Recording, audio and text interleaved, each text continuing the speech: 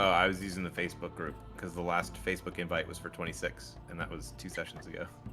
I just went to Corey's Twitch and looked what he wrote in the last one. He wrote 27 in the title, so I assumed we're 28. Okay. Is it okay? It's fine.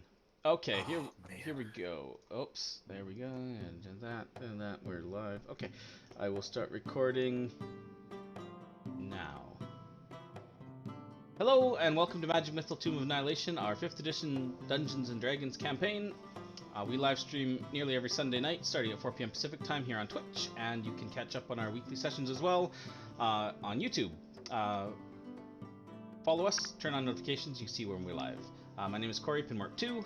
I will be running the game as Dungeon Master. I'm joined by my players, Andre, who's playing Aelin, the ASMR Monk. Liz is playing Archie, ASMR Wizard. Brad, who's playing Baz, Locksmith Fighter. He is absent today, but Liz will be piloting Baz. Ryan, who's playing Blackwind, Half-Orc Ranger. And John, playing Jonah, Gnome Artificer. Recap time.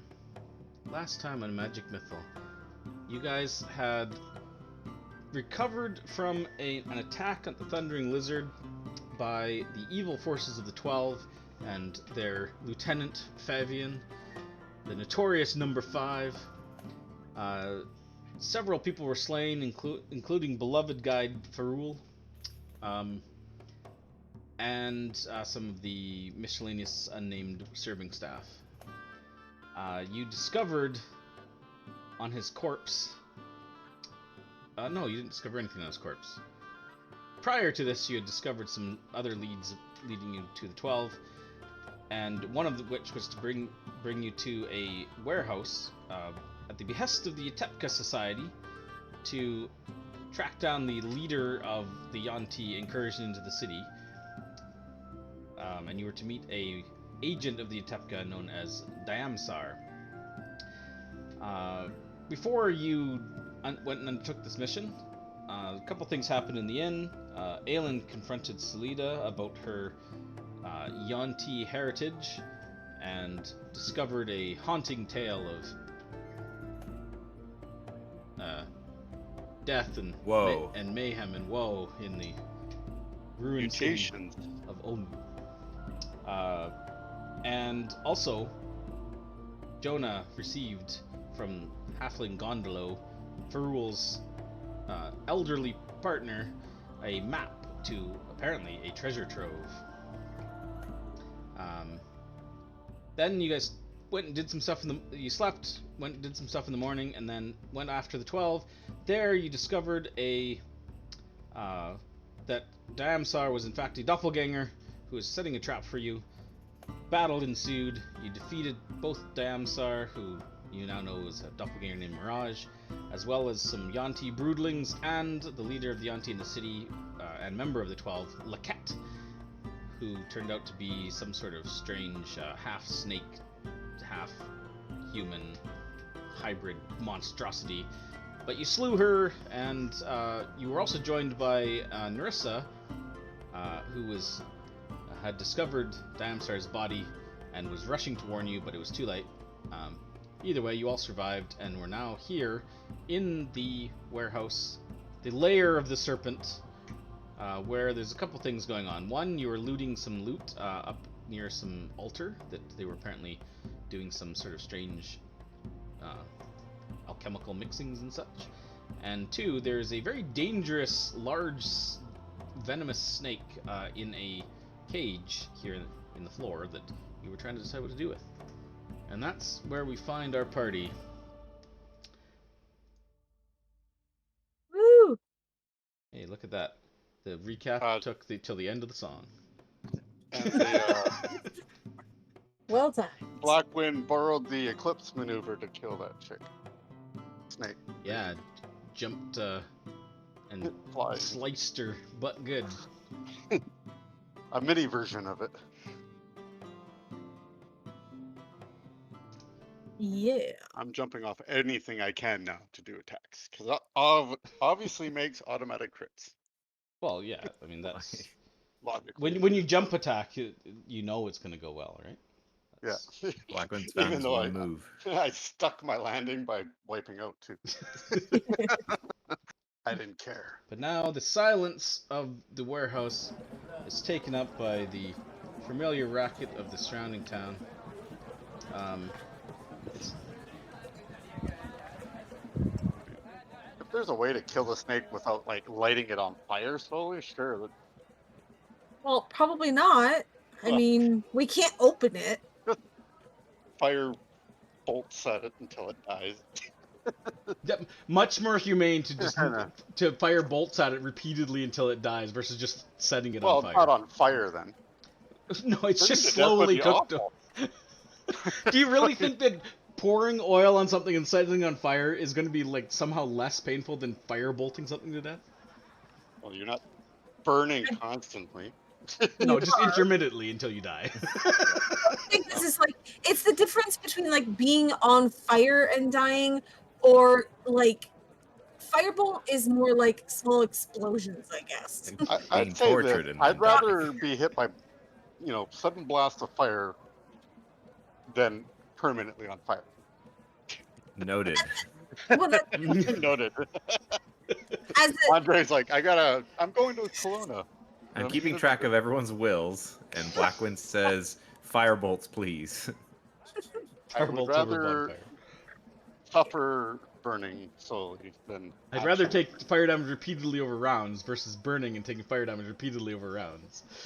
but it's a different amount as well. Like, 2 firebolts together probably does more damage than a on fire condition, meta-wise.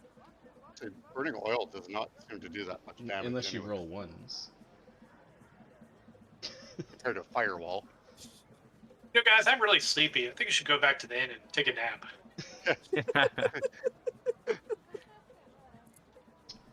So, The thing is what we know about this is it's too dangerous to open, is the thing. Do we want to just, like, let the city deal with it, or are we interested in dealing Could with we it? gas it somehow? Well, we can do it, or It's so dangerous, right? I mean, like, whoever we get to take care of it, who knows if they'll, they might try to take it and use it for whatever, and good I or feel bad. like I feel like we could probably trust the Ytepka to deal with it if we're Probably. relying on someone to. They might be able to teleport it away too. Who knows? No, because then it's just running around. Like, we don't want it teleported either. It's a really dangerous creature. Well, only if you encounter it. So teleport it to somewhere no one will ever encounter it. To the moon. Do any of us have teleport? Middle of the No. ocean. I do have tech, maybe. Well- Honestly, I don't recall anybody that can use high levels of magic from them off the top of Well, my I head. mean, like, Wakanga potentially, but this isn't his Oh yeah. thing. I don't know if he's a spellcaster or if he... No, I know. Yeah, he is a spellcaster. I know that, right? I mean, you saw Oh, him cast okay. the spell. Yeah. So I have no idea what his capabilities are. I think we probably, like was mentioned earlier just now, just let them know about it, and then they can. As I say, as far as I can tell, we have 2 routes. Either we kill it, or we let the like Ren or something know and see what they I'm want. sure to they'll do a quick, about it. honorable death for it. No, Oh, you prefer making things suffer? No. I'm not saying I want it to suffer. I'm saying I don't think anybody is going to be able to one-shot this thing, no I'm not matter saying what. one-shot, I'm It's just- not an option. I'm doing air quotes on my non-camera. Humanely. That's why I say, like, We'll leave Yeah. it to the authorities to deal with. Because I ain't going in there. What is? I mean, yeah, that's fair. Narissa, do you think that this is something the Ytepka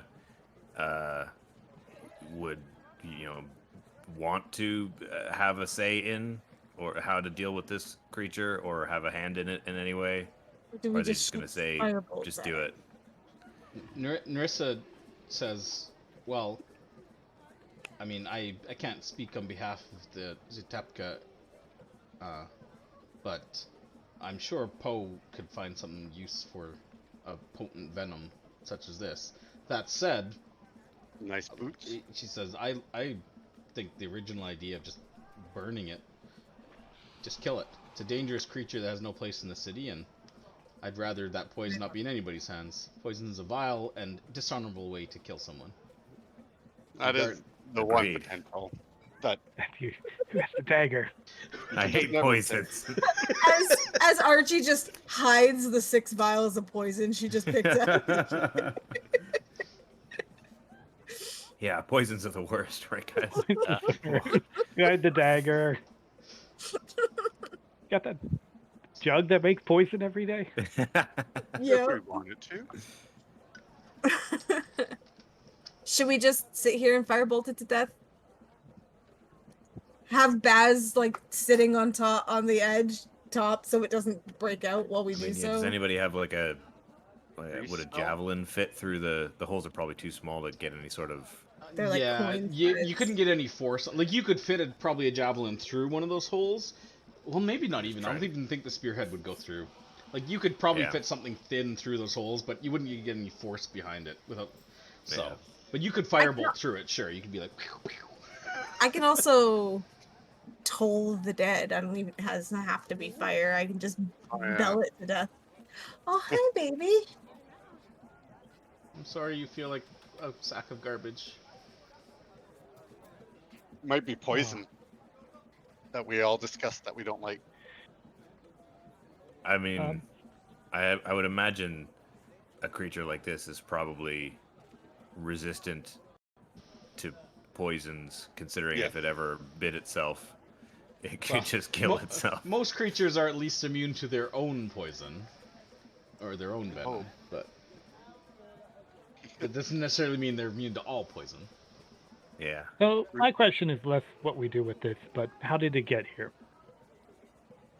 Nerissa I nods. mean- She's like, a creature that big. The only two options I could see is either by some sort of magical means, or they raised it from a hatchling here in the city. But that would take considerable time. Like, look at the size of that thing. I don't. Yeah. And then she kind of shrugs and says, "Then again, I don't really know much about snakes and how fast they grow. But that Yeah. seems like a very large Jonas. snake." Jonah's got a raptor that's going to be full grown in like a week. They grow up so fast.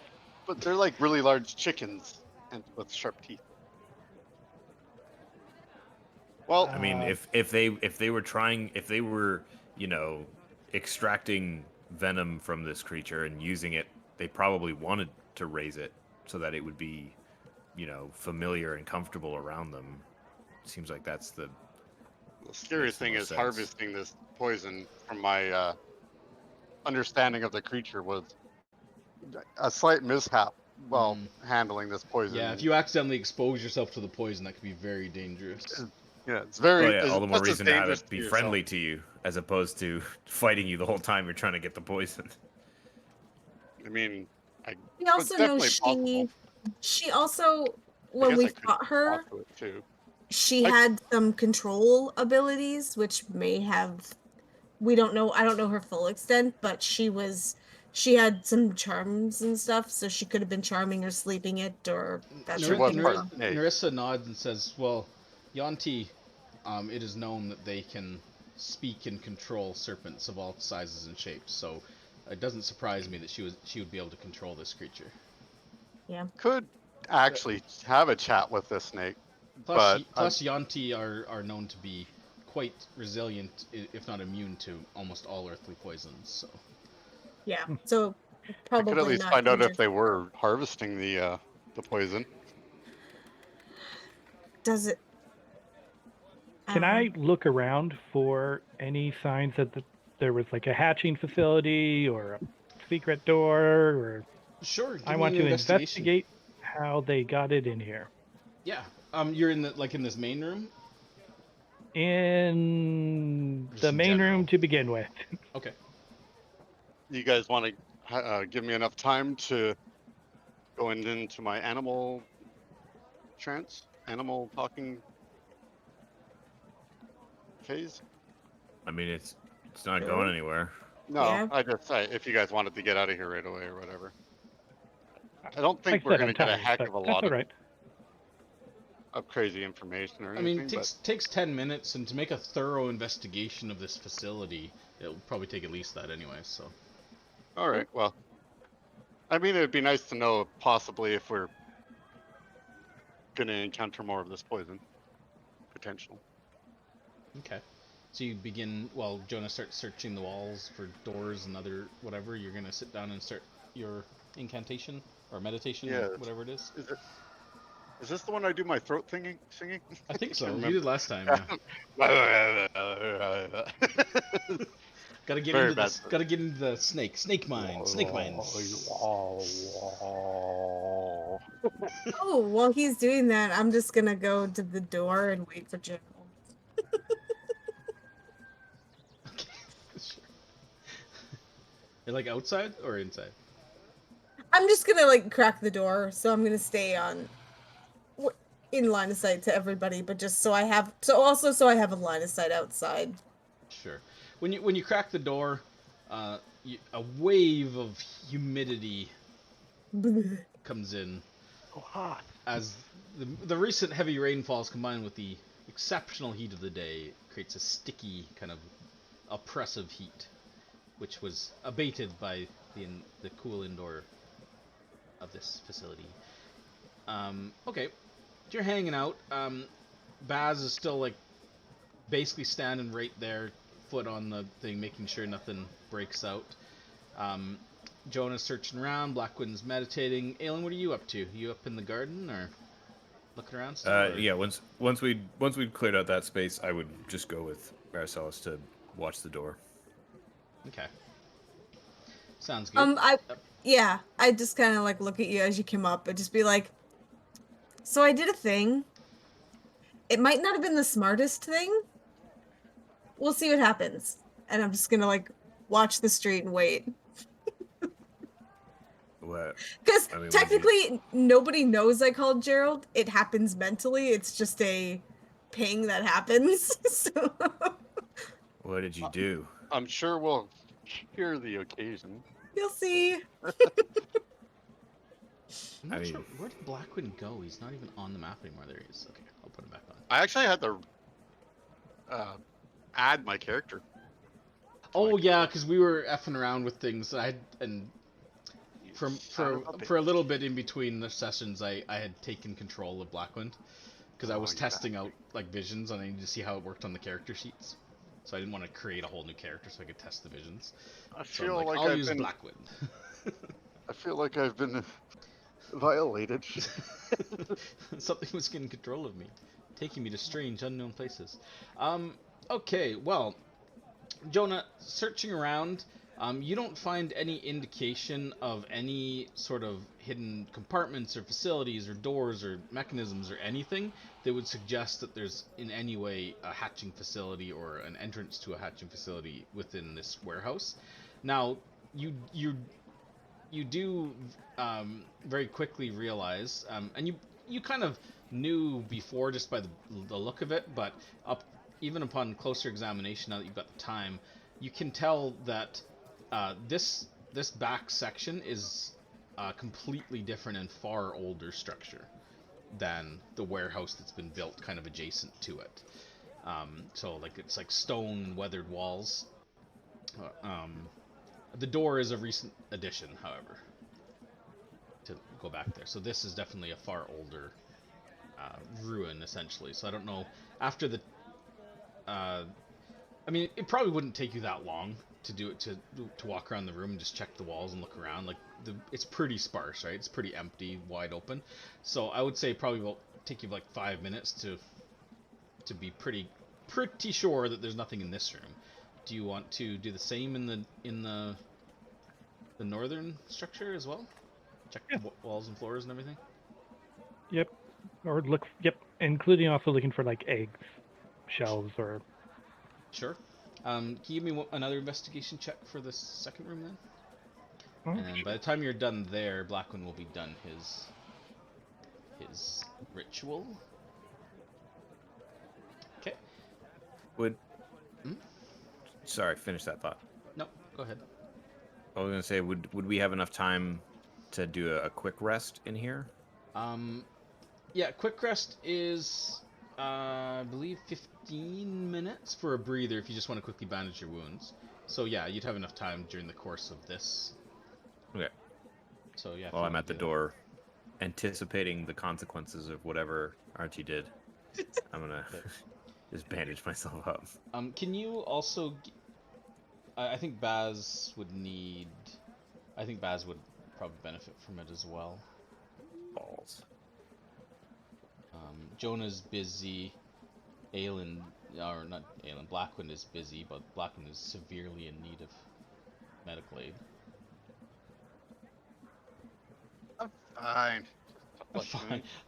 You've got 8 hit points. Do you want to roll one for me, Andre? Sure. Every time. Hey, plus no, one. you got a bonus. You got +1. Cool. Did you give yourself that plus Yeah, 1? I Or did it. You can fix it. And then I'll do the same. I'll do the same for Baz. So, There getting we those go. low rolls out. Yeah.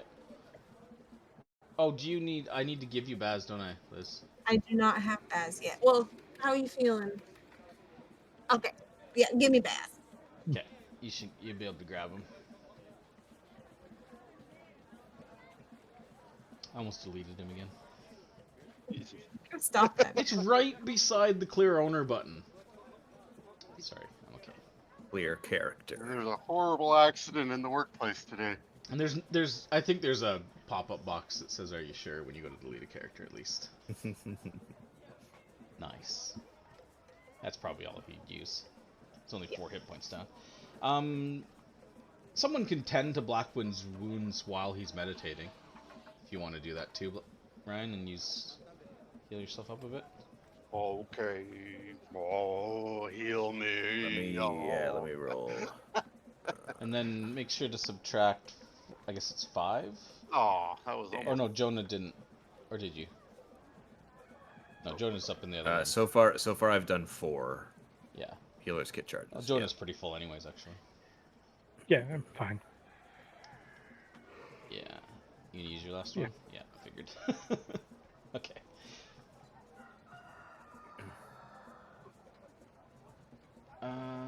Okay. With that out of the way. Oh.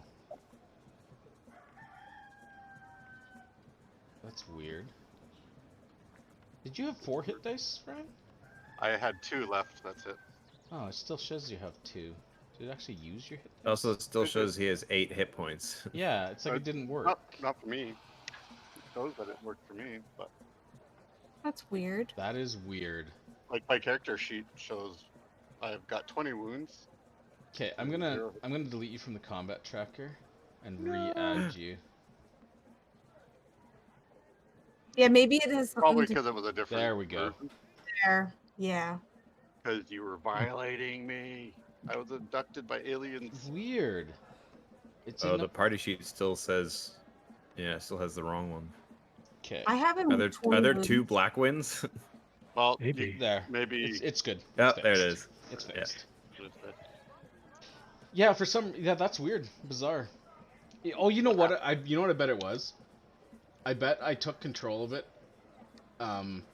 between the updates. So when it updated, it probably kept the old version, and just kind of. Anyways, it's refreshed now. It should be working now. Okay.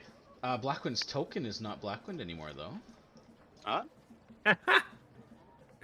He's just like a random. There, now he's Blackwind. Yeah, I was gonna say. 'Cause Now it's there's 2 of them. I'm Wrong totally like an alien body snatcher. Okay. There. Man, maybe we did get hit by some poison. I'm seeing weird shit. It's just weird. Okay, so with that out of the way, Jonah, you're searching around up here. There are no, definitely no signs of shells or anything. While you're searching around through these bushes, like you do find like There are some other smaller snakes in here, none of which are like seem dangerous. They just kind of slither away when you walk around, but they're just tiny like garter snakes and stuff. But you don't find anything that would suggest that this creature was raised or hatched here at all. However, as you're searching around, you do discover when you're examining the like altar thing that all those things were on. You do find that there is down below, kind of covered in some like overgrown moss. You do find, tracing your hand around it, what seems to be some sort of like mechanism or lever that could be pulled and activated. You're not sure what it does though, but it was kind of like hidden in the kind of vines that are growing up it. Oh, I will pull the lever. Okay. Releases the snake. So, while you're doing this, you go to pull the lever. We'll go back in time in just a short time. Blackwind, you finish your thing. Aelin is finished bandaging you guys all down here. You can speak to the snake if you so choose. You have about a minute before Jonah pulls the lever, and who knows what happens then. But Oh, what do you- shit. Man. Yeah. But you don't know that, question obviously. it. You don't. Yeah, I want to question it basically to see if I Answer can quickly. get the information of how it got there, and possibly if they were collecting its venom at all, or how long it's been there for, if it's Sure. recently. The snake does, even by animal standards, doesn't seem super intelligent. You essentially you can, as you're kind of trying to get answers out of the snake seems to be very angry, and snaps kind of at you as you talk to it a few times and kind of make threats against you. So give me a persuasion check to try to get any useful information out of the snake. It seems angry. It's like jumps a couple times and like bangs against the Baz's weight easily keeps the thing closed, but okay, not bad. Yeah, you managed to pull a little bit from it in the short time you have. Well, not that you know you have a short time, but over the course of some, you kind of calm it down a little bit. You learn that as far as you're aware, it's a little confusing because he's talking to you in terms of, like, that you don't fully understand what it means, but it sounds to you like it describes it being born or hatched from, you're not sure if it's referring to like a lake or a pool of some sort, but you get the sense that it's not talking about like an actual lake or pool, but that's what it's interpreting it as, like it was. And you get the sense from it as well that this creature is not as old as it looks, i.e. it may have somehow been more fully formed, essentially, like grown or summoned or created somehow. As far as harvesting venom, just as it's about to answer you, there is kind of a creaking sound. You hear the sounds of what sound like a it almost sounds like maybe a gear turning. Jonah, you notice upon pulling the lever that a circular pattern that's on the top of this platform, or this dais or whatever it is, kind of like shudders and then spins like a full 180. Then there's a click, and then there's a bright kind of purplish flash of light that emanates from the center of it. It shudders, and there's a sound kind of like thunder. It's not super loud, like you don't think anybody outside of this place could hear it, but it kind of like cracks like thunder, and you see a swirling vortex of purple energy kind of expand outwards in this square opposite where you're standing, and it creates like a swirling purplish like portal of some sort, but you can't see what's beyond it, and it just kind of hovers there, the reality almost around it kind of like warping in this like strange rippling effect on the edges. Purple light bathes like bright purple light bathes the entire room and spills out through the open door. So you guys down here will notice some sudden kind of rumble, this crack like thunder, and then this purple light just appears. It's not blinding, but it's pretty bright. That wasn't what I didn't do that. Is that where You setting the mood? Is that where Jonah went? And I'll just run up the side and peer around to see if I can see anything. What does Baz do? Stay here? Yeah. Really good Yeah, that was a impression, great Dave. Brad impression. Yeah. Wow. Thanks. Archie, Blackwind, what do you do as Alan races up towards that room? Yeah, probably can't really get much more out of the snake. So I will go with everybody to see what the excitement is about. Sure. I would look over my shoulder and just be like, where the hell is he? And then I'd probably go and join. Have you looked under the table? Okay. Jonah, this swirling purpley portal is in front of you. There's a faint like hum in the air, almost like an electric hum. And the hairs in your arms are kind of like stand up a little bit, but Oh, cool. doesn't seem to be harmful. And can I identify it using my Yeah, well, you can try. Give Arcana me... or alchemist or it's definitely not an alchemical thing, but you can make an Arcana check if you like. all right.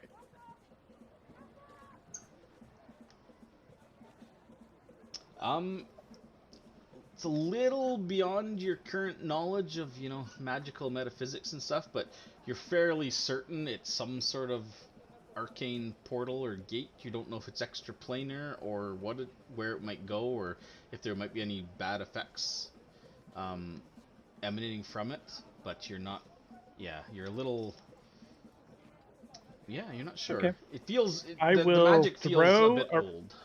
Yeah. I will throw a ration into the portal. Old magic. Okay. I'd probably call out for Jonah. Like, Jonah? Everything okay? What's going on? You Mom, guys I'm can't checking actually in. see Jonah because he's on the other side, and this portal takes up like this 10, like basically this. Can you 10 share foot. the map, Corey? Oh, I'm No. sorry. Yeah. I Actually, don't by the way, know there's what a new it's called. drawing mode. I don't know if you guys saw this, but it's much easier to work with actually. The Oh, portal takes up this area here. That's what. Is it? Seems like what it was before. It's just a little bit smoother. It's a little bit better. Ah, yeah. I can see that. Yeah. Stop drawing over. Don't make me lock the drawing there, guys. You just told us there was a new thing. Yeah, but I didn't say play with it. I'm just kidding. It's fine. It's so funny. It's at the very top too. Like it's easier to. You can also zoom to fit. There's a zoom to fit button now. So you can make it centered and fit the window. Oh, I didn't even notice the drawing. That's a better so one, too. nice. There's also selection mode if you want to grab a whole bunch of people at once. You can, like, if you want to target like 6 people, you can just draw a box with selection mode around them. That's convenient. There's also Oh, a no. clear targets button where I can clear everybody's target with a single click. Anyways, so enhancements. What about throwing a ration into a portal button? Yeah. There's no button for that, but the ration sails forward, and as it reaches like the edge of this portal, you see the ration kind of seem to stop in midair and then like stretch out like a thin string of spaghetti before vanishing. So cool. Do we see anything on the other side? Can I No, you see a big recognize purplish like glowing orb with like a rippling effect around the edges of it. Can I tell what it is? Maybe you can make an Arcana check, see if your wizardly ways or. Nope. You stare at this strange phenomenon, or like, I've never seen anything like this. Why do I balls all of my freaking options? constantly, but I nail the stealth and strength checks. Too much rock lifting, not enough book learning. I don't know. He was such a jock at school. So, Jonah, do you answer them? You can obviously hear them. They're calling out to you, but Oh, I would peek out and then be like, "Look what I found." What the hell is it? Yeah. It's not very hungry. That's all I can tell you.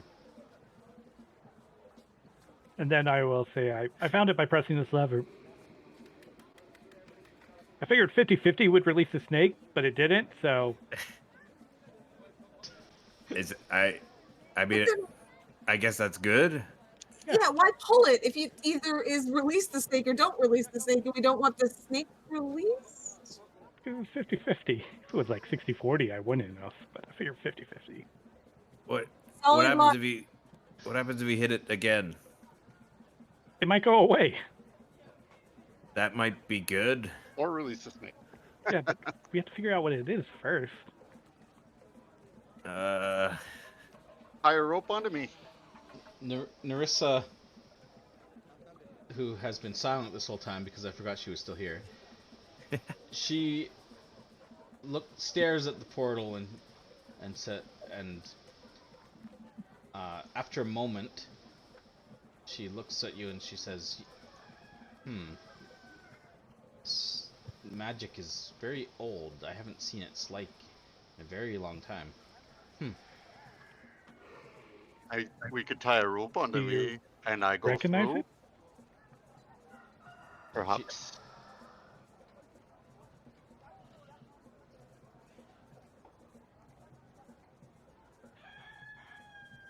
She Corey, recognize it. we're getting a lot of noise from you again. What? That's a rooster. I can't hear you. There's too much noise in this room. It's gone now. Is it? Oh, Is that better? Yeah, Yeah. it seems to only happen when you're not talking. Okay. oh, that's Richard. He's vacuuming. I'll flip up my mic when don't have anything to say, because that won't get annoying. Is it putting off any sort of like heat or anything? No. I mean, not that you can feel. Not from like 10 feet away, which is the closest anyone's gotten to it so far. Yeah, Narissa, to the question whether she recognizes it, she kind of like walks around it, giving it a pretty wide berth, and she shakes her head. She's like, "No, not as such. Not exactly what it is, but It's like, I'll enter, but I don't know if tying a rope on me will actually do anything if it's a one-way I think trip. we should If do it's in fact a portal. But it might not be a portal. It might just be a vortex that tears you apart. Yeah, I mean, this is a sacrificial altar it's We next have to. no idea what it could do. It may not be a portal. It might just be death. Does And anybody know anything about You the is not gonna do planes? And maybe you suddenly hear a crashing sound from behind you as the door to the street swings open. ambush. Oh, Hello? I did release the snake. Okay, that's good to know. Gerald's Okay, here. I got it. I would point down to Aelin and be like, "That's what I did." You see, Gerald seems to have something sticky on him, as well as there's a few scarves that are kind of stuck to him, fluttering in the wind. You're not sure. Is it honey, syrup? Not sure, but he rushes around up the stairs and joins you. Gerald. That I would hug that may him. have We have a volunteer. may have drawn some attention here. True. I figured Might it would have. take him like 20 minutes to get here, so it's been about 20 minutes.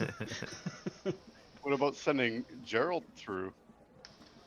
Nurse is like, that's not a bad idea. I mean, if it gets destroyed, you can just recreate it, right? Yeah. But I mean, can Gerald tell us what was on the other He side? won't. He won't be No, able to really. He'll be able to tell us. Nursa nods and she's like, yes, but Okay. if it goes through and you can pull him back out through a rope, at least you'll know it won't destroy him, right? I do have. Unless it's like fire. So it would take me 10 minutes, but I could summon a creature that I can see through the eyes of, and I could send it through. But so I would know if it kills it. I won't. Is there a? I think there's a limit on how far I can see though. It's like 100 feet. 100 If it leaves the area, yeah. So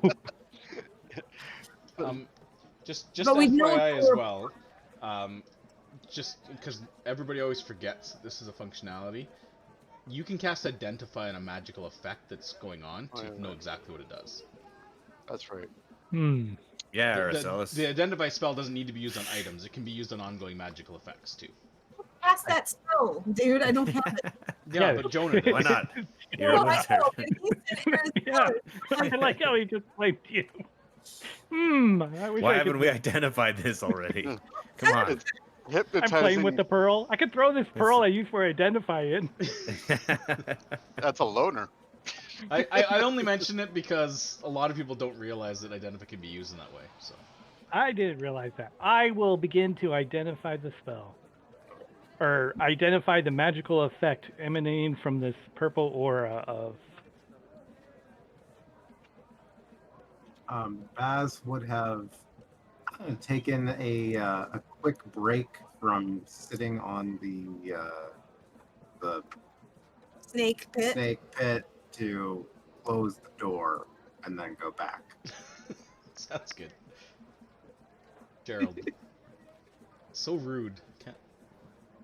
Just leaves the door swinging in the breeze. He has no. I have not taught him manners yet. She busted in when she came in. Yes, that. I mean, if we want to spend 10 minutes, you can identify it. I could summon the thing, and we could. So, and I'll share how angry the snake is, and it's actually an angry adolescent, adult-sized snake, though. Huh. It seems that it was born in some kind of pond or water body of water, which leads me to believe it wasn't here. But as far as animals go, it's definitely not the most sharpest. Maybe that's where the pond is, and I'll just point to the portal. I mean, If it- there is a lot of swamp everywhere. Well, if it wasn't raised here naturally, I don't think it was from that information. So technically, I can. I don't. There's no limit on duration of temporarily dismissing my familiar. So technically, if it is a portal, I could send the familiar through, give it a minute or two. If it doesn't die, I can dismiss it, summon it back to me, and then.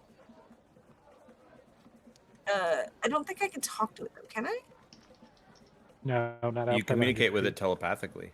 Yeah, then I can ask it what it saw. Is what I can do. That's my limitation. I can't. If it's more than 100 feet away, I can't see through it, but I can dismiss it and bring it back and ask it what it saw. That's what I've got. Other than the way that I and Baz magically aged, are there other ways that people may speed up the growing process of creatures like this? If you're proficient, you could make an Arcana or Religion check, whoever wants to, when Blackwood asks that question, to see if you know anything that outside of that ghost that screamed at you. Stop it! Ooh. None of those are counting. Those are Baz. Oh wait. None of But those. they roll. Oh my goodness, it's confusing. That's all you. That's all me. You've got to make sure he's selected when you. So, yeah, it was. I'm trying to roll it for me, not Baz, but it did roll for me, but it used Baz's dice color, so I didn't think it did. 13 would be the roll because that was the first one I actually rolled for that.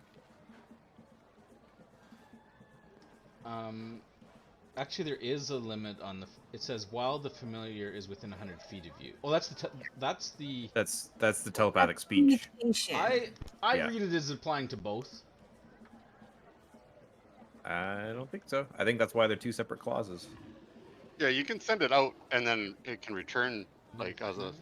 Yes, I can see it. I just can't tell it what to do. It acts on its Yeah. own accord after the 100 feet. Is what it.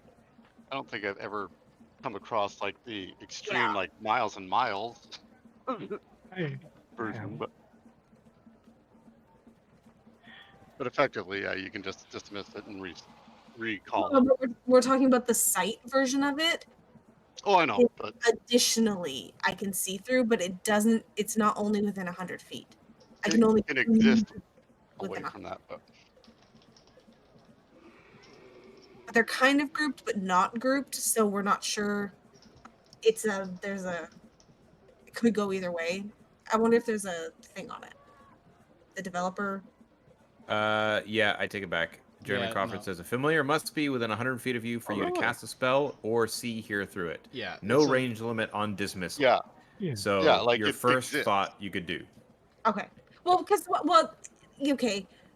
I yeah, guess the question because is, everything does it- else has got the 100-foot range. Is why I said that. Yeah. it could exist outside of that area, but it won't get Yeah, any of it doesn't the. have to stay within. But if you wanted to cast anything through it, talk to it, or see through it, or anything, it's within 100 feet only. Mm-hmm. Unless there's some sort of feature that allows you to do more, but which I don't know if classes have that. Greater Find Familiar, I don't know if there's different ones, but that one at Yeah. least is, yeah. The Warlock one was a little bit more powerful. But... Yeah, Warlocks get special. Okay, so but you're summoning it anyways, right? You said, and then Jonas casting Identify during this whole time while you guys are talking? Because you can talk while you're doing things, right? While you're setting up for your rituals. Yeah. Okay. What if I it should look at your has rolls. a thematic opponent or the speaking part? Doesn't mean you're speaking the whole time. Okay. I feel Oh, like sure. Yeah. I mean, Sneeze, yeah. cast the wrong spell. Shit. It's a dusty room. It fucks up your ritual. Dusty room. Um, Another 10 minutes. Sorry, guys. Oops. Okay, so Arcana, it's no, 13. Yeah, I mean, yeah, Black, when you ask the party racks their brain, at least Jonah and Archie do, and you can't come up with anything else specifically. I would say that Jonah probably realizes that there's, well, no, to artificially age something or make something grow faster, you're not aware of other easily done things, but it's possible. Mad science, Yeah. mad magic. Yeah, I mean, Jonah would know probably about alchemical means to extend things' lifespans, so that you can definitely manipulate how long things live through alchemical or magical means, so why not make something grow up faster? We did have a detect magic going at one point, did we not? I detected magic in here earlier. Yeah. And I Well, didn't. the snake wasn't radiating. Yeah, this thing wasn't turned on when you were doing that, so.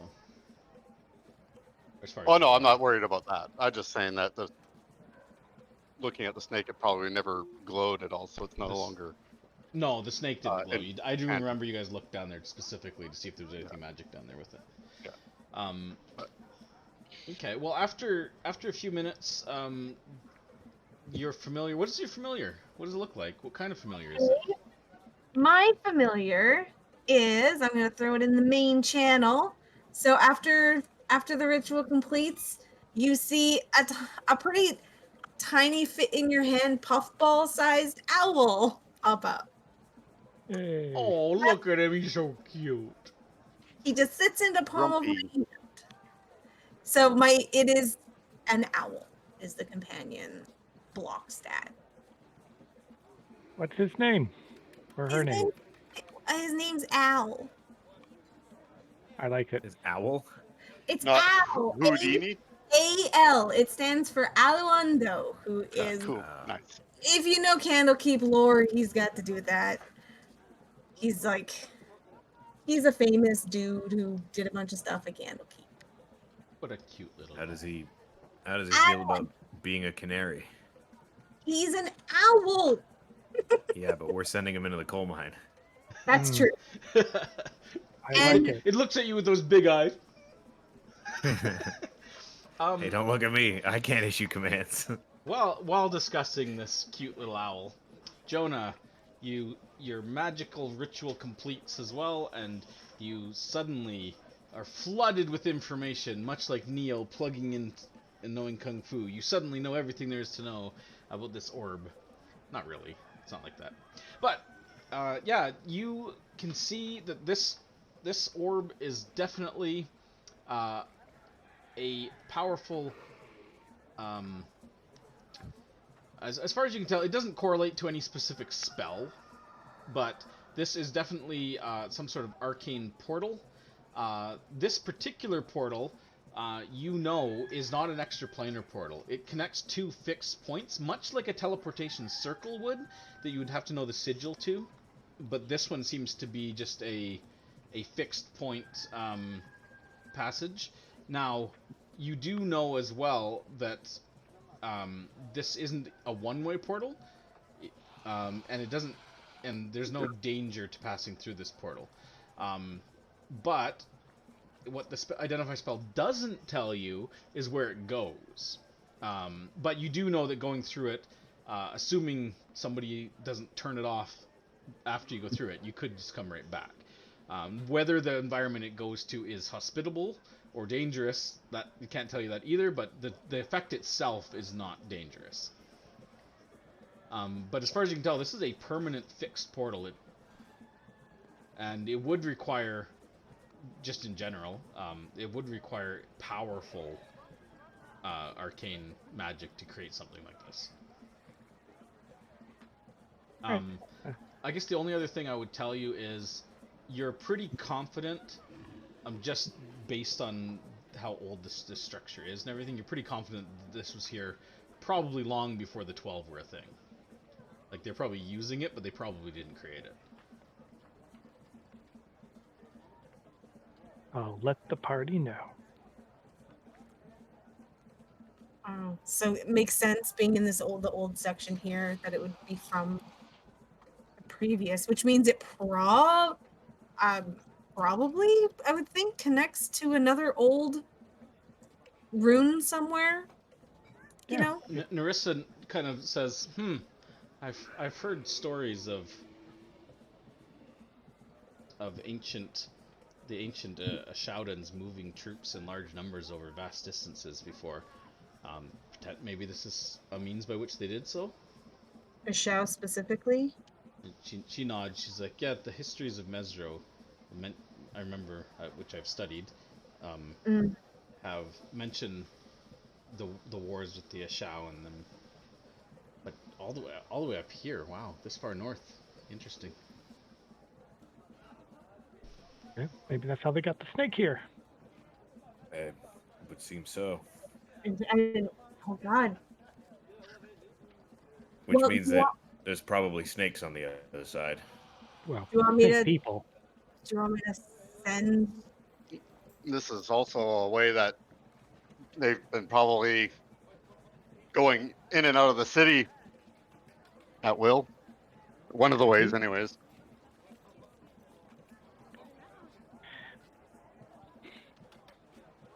Oh, one more thing. One more thing. Jonah, you would also know that this portal is limited use. Not like finite use, but limited use, which means the identify spell would tell you this. This portal can be opened only once per day. The portal recharges at midnight each day. So, if you turn it off, it couldn't be activated, presumably from either side, until the next day, after midnight. Interesting. What's it like when you step into those things? I don't know, but we can ask the owl. You guys want me to send him through? Well, how much do you think he can carry? And I will present my Very- recording device. So it Um, can record some audio. he has a strength of 3. If he It's returns at within your 0.1 range, you can pounds. I think he's okay. Yeah, he's about. I was gonna say he's only about like this big in your hand. But if he's able to 0.01. return, he can communicate with you what he sees. Can he not? Yes. So Yeah. the idea, I'll look through his eyes in case this happens to go less than 100 feet. Probably not, but you never You never know. know. But now you're muted. It's a portal to the bathhouse. Yeah. But yeah, so I'll tell him to. The idea is fly through, just take a turn. If it's open, fly back. If not, in 10 seconds, I will Oh, dismiss it you back. should still take the recording device. Someone might yell at him. Then we could maybe translate. Yep. Like I say, if the portal's open, I'll tell him to come through. But if not, now the question is when I bamf him, does it take what he's carrying with him? Because it bamfs him to a pocket dimension. Would I know, being able to cast the spell, if he could take something with him when I do I don't that? think so. You can't take anything to or from where he goes. It doesn't specify, so I wasn't sure.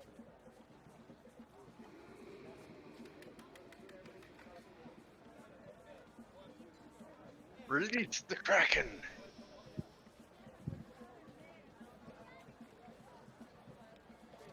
All right, I'm ready when you are. Okay, I'll hold on to Gerald because I'm gonna be blind and deaf for a second. I will tell Al to fly through, take a quick look around, and then I'll bring him back in 10 seconds. So try not to get hit by anything. Oh, have him try to fly back into the portal. See if it's. That's what I mean. Have him. He's gonna fly through, take a look around, try and fly back through the portal. If he can't, Then if you'll take he's not back in 12 seconds, basically, I'm going to bring him back. Oh, and carry this little thing that he's got. Send him through as an exploder. I could cast self-destruct on him before he flies through, send him through, and have him blow himself up. But I'm not going to. The scouting mission. Yeah, I feel like we'll learn less that way. You want to see where this goes. So that's my instruction. Boy, that's a lot of noise. Why is it doing all the noise now when it never used to? I think it's trying to normalize when he's not talking. It's trying to find his voice. It is. It just never used to do that. Yeah, I don't know. There's nothing different. It's weird. Discord Do you have though. It do you changed have the my noise mic when I canceling logged turned in. on? For where? In Discord? Yeah. Where User- is that? Settings, voice and video, advanced noise suppression. Oh, it reset everything with the new. Voice maybe. and video. And then scroll down to advanced, and there's a noise suppression. There's also a noise reduction. Noise There's automatic gain suppression control. Noise suppression's turned on. Yeah, try turning it off. Yeah, what if you turn it off? Yeah. Or the auto feature, the Automatic gain control. automatically determine input sensitivity, because when you're not speaking, it's turning up your volume. It's turning up your mic. Yeah. Like up towards the top under push to talk, there's the input sensitivity. If you Should I turn do it that, you're up or down? Well, so, is it on automatically, or Is is it on? it turned off? It's turned Okay. off. If I turn it on, is that better?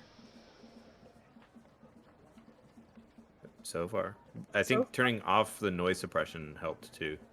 Yeah. Okay. We'll see. Okay. Well, so is there noise right now? No. Oh, we're No, all but you're talking. Yeah. So we'll see if it comes back.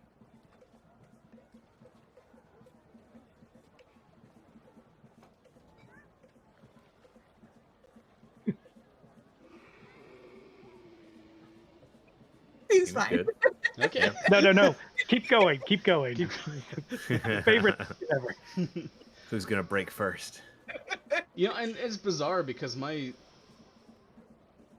Yeah, it's weird. So it's Discord.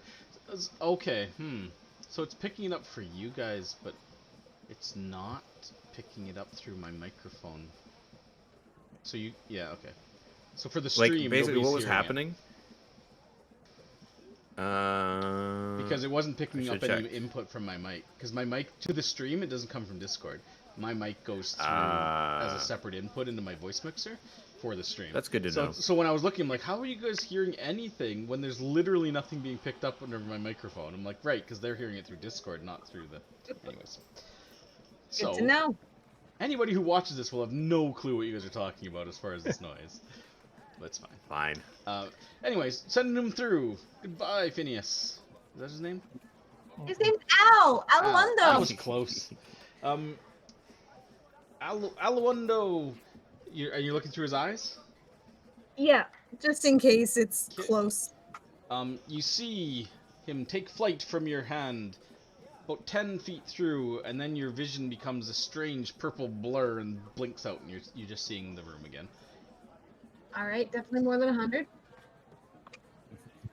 And then I will count to 12, and if he does not return through the portal, I will dismiss him to the pocket dimension and then back to me. Okay. About 10 seconds later, you are aware of your familiar being extinguished from existence. He provokes no opportunity attacks. No. There's a... Yeah, I mean, he doesn't fly back through. Okay. You can't... And, yeah. So you can... Sorry, what are you doing now? Well, if he didn't... I guess even if he blinks from existence, I can resummon him. But... So did he blink from existence? Or was that a joke? If you're like, so what I was planning on doing was, as an action, I can temporarily dismiss my familiar. Disappears into a pocket dimension where it awaits your summon. And then, as an action, while it is dismissed, I can cause it to reappear in an unoccupied space within 30 feet of me. How long does it take you to cast Find Familiar? 10 minutes. Because Not the spell? Oh, you are right. I thought it was a 10 minute. Because I was remembering back to Coco and be like, God damn it, now we have to... It's an hour. It's an hour. I didn't prepare it today. It's an hour. Oh. So I do it. A good thing. Okay, it's good. Yeah. So rewind. So we used our imagination. Man, if an owl flew there, I wonder what it would have seen. If I could send something through, but it will take an hour. Take an hour. It's good to know. Only we could also Gerald. retro that we wait an hour. I'm fine waiting an hour unless you guys want to. I mean, I don't know if I'm comfortable sitting here with a portal open to who knows where that they And may a be poisonous pulled snake? an Okay. extremely poisonous snake through for an hour. We could close it, come back either at midnight or tomorrow. Or tomorrow, yeah. And just open it and send them through right away. The problem is that if it can be open from either end, it doesn't matter if we leave it open for an hour. I guess until I mean, it does, yeah. Yeah, because then we've because blocked it you've from coming used through it today. If you turn it off, it can't be used till tomorrow from either end. So we could turn it off, deal with the snake, come back either after midnight or tomorrow, and do it then. Yeah. The one thing I will do before we do that is I will take the recording thing and I'll ask if maybe we can tie our rope and throw it in there and get 6 seconds of audio. Sure. And pull it back and see if that works. Since we can't do an owl yet. Sure. I mean, yeah, you can do that.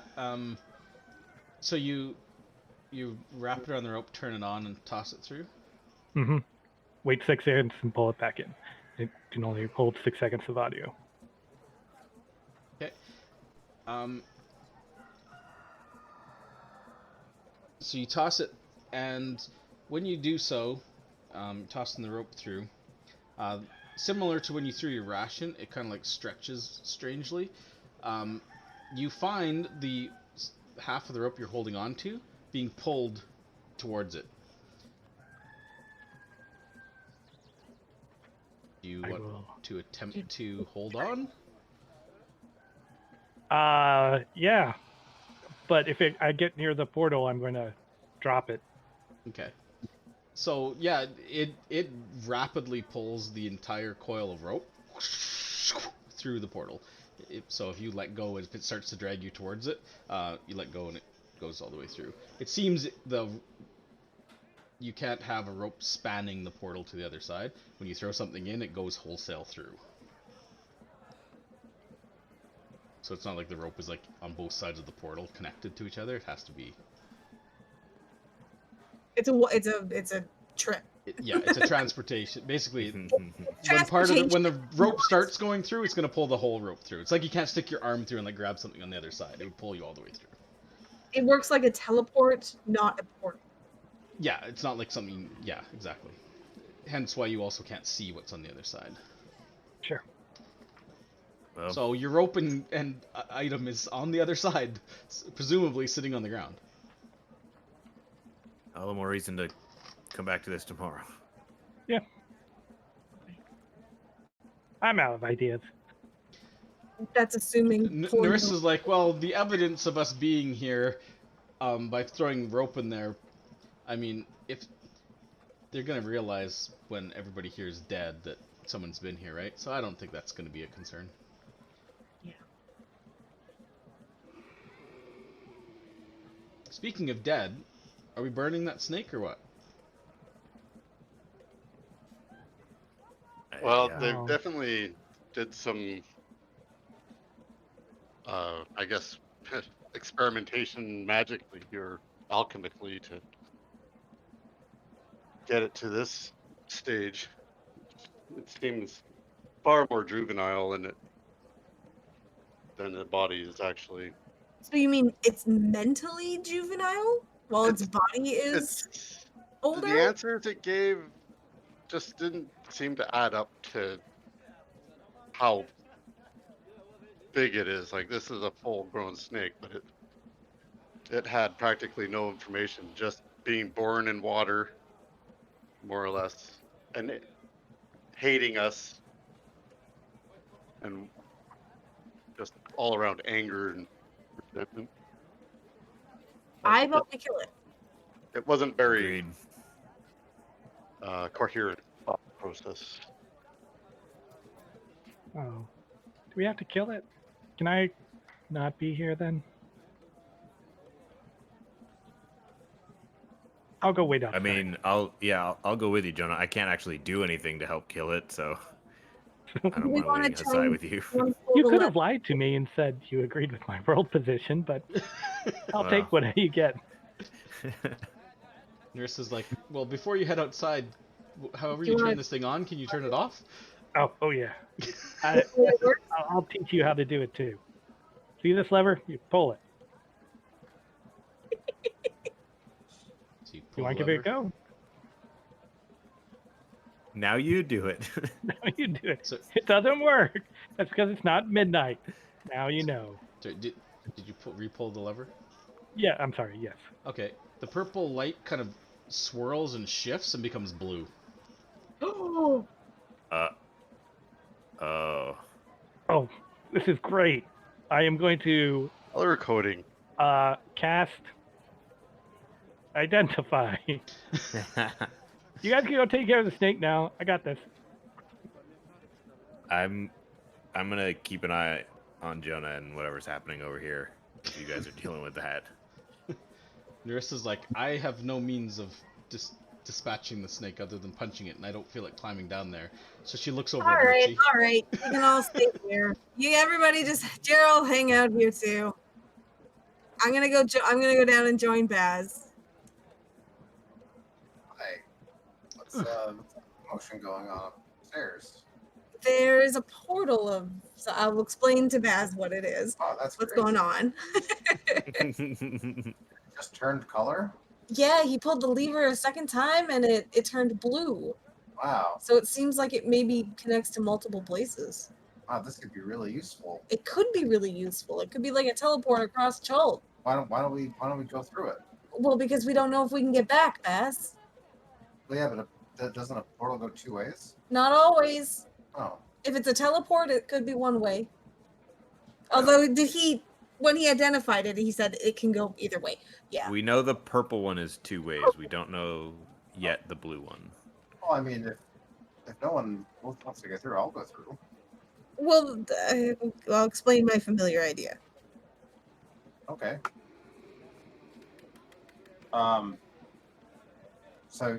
So you wanna get rid of this snake? Yeah. Are you opposed? No, not at all. All right.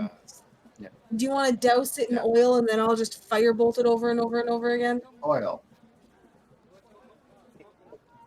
The heat is intense. The screeching lasts for several moments before dying out. The acrid stench and the smoke quickly billows up and creates a foul-smelling odor throughout the warehouse. Sorry, buddy. Sorry, buddy. The creature is removed from the combat tracker. Thank God, I was getting a little tired of sitting on this thing. Sorry, babe. Oh. Baz. Oh. Excuse me. I didn't realize Archie had feelings like that for Baz. Okay, I'm flattered. No,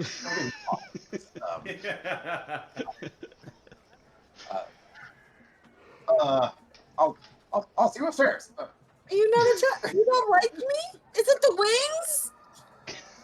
He likes thick. You ever seen a pink elephant? Bubbly. Jonah, when you finish casting Identify a second time, Archie cries. you recognize the portal is very similar to the first. In fact, you'd hazard to guess it's nearly identical. You could only assume that perhaps it goes somewhere else, but there's no way to actually know that. Once I get my familiar. Isn't But it like the purple one, obvious it can only be color? activated once, it seems, and Man, that's kind of a shitty system. It's like you got to cycle through to get to the one that you want, and then you've wasted all those other ones for the day. Or you Yeah. go to the one, and then it's still running, then you can cycle the next one that you're through, and then you can cycle the next one, and then make your way back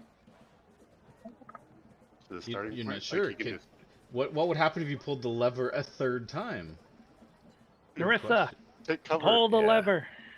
Wrong my lever! She falls. Sorry. Oh, my Trapdoor finger. opens under Jonah. Little Emperor new groove. Narissa pulls the lever. There is a shuddering, and then with a kind of a cracking sound and a whoosh of air, the portal collapses in on itself, vanishing. Just purple and blue.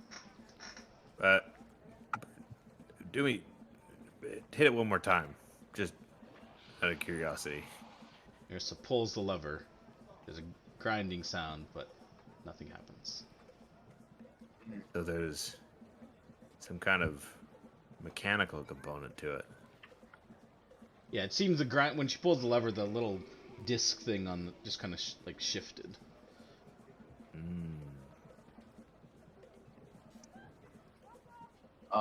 Well, Interesting. if we decide that this is something that we don't personally want to use, but we are concerned that other people might use it, You try to camouflage it again, at uh, least from prying eyes that don't know about it. perhaps we let someone know that this is here. Say, hey, once a day, just come to this place, pull that lever twice, turn them on and off, so that no one can use it. If anybody would know, it would be the Uptech or whatever. Uptown Society or whatever. They, I'm sort of making the implication that maybe Narissa, you could do this because you're already familiar with it, and maybe the fewer people that know about it, the better. Narissa says, "Well, I appreciate that. I'm not going to stand guard here once a day at midnight and flick a switch. I have better things to do, frankly." But somebody. Foggy is a decent guy. It's like It's perhaps the Ytepka can aid in this if they have extra resources, but I mean, they must have some kind of old knowledge or stories of the old. I mean, if nothing else, you know, if we just make sure that this door is secured, anything that comes through is at least going to have to make a lot of noise trying to get out. Well, We can Yeah. inquire about it too. We don't have to Yeah. like Narissa give points them at the all lever the and she's like, information. "We could just break the lever." oh, But that doesn't stop them from opening on the other side, as far as we know. Yeah, no, I Oh, want to keep okay. the cover. We on the don't know side what as an where it option. goes. Well, that's what we can potentially find out. well. In the Yeah, meantime, we'll learn more tomorrow. I am going to cast alarm Mm, around it. Yeah. sure. That way, if anybody activates it somehow, Yeah. you'll know. Goes in or out. And after that, have we examined if there's any writing or runes associated with the device? Like, There's the no altar? there's no writing or anything on the altar. There's just like a six-spoked like wheel symbol on the top, but there's no writing or symbols or anything. So there's just this. Basically, what you see on the map is what's on there. okay, Is that symbol familiar of anything? No, not to you guys. I'm pretty sure you rolled I think less. we session. tried. I didn't. I said I investigated the altar, but you never asked for a roll. You just told me about the items and stuff. It's not familiar either way.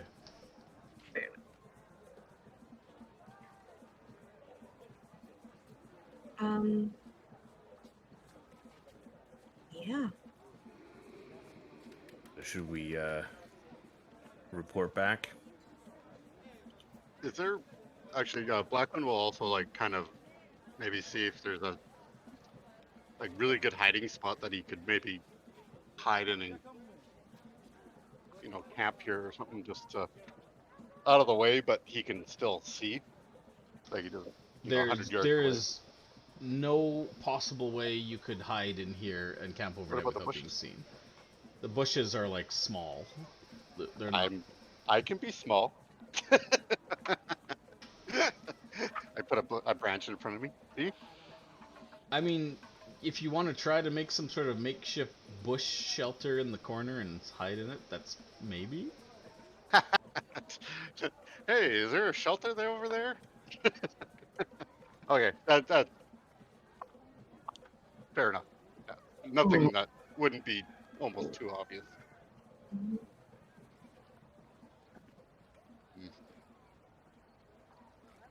Yeah, or even if I could watch it from outside the building somehow. You could watch the building from outside the building. There's no windows or anything in No, this. that's good. I suggest that maybe we kind of have eyes on it, or if the Uptech Society could keep eyes I have on it. an that would be good. alarm on it. We'll know if I know, anybody but uses it. I want to see what may or may not go through. Okay.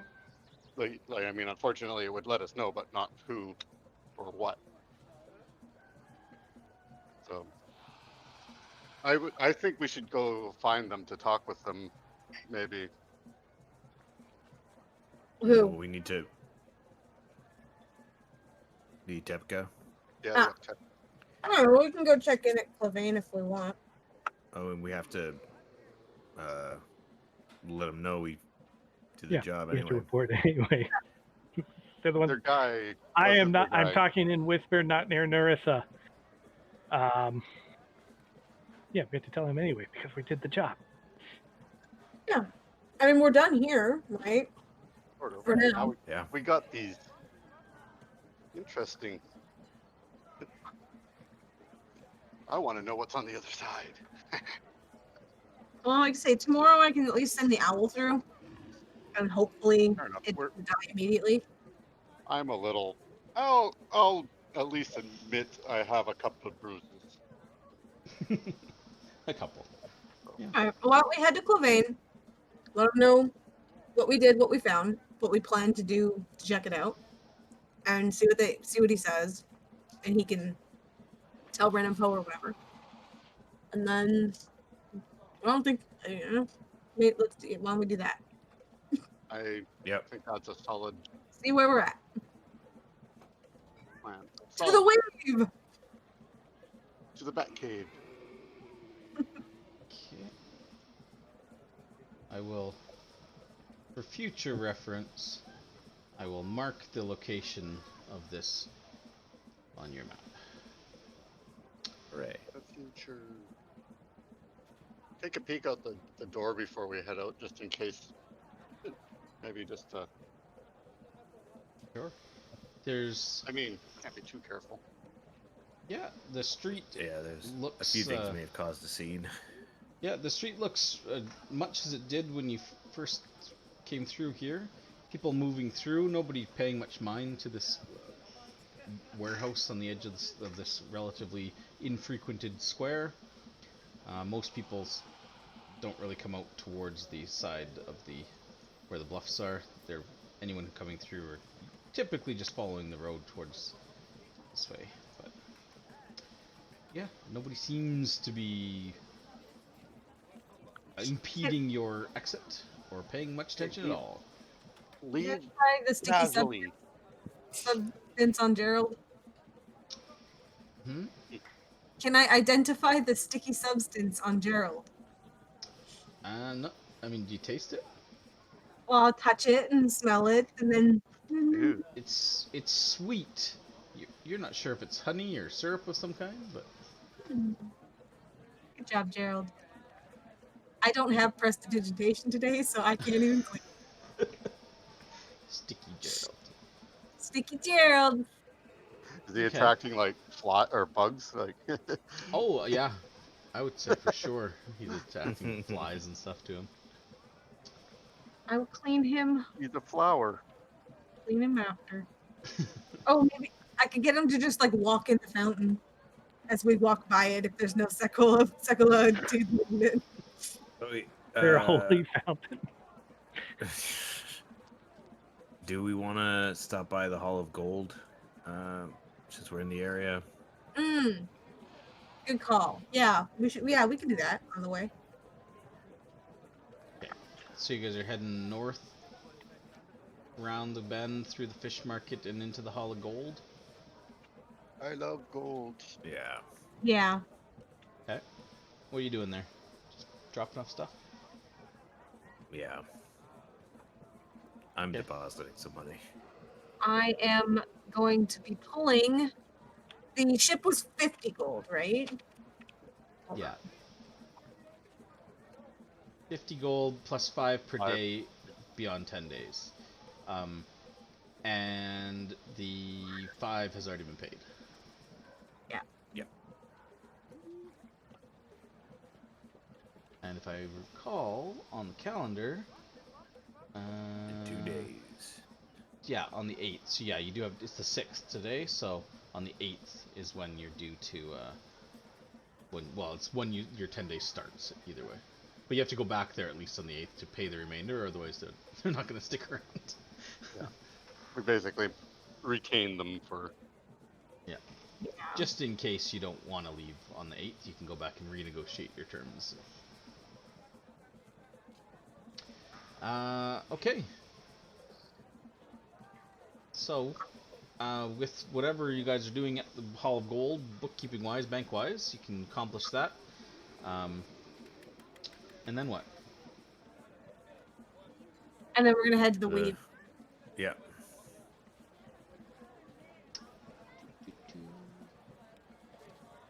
All the way up to the Weave of Life.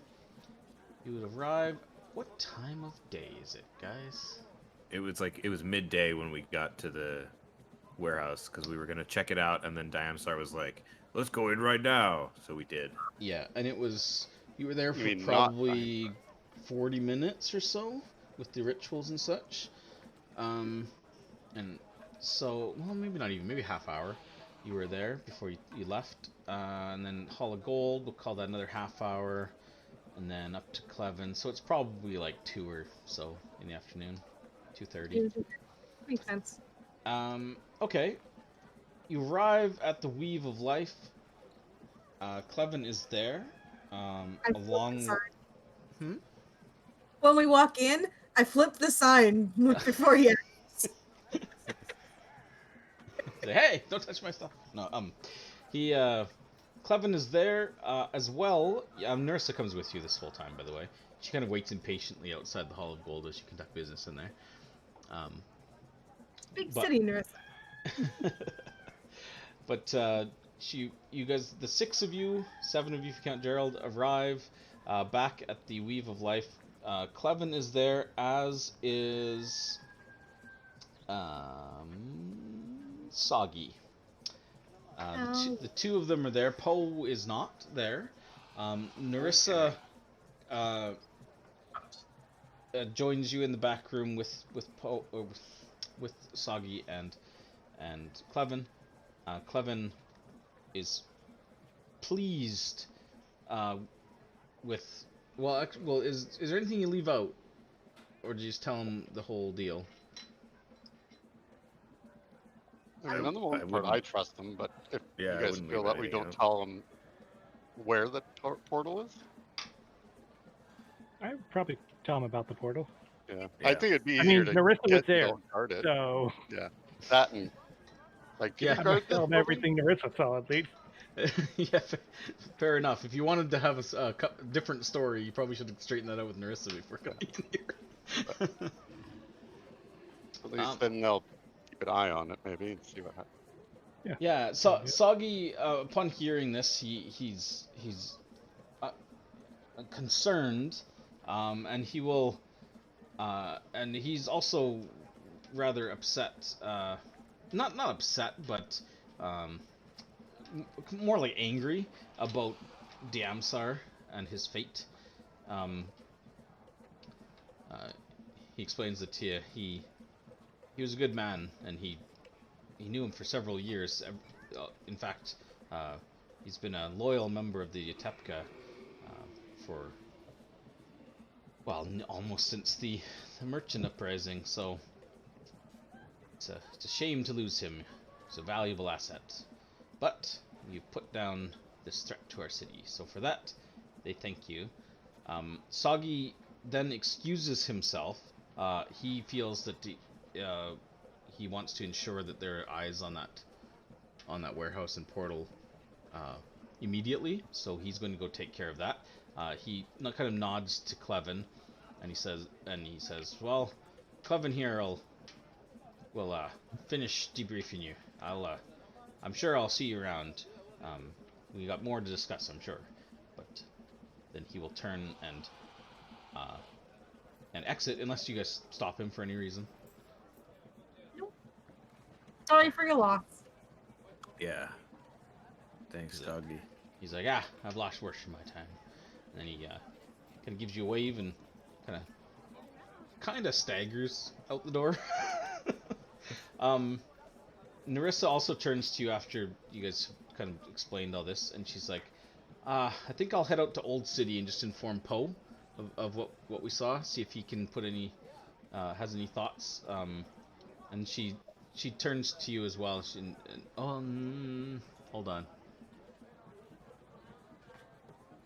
She doesn't know that. Does she know that? The letter you found. You read that out loud. She's aware of the contents of the letter you found, yes? I can't remember if you shared that out loud or if you just read it to yourself. No, I would have shared it. I had no reason to hide it. Okay, so yeah, she's like, she's gonna check with Poe, see if he has any thoughts on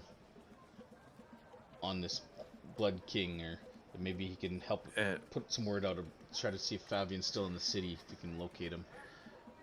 And if you don't mind, Narissa, too, I mean, I'm sure that Poe's aware and well protected, but it seems that the 12, whatever remains of them, they were targeting people that we've been known to associate with. So just keep an extra vigilant eye out, I guess.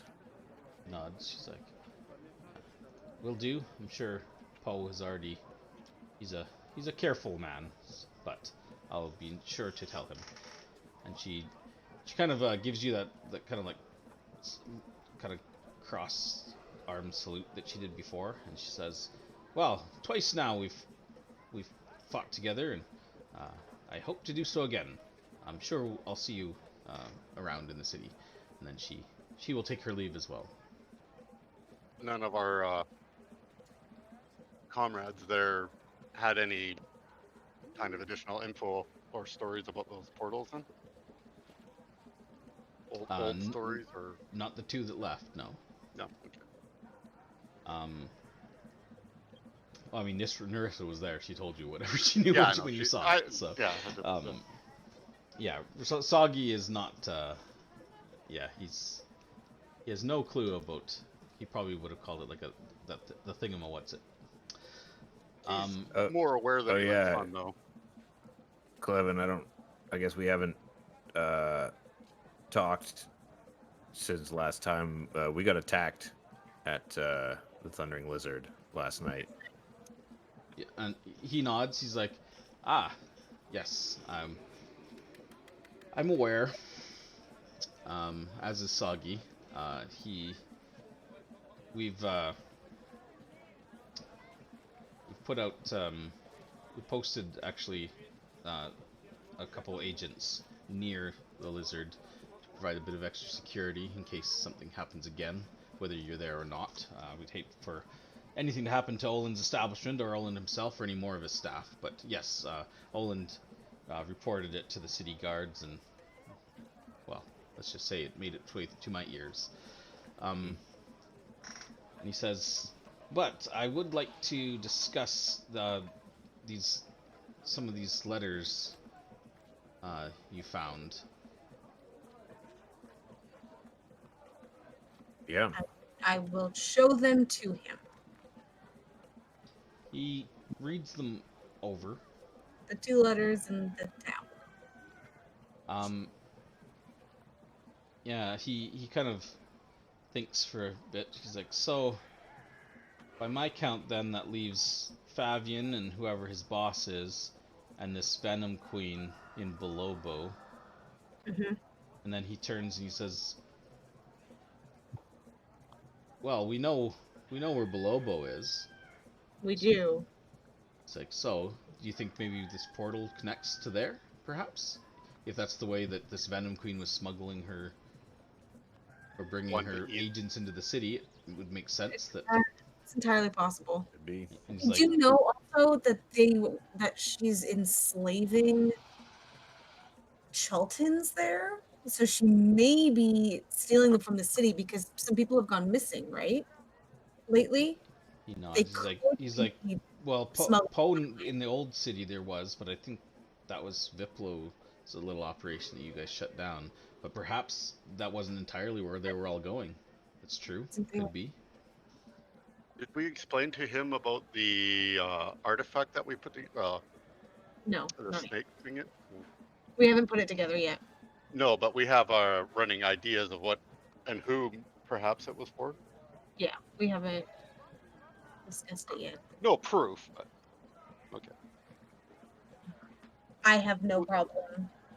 Carry on this conversation first. I wasn't sure if we did that or not. Not yet. But because I don't think you guys have been back here since you burned the black dog, right? We haven't. We burned the dog. We went back to the lizard. We got attacked. Then slept. We did stuff. We slept. Yeah. He would say, well, if you think this portal connects to two different locations, he's like, do you think one of them maybe?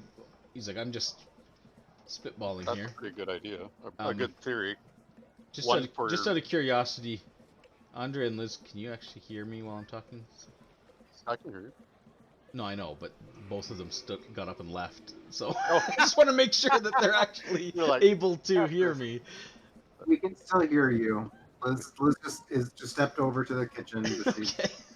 Okay. Okay.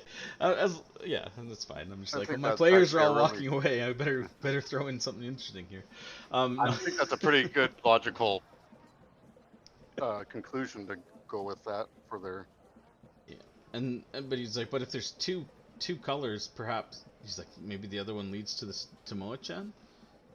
Or perhaps one He's is a like, trap. he nods. It could be the auntie are definitely clever. And then he says, he's like, but I mean, reading this over doesn't seem to me like, yes, the 12, it's this Blood King and this Venom Queen. He's like, I don't know about you guys, but reading this over, it doesn't seem to me that those two are directly related to each other. It seems the 12 is the go-between. The Yanti and this Venom Queen on one side, the Blood King, Naharali, Octavius the Black Dog. The connecting point seems to be Favian to whoever his boss is. I agree. So it And doesn't if make we can sense to find me that him, this portal would lead to both Tomoe-chan, where this Blood King, whoever that is, resides, and Belobo. It just seems strange to me that the three would be connected that closely. The only other explanation for that would be that they chose those places because the portal connects to them, not the portal Not happens the other way around. places. Yeah, other way around. Because the portal is old. It probably connects to where it connects, and if Narissa is right that it's connected to Eshau, I don't know much about the two places though, but you would think it would to connect to similar places of where they were stationed, right? He's like, well, okay, so we know Belobo is down the river, a couple days, I believe. Would Dumo and Screaming Wind? Screaming Wind. Screaming Wind. I was like, is it screeching or screaming? Screaming Wind. We know that they know where that is. If we didn't want to risk stepping through that portal into unknown, there is always the long way. But this Tomoe-chan, it's not a name I'm familiar with. It doesn't. Perhaps we can find more about a physical location of wherever this Tomoe-chan is. You can check one of the libraries, or if you'd like, I can look into it for you. Yeah, I was thinking of going to the library up at Wakanga's tomorrow to do a bit of research. He says, but in the meantime, I'll look into what I can as well. And then he kind of like pauses for a moment. He's like, I think though, and I appreciate you put a lot on the line to assist us here, and I seem to be asking for a lot from you lately, but frankly, don't have a lot of options to turn to. If possible, I'd like you to deal with this Venom Queen, one way or the other, whether it's through this portal or physically going after her sooner rather than later. If we can cut the head off the snake, as it were, and stop any Yanti influence, we can deal with this Blood King and Tomoe-chan, wherever that may be, perhaps at a later date. If they have a direct connection to the city, I fear waiting more than they're going to know pretty quickly that her lieutenant, Laquette, was it? Is dead, I'm sure. And I would hate for them to be able to reinforce their position, at least currently. Hopefully, we have the element of surprise. We can take the fight to them, take them out. All's the better. Or they up their ranks again. Yeah, if we're gonna assault the Venom Queen in her abode at Belobo, I'd rather do it before she knows we're coming. And by we I mean you, because I am not a fighter. I'm a He's lover. like, however, perhaps Narissa. I don't know her well. She's a friend of Poe's, but perhaps she'd be willing to lend us a hand one more time to nip this in the bud, if it aligns with her goals. think that's good reasoning. And if we, in fact, do go with this plan, helping you with this, could I ask you for a favor by maybe watching over or trying to help grandfather Zatambe? He's still, last I saw, in a coma.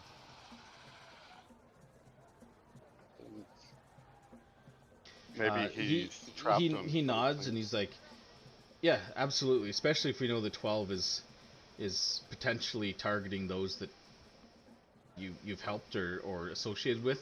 I wish we had realized beforehand. He's like, now according to reports, it was this, and what you've told me before about this Sekla is ones, but that doesn't mean the 12 aren't involved at all. All it takes is a word or two to some rabble rousers to point them in the right direction, right? So yeah, I'll make sure that I'll see if Soggy can somehow maybe station some guards in that area a bit more frequently. That would be most awesome. Most excellent. Most excellent. He's like, so, what do you think?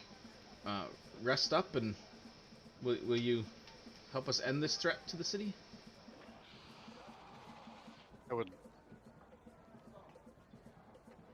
would agree that it seems to continue the push while we keep them on their heels, so to speak.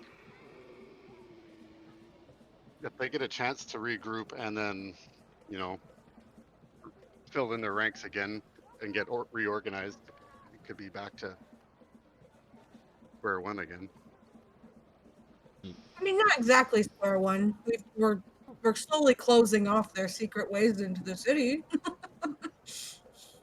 one by one. I mean, it does. I agree. Take time to do it, but these guys are pretty cunning. I think, and they're like a disease. I mean, I don't see any reason why we shouldn't. We should just be aware that, I mean, there's two ways of getting there, right? If the portal goes there, we take the portal, or we take the river. Either way, if we take the portal and for some reason we can't immediately get back, we lose our ship.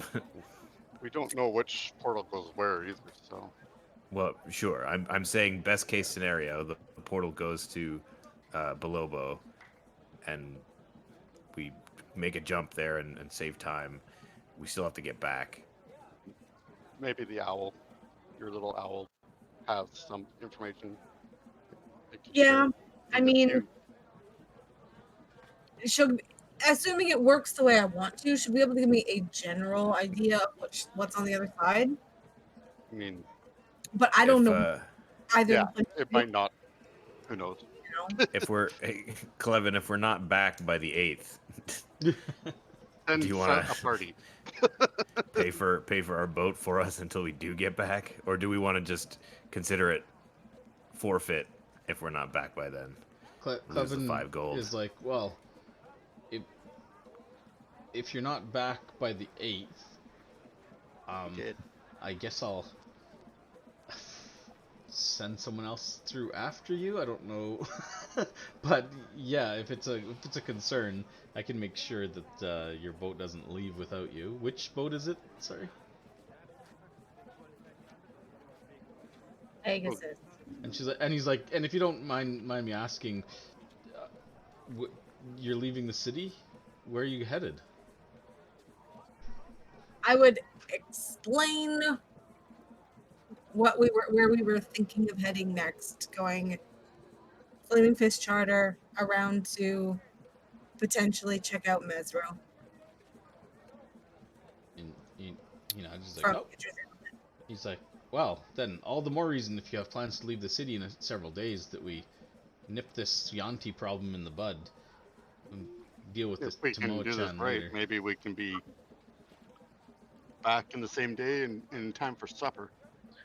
Oh, sure. I mean, best case scenario, yeah. I'm just saying, I guess we should decide now. If we're not back in time, would we rather forfeit the 5 gold and the boat, or do we want someone to try and help cover for it until we're back? I would say let's hold the boat. If they get hired out by somebody else, who knows when or the next boat might be available. We'll just spend a small fortune on having a boat stay. Is this with the assumption? Are we assuming we're walking through this portal? Well, we Plan? believe that it leads to We don't know where. I mean, w- right. an But educated yes, guess. this is assuming that the portal goes there. If the portal doesn't go there, it's moot. We forfeit the boat Yeah. anyway. Well, we can come back anyway, so. Yeah, but why would we hold a boat on retainer for weeks that we're not going to be there? Yeah. It doesn't make any Immediately sense. portal back. It if we seems have- like the plan is that we're going to, Archie, you said that you have the ability to make a creature that can go through and then Right. come back. If Right.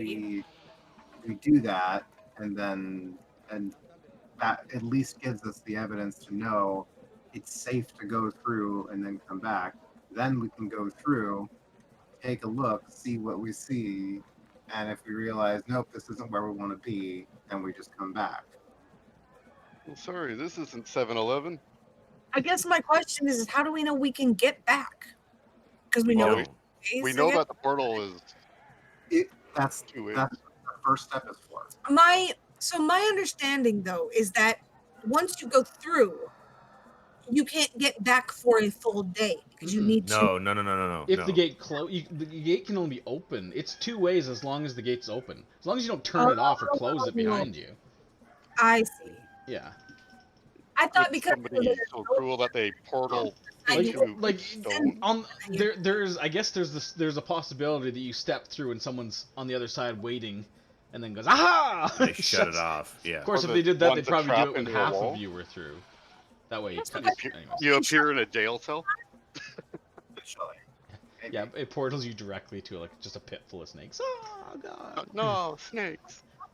But you'd think if the portal's 2 ways, if there was snakes all around, they would come through to your side too, right? They don't like purple, it's a fact. Well, I mean, everyone knows that. But Okay, well, we can we're decide. going to need our rest. We can decide if it's safe to go at all. If it's safe to go, then we go through. We give a look around. If we then decide, okay, this seems like it's plausible that our quarry is this way, then we do that. If not, we haven't lost anything. We just return. Okay.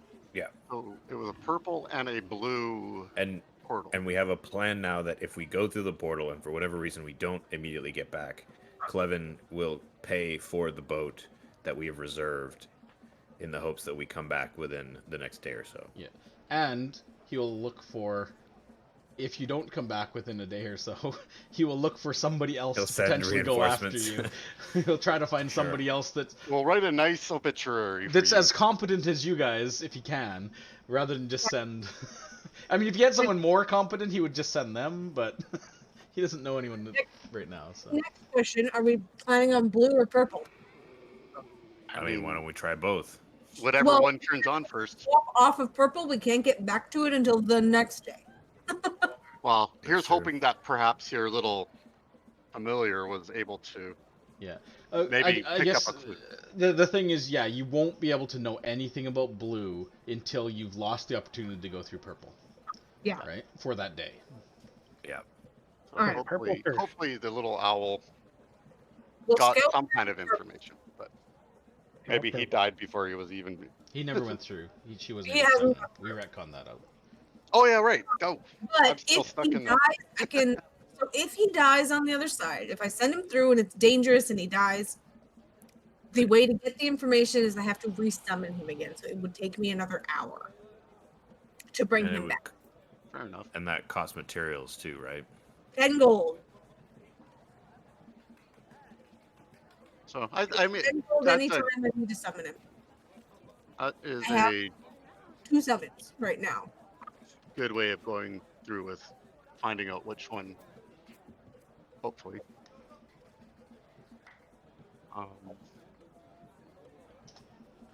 Well, I mean, think I might wanna buy- Sorry, since go we ahead. kind of changed our plans after Narissa left, do we want to swing by Poe and see if she's willing to accompany us again tomorrow? We're not going for again until tomorrow. Can we just like send a note? But Clevin can take Or care of that.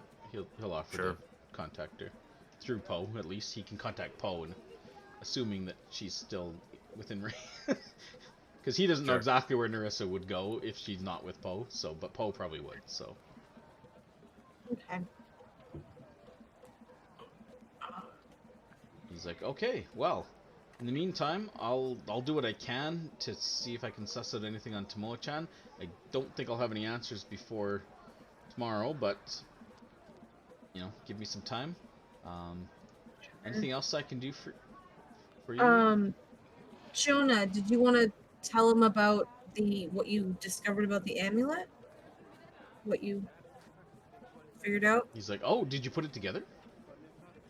No, but we could do it right here in front of you. Something bad will probably happen. He's like, if you're sure. He was about to say, if you're sure it's safe. Something bad is about to. He's like, Well, safe is a relative term. There seems to be a your camera. It doesn't really matter actually. bad juju. It was Brad. It's Brad. it's the bottom row anyways, which nobody's on, so it doesn't really matter. Oh, I think It's fine. It doesn't matter, Liz. It's all the non-video people down below. It doesn't matter if the box is cut off. It's fine. Okay. Anyways, sorry. Yeah, the amulet. Talking about the amulet. Yep. I will fill him in about the amulet. What I deduced from my. Okay, so what? Sorry. So what exactly did you deduce? I just want to I don't hear. remember what I deduced. I want to hear what your guys' theories are out of your own mouth, because I don't want to put words in anybody's mouth. I think we were running on the hypothesis that it was an amulet that was going to be given as a gift to control somebody as a puppet. Right. So the magic schools, there was illusion, enchantment, divination. So the first time you did the head, you just knew it was illusion and enchantment. Then you did the setting, which reminded you of illusion, enchantment, and divination, maybe scrying or communication of some sort. Then you did both the moons, and you learned that put together, the amulet would be a focal point, and it's already attuned to somebody. And if somebody wears it, it could allow that attuned person to control the person wearing it. Right. Dominating. That is what we know for sure about the amulet without putting it together. From what you could figure out with your identifying. So as a group, we had hypothesized that maybe they were potentially planning to give it to somebody in power to take control over them, so the Ytepka would have control of somebody high up in power. And You we mean had the 12? specifically thought, huh? You mean the 12, not the Ytepka. Sorry. Yeah. That the 12 would take over. Or does she? Or does exactly. Clevin's like, you found me out, you nosy kids. No, I'm kidding. Curses. Yeah, and so we had hypothesized because it was a snake thing that it could be potentially they could have been wanting to target Ymezra. I don't know how to pronounce her name. Jessamine's daughter, because we know that she tends to like snake things. Clevin kind of thinks, he's like, and that would make sense, but maybe being groomed for Jessamine's. like, or the target is Jessamine herself. It's well known her fondness for those types of motifs and decorations. That's where her daughter takes after her for sure. So could be either. Could be either. That way they're not waiting for or unless they're planning some move against Jessamine and have a puppet in place to replace her. Yeah, that was our hypothesis. I didn't know Jessamine also had an affinity for snake things. He nods. He's like, huh. Do you know anything about Chicago? What? Jessamine's daughter's love interest? Chicago? Isn't Chicago? it Shago? It's Shago. Shago? Lago? He's like, Anthony's son. he's like, I'm sorry, love interest? I wasn't. Oh, you should hear it. It's definitely the talk of the. Rumors that they may have hooked up. He's like, Talk of the throne. I find that a little hard to believe, but yeah, not so. I don't know if we got to the point where they were in a relationship, but we know that he may be trying to court her. it's like That he has interest in her. Yeah, for He's like, well, given Jessamine and her family's extreme dislike for the fist, I doubt that she'd have any interest in Shago.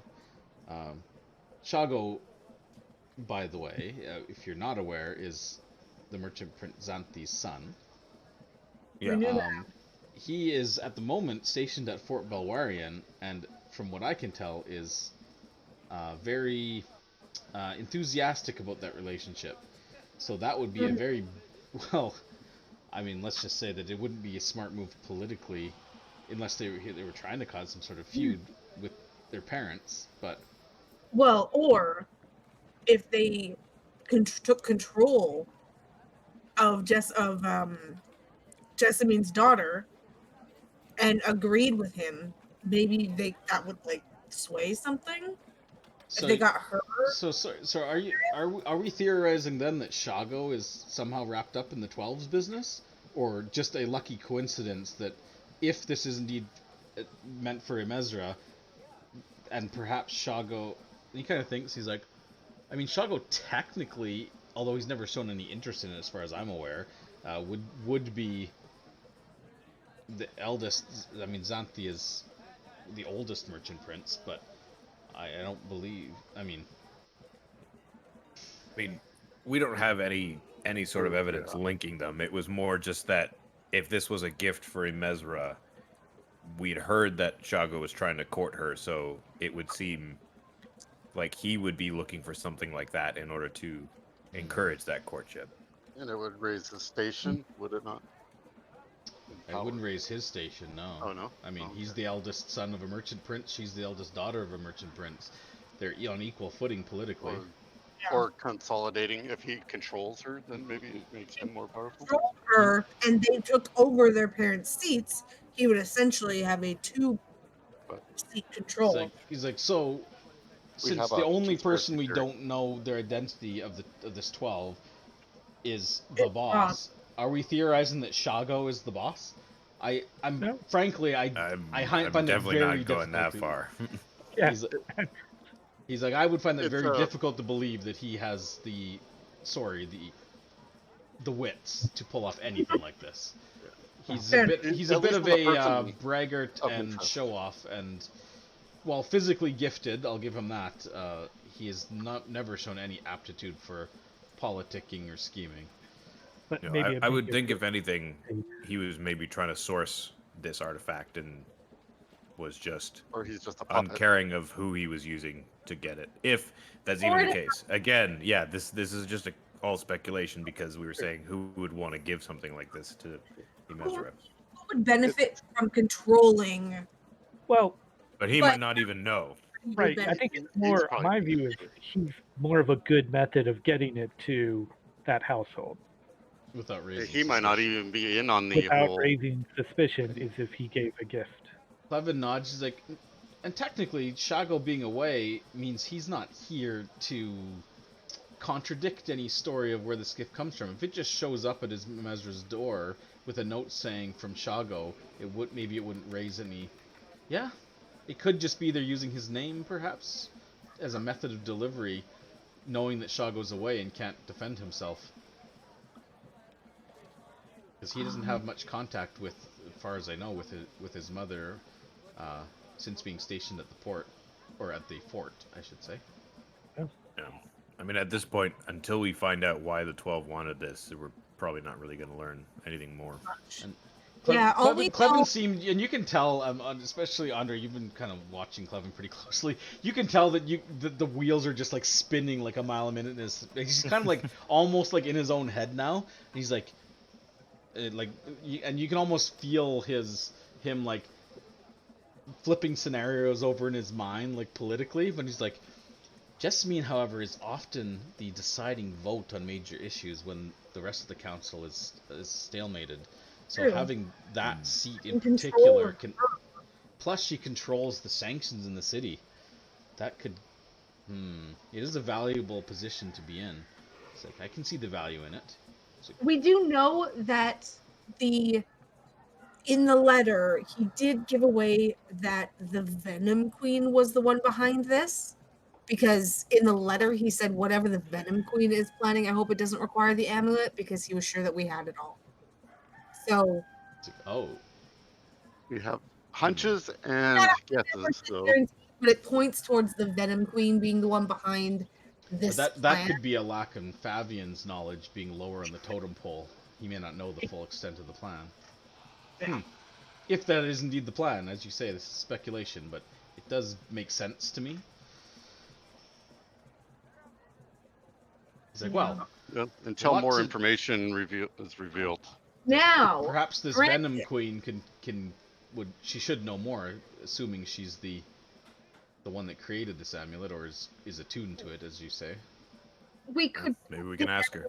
together attune to it ourselves and take control of them ourselves. I mean, what? No, it's the other way around. They would take control of us. No. We attune to the amulet and give it to them. And then We we don't have know. control over whoever No, puts I think You have to have the other we one. don't know. There could be Yeah. two. We have the receiver. We don't necessarily have the transmitter. Like someone. I didn't think there was more than one. We don't know until we put it together. That was the Oh, end of our investigation. Was we don't know the full picture Yeah. until we Fair complete enough. it. Although I- putting it together didn't The amulet was the necessarily mean the end of the world. and somebody was already attuned to it. We do know that. That, like me, I attune to it and then give it to somebody, and that person who I gave it to, once they wear it, I control them because I'm attuned to the amulet. That was my understanding. It could be. But it could also be, how do you attune to it without touching it? Type. Can you attune to it safely without coming directly under control of the? That was the question. Attuning to it, if it's a cursed item, there's potential that attuning to it could be just as bad. You know what I mean? Or the person that created it would Yeah. have this power over it. Clevin Maybe- says, do you think putting it together It would probably tell us more. but would it also tell whoever's on the other end more? Would they be able to potentially scry us through it? Maybe. That's why we have. Would they be No. aware that it's activated if it's put together? Oh. Yeah. They could scry upon us with I just could be do it. easier. Oh, but I can't because me and Jonah could look like other people while we do it. Because we can both make ourselves look like somebody else. So it wouldn't be them looking at us. Like if they scried on it to see who was messing with it, they wouldn't see us. They would see Well, they already know we have the amulet, so this is sort of. We not block a I mean, I guess that's true. magic. If they Blocking a We're we're scry the would first require person powerful that they're action. going to guess. I think Definitely certain sanctuaries block it too, but I'm not that my character knows that, but I think there are other. types of Yeah, things no, like but that. that's a good point, Jonah. They already know we have it, so what's I think at this point, if we suspect that it's the Venom Queen that was behind it, we'll either learn more by confronting her and dealing with her, or if we don't, then we can explore putting it together and investigating it more after we've dealt with, hopefully, whoever is responsible for controlling it. Yon T seem to be playing some sort of long, like, infiltrating, like, they can get into the city with their uh, some of their Some kind. of They them look didn't. just like us. Yeah, The one that blew up was, I can't remember if that one was a Yanti, but yeah, It It was. was. yeah, okay. And she was also one of the 12. yeah. And So- Clevin would say like, yeah, one of our primary purposes as the society after we assisted with overthrowing the Amnians was defending the city against external threats, the Yanti being one of them. Frankly, yes, that's their entire MO is infiltrate, subvert. They are extremely skilled at manipulation. You can't trust them ever. There's always an ulterior motive, and there's always something sinister behind it. Yeah. they are, Hence why they're Have not you allowed in tried the city. talking to them? well, they are very sneaky.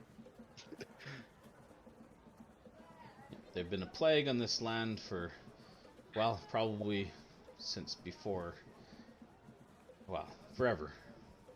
Oh. mean, You have to admit it. Instead of an all-out assault, they seem to be just trying to destroy this from the inside, almost. Like I said, that's what Sure. they do. Seems like that's a far more effective way. They infiltrate and corrupt and destroy, all for whatever end goals they have for their own benefit. They never realize it's been destroyed from the inside, then they'll never fight back. Wait a second. Seems like something that's happening recently. Oh, with the tablet that I have here that I've translated, Mhm. does he know what Napaka is? Who that is? Apparently it was a rule. Yeah, Napaka, who apparently ruled somewhere here once. He doesn't know. He's not familiar. Okay. And But he's not a historian. His strength is in politics and that kind of thing, not I history just or wanted to know magic. if it was like, oh yeah, that was the last great leader of Omu before it fell. Everybody knows that idiot, or something like. I mean, Is it a maybe a general- historian might answer like that. Someone who's well read on Omu, but Clevin has no Does he idea. know anybody who is like? Are there any historians and stuff like that around the city? He's like, well, probably find some old fellas that might tell. I mean, like a legitimate like a historian on Omu and stuff. Or has it just not been long enough that it's been open again for that sort of thing? Or I tribe mean, would there pass the there may story on. be. I mean, perhaps there's someone that's arrived in the city recently that may know a lot more, but otherwise, I mean, the libraries at Golden Throne would be your best bet to see if there's anything to be found in the lore there. Don't write off He's what like- the elders know in stories. He's like, sure, go talk to some old people on the street, but if you're looking for an actual source, that's where I can point Well, you to. Yeah. No, I'm talking like elders that, not random bums on the street, but And he's like, the trick is to know the difference. well, okay. that's how my tribe would pass the histories on. I mean, Although maybe they get stretched a little bit. it was more of just a question if there was like something that I had missed being here, where it's like, yeah, go see this guy. Everybody knows it. Again, just like a general. If there was something known, If you're looking for lore, the libraries, Wakanga's, that's the way to go. That's what I think. Wow, listen. Well, I was gonna do that tomorrow, but it looks like we have something else to do first. Yeah, maybe we won't get a full day's out of it, unfortunately, but maybe we go to the libraries this afternoon. If we can find more information about what, Belobo looks like, and if there's anything about it, we may be able to identify it more easily going through the portal. And Jonah needs to True. do a training in the morning as well, I believe. Do you know? Yeah, Right? my last training. So we won't be able to leave first thing. So maybe we can get a little bit done while he's Well, doing that the too. problem is the library costs 10 gold each time you want to go in, Oh, well. Sure. so it's expensive. I don't. That's a lot of money having to go Well, back over and over again. Fight our way in. No, but No. they can do it for 2 hours. So I think we could do a couple hours today with the evening if everybody's okay with that. I wouldn't mind coming with. Clevin Do would we need to suggest then. pick up any supplies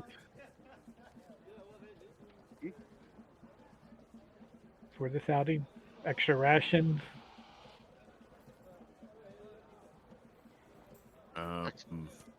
Bug spray?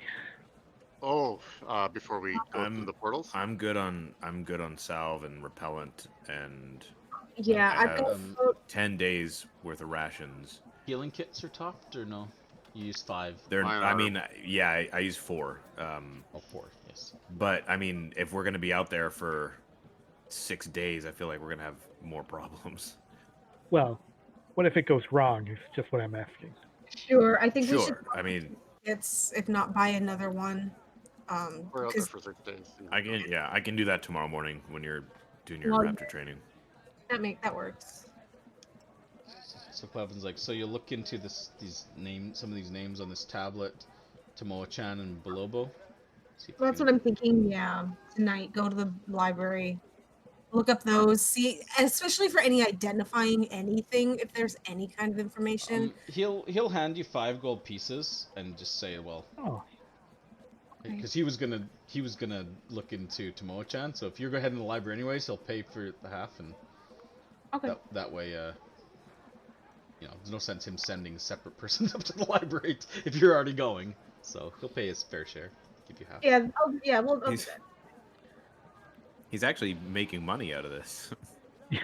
Instead of paying 10 gold to go himself or to send somebody, he's only paying 5 gold, and he's getting the same information. You guys are also making money. Instead of paying 10, you're only paying 5. It's win-win! For manufacturing money. Is it a person or is it for the whole group? oh yeah. I don't know. Question. That's a good question. I don't know. I didn't write that down.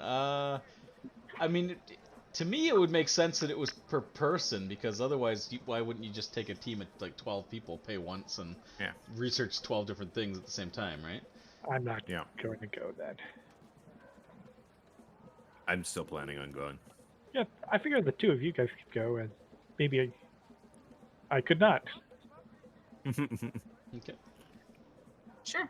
I would ask him if he knows anything about a winged lizard named Needlebones. He's like,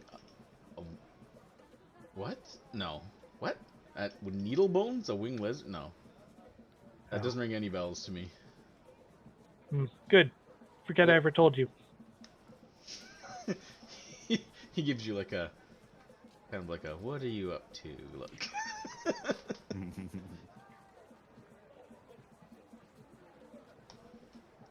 Sneaky, sneaky. Right. I'm assuming Baz will go with Jonah.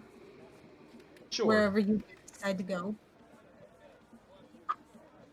Sure. Because we're Unless not Jonah doesn't want him to. No, of course, love Baz. Okay. We'll have lots of conversations.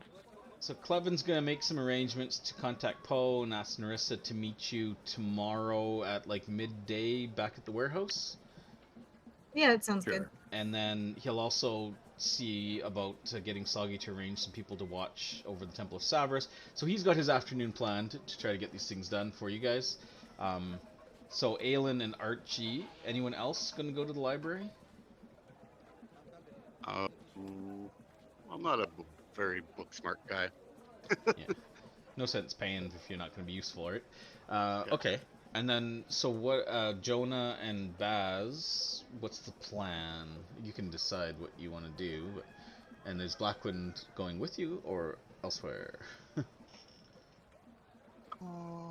I'll go with whoever's shopping. Yeah, we would hit the market, and I'm sure Baz would like to make a nice French Oh, toast. yeah, that sounds good. Oh, Brad? Yeah, I'm here. Oh, nice. I've been listening and stuff. Okay. Oh. Sounds Yeah. good. Okay, so the three of you will hit the markets while the other two head up to Golden Throne. So you guys can do whatever mundane shopping you can just do in the background.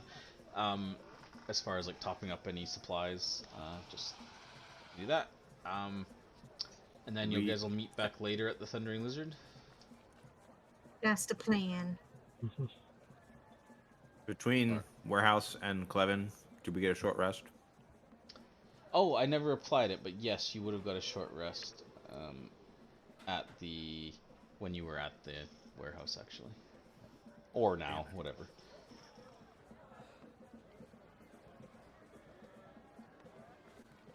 Oh shit! I get more now on Arcane. Are we doing it? Oh no, we haven't leveled up yet. Yeah. You leveled early? No, I didn't. Liz. I will use No, a I didn't. healing spell on myself as well. I thought Okay. about what will happen once I level up, and then I confused myself. Okay. You're healing, cure wounds in yourself? I'm curing myself of what ails me. Sort of. I like 7 apparently. Okay. So you guys go and you pay your, I guess it's 15 gold, we'll say, because they gave you 5 and takes 20 for the two of you to get into the library. Give me a... I'll pay my 10. Okay, so are you guys going to research separately, or are you going to want to assist the other? So basically, I would assume Archie would take the lead, and then she would just be like, Aelin, find me a book on this. Aelin, go over here and see if they have anything on this, if you're going to assist her, or you can split up your separate ways and do 2 separate roles. If you fetch books, I will parse through them. And it depends how much time we have, because there's some things I would like to do some research on as well. 10 gold pays for 2 hours. Oh, I thought it was an all-day thing. Nope. 50 gold a month, or with free access for the however long. That gives you a membership. And the way that the library is structured, it's not a you go in there and you can just peruse the stacks. It's a you go in there, there's a librarian who goes and gets what you're looking for you. So it's not like you just have access to everything. It's just you pay for the services of the librarian, who stays with you for 2 hours and essentially assists you in finding the necessary information based on what they know of their catalog. But you don't just have free reign over every book in there. That's the Candlekeep system. Is it? Well, these guys obviously took a page out of the Candlekeep's magical Dewey Decimal system. Good pun. How Visitors expensive are the healing potions? You say how expensive are healing potions? Yeah, are they available? I can't remember. I was trying to find that information, but you can purchase from Golden Throne. Yes. Oh, you said Potions. Potion. Yeah. It's 50 gold pieces by book, but I have. Yeah. I just want to make sure that's what it's going to be, or not. Yeah. Basic healing potions. They were 80 gold. They 80. are. Okay. I knew there was a list somewhere. And there's a limit potentially of how many are available each time. Yeah, they're not unlimited or. Which, if you want to know today, there are 2. So if you wanted them to pick you up them while they're at Golden Throne, because that's where they could. Yeah. You could have said, "Oh, here's money. Buy me a healing potion." We'll just assume that that's what you. If you want to do that. Yes. Okay. I do. Okay. So yeah, I mean they're a little more expensive because they're very rare, but 80 gold gets you a potion. If you want to subtract that and add it to your sheet, go for it. Okay, so 2 hours unless you want to spend time for more. The library is open even into the evening, so you could spend, if you want to at this point, like up to you could spend up to 4 hours here before they close, given it's probably late, 3 or so. By the time you get there, it's probably like 3:30, so they probably close around 8, we'll say. Well, here's the, I guess. You can start with 2 hours, see if you find anything, and then decide. Yeah. Yeah. But let's do that. if we were to stay here for 4 hours, we may as well pay 50 gold and have full access for the whole month. For one person. That would be, if we were both here for 4 hours, that would be 40 gold. We may as well spend the extra 10 and just have them. But that's only for one For person. one person. Sure. The other person would have to wait up. So it'd be 100 gold. Well, I just mean 50 gold for unlimited for one person is better than 4 For hours. the other person. Yeah. Then I should just leave. Yeah. Or spend 60 gold and get 2 hours for yourself and unlimited for Archie. I don't have Or- money right now. I have to wait until we make more money. I will be buying a membership when we have next time we're in port for time. I just don't have money right now. Let's start Well- with the 2 hours. See what we find. I have 2 platinum. That's worth 20 gold. Yeah, I still don't have it. Okay. So subtract the 10 gold, Aelin, for the first 2 hours and 5 gold for Archie. Already did. 'Cause she gave you 5. And you have 2 hours. What are you going to do? Split things separately or together? And what are you researching?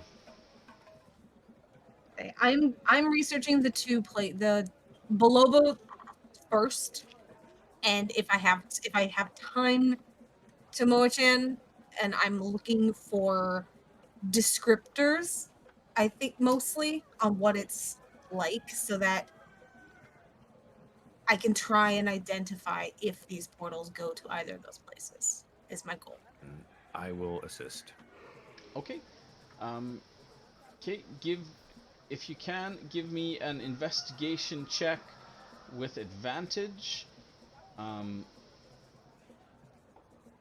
Actually, Okay. you have a librarian. You guys can do 2 separate checks, and the librarian will give you the advantage automatically.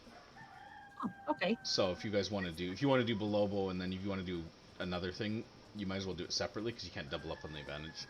That's the advantage of actually paying to have a librarian assist you with researching. You should do Belobo. It's the more pressing one. Okay. I will do that then. Okay. Investigation. Nice. Woof. Nice. Well, not so nice. Better than middle. Okay, so sorry, so you're doing Belobo. What are you researching in? Mochan. Tomochan. Okay. So with a 21, Belobo is you learn through various books and means. You piece together. With a 21, I'm gonna say that it only takes you about an hour to get what you think you need. So you're able to discover that Belobo is it dates back to the time of Omu. And it seems to be according to everything you find, Belobo was a relatively small, kind of like a military outpost of Omu. Wasn't anything to speak of historically, very little information of any events that happened there, so it seems to be, in the grand scheme of things, not super important. It's not a holy site, it wasn't known for holding any like magical relics or anything like crazy. Relatively small, and on the banks of the Tariki River. In recent years, with a 21, you would learn that Belobo is known to local kind of contemporary scholars to be not much more than just foundational ruins at this point, although there was noted that there is at least some sort of like perhaps subterranean component that you can't really find anything about it being explored, but you do know that it seems to be flooded, which means there's, in this like cave network that's just below the ruins, it doesn't go down super far, but then there's a kind of like a large, according to like sketches you see of people who explored it, it wasn't occupied at the time, but there seems to be like a large kind of stone staircase that leads down deeper into the ground, but it was flooded, so they weren't able to explore where that went, or if it went further down. Maybe it's all flooded down there, but some sort of like underground like lake. Other than that, it seemed to be just a pretty small network of caves underneath the main city. So all in all, not a large or complex area. Pretty small, all things considered.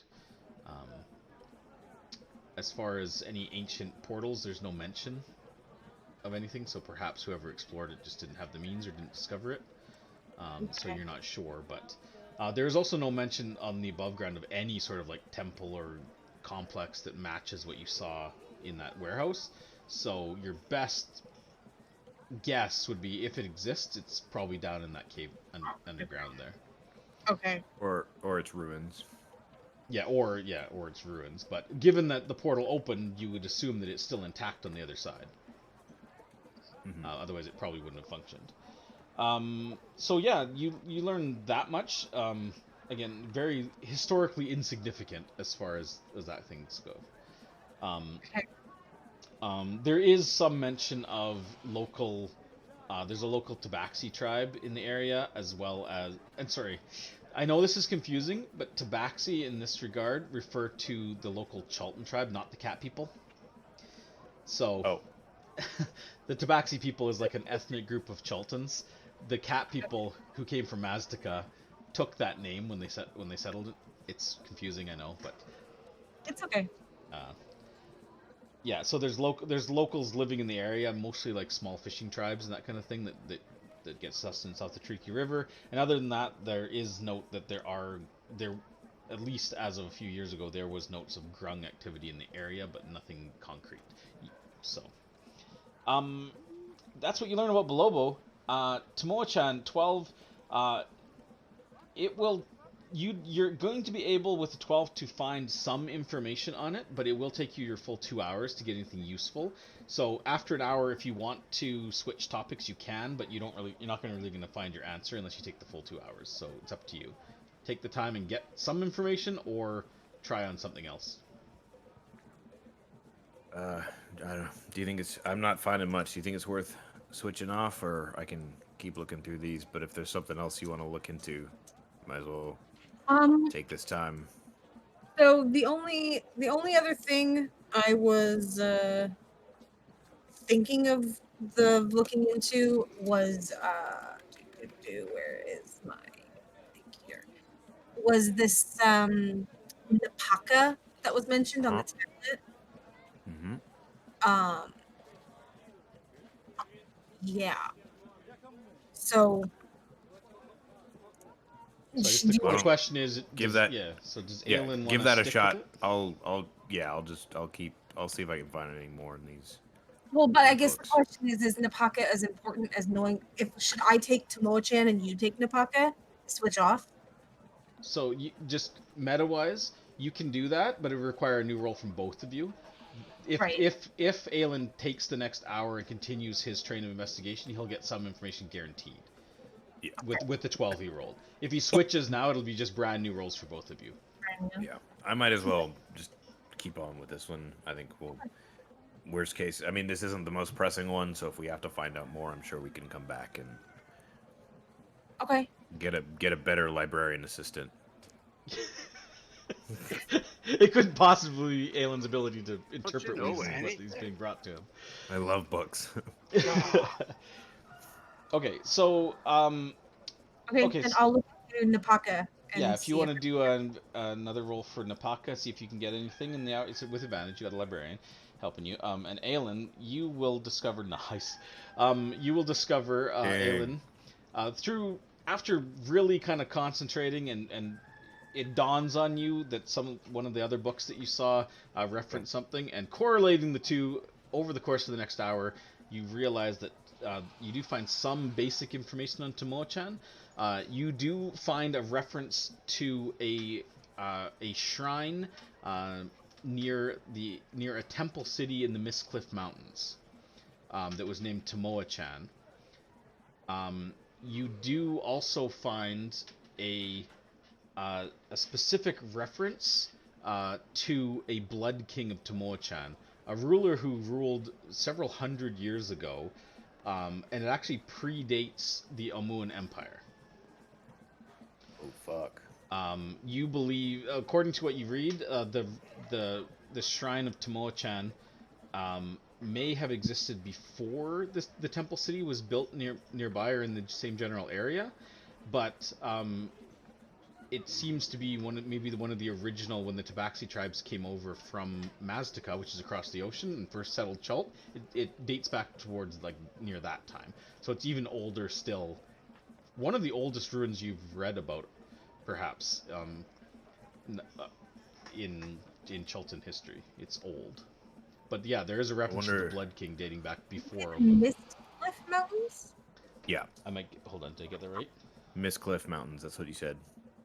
I thought it was That's, Mountains, so that's why I'm. Mistcliff. Yeah. Yeah, the Mistcliff Mountains. Yeah. I wonder if Blood King is a title or if it's the same Blood King. Yeah, that's unclear. Name like that, you know he's a nice guy. So, yeah. So you would learn that. I assume you guys share it with each other while you're reading. Yeah, Yeah. Aristoteles is probably helping me piece to like she's doing double duty of like learning from her book and then also interpreting and translating the gibberish that I'm trying to figure out. As a note, Oralunga is a temple city. Near the Mistcliff Mountains. Mistcliff Mountains.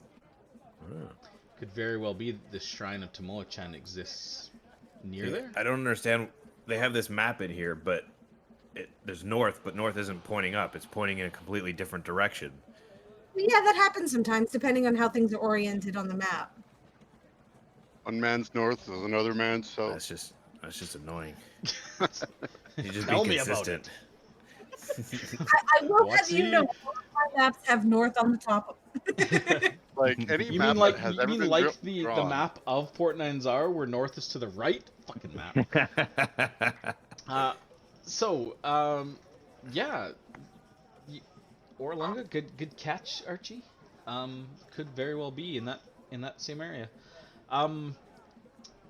Ytepka is indeed the last ruling queen of Omu before it fell. She fell during the slave rebellions of Omu. Now there is reference to she did have children. There is reference to an evacuation of the city, but what happened to her children after they were evacuated, or if they were slain during the rebellion, is not known. But Ytepka was the last ruling monarch of the Empire of Omu.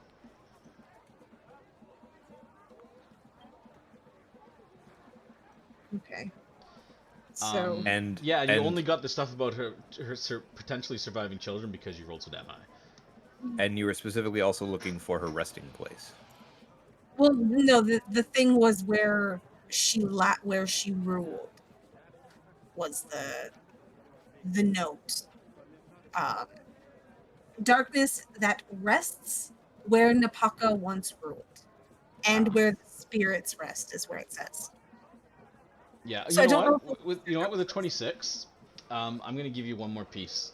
Where the spirits rest, there is, you would find a brief footnote as well that mentions the construction of a tomb in the city of Omu, but the only thing it mentions is that it was dedicated to the gods. But that's it. It's just a footnote. Okay. Dedicated to the gods. Yeah, so you guys find this information in your time. Do you want to spend more time on anything here, or are you done? Because your time limit is up. What do you think? I would like to spend more time here, but I can meet you back at the Lizard. Well, I do have enough money if I wanted to spend a couple more hours.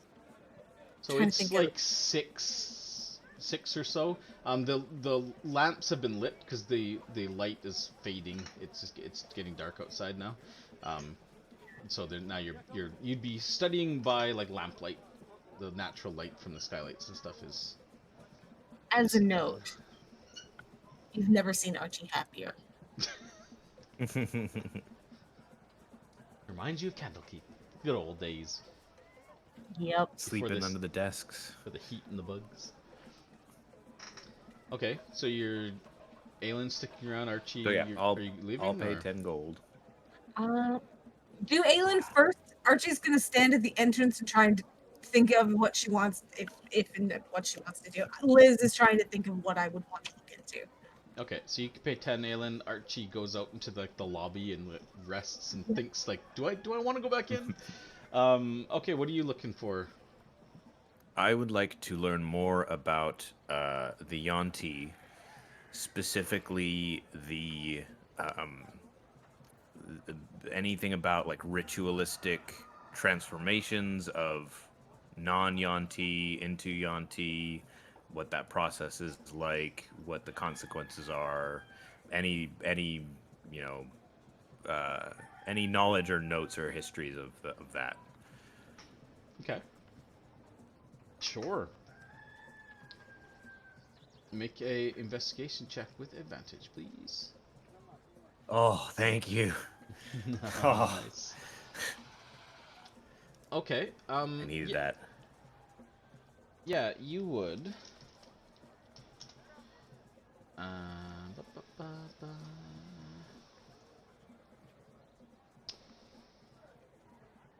ba. You would learn. So yeah, the Yuan-ti were all Yuan-ti, in fact, were once human, who thrived in the earliest days of civilization and worshipped serpents as totem animals. They lauded the serpent's sinuous flexibility, calculated poise, and deadly strike. The advanced philosophy taught the virtue of detachment from emotion and clear, focused thought. Yuan-ti culture is among the richest in the mortal world. Their warriors were legendary, empires always expanding. Yuan-ti temples stood at the centers of ancient metropolises, reaching ever higher in prayer to the gods they longed to emulate. In time, the serpent gods heard those prayers, their sibilant voices responding from the darkness as they told the Yuan-ti what they must do. The Yuan-ti religion grew more fanatical in its devotion. Cults bound themselves to the worship of the serpent gods. The primary serpent gods are Mythal and Seth. Seth with two S's. Yeah. Mythal is Seth? kind of like a god of like evil omens, kind of similar to Savras, but much more evil bent. And Seth is like a god of evil. Seth, two S's. Yeah. So worship of these serpent gods, imitating their ways, including indulging in cannibalism and humanoid blood sacrifice. Through foul sorcery, the Yuan-ti were bred with snakes, utterly sacrificing humanity to become like the serpent gods in form as well as in thought and emotion. You would learn the serpent kings of fallen empires. The Yuan-ti view their physical transformation as transcendent moment for their race, allowing them to shed their frail humanity like dead skin. Those that did not transform eventually became slaves or food for the blessed of the serpent gods. The Yuan-ti empires withered or were defeated by those who fought against their cannibalism and slavery. The serpent folk were left in ruins of their great capitals, far removed from other races. What else? One key thing about Yuan-ti blood worship is they don't actually love the gods that they worship. It's similar to warlock packs in that they're using the snake gods for power and gain, not because they actually love the gods themselves. In fact, so they see the worship as simply a means to attain power. The Yuan-ti believe an individual who attains enough power can devour and replace one of the Yuan-ti gods. The Yuan-ti strive for ascension and are willing to commit dark atrocities in order to achieve it. The serpent god, there's three serpent gods. There's Mythal, the master of the pit, is the long slumbering chief deity of the Yuan-ti. It is believed that he went into slumber, and he maintains traditions of living sacrifice and suffering in the god's name. With enough vile acts, They believe that Marshalk will reawaken and restore the Yuan-ti to their rightful place as rulers. Seth is also known as the Sibilant Death. He takes the form of a winged Yuan-ti, claiming to be an avatar of Marshalk.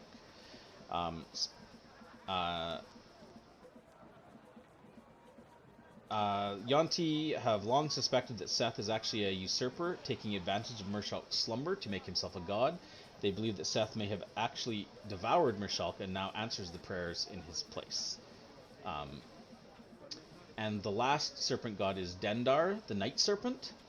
And you would learn that Dendar, there is a Yuan-ti myth that one day she will grow so large from feasting on fear and nightmare in the world that she will devour the world whole, starting with the sun.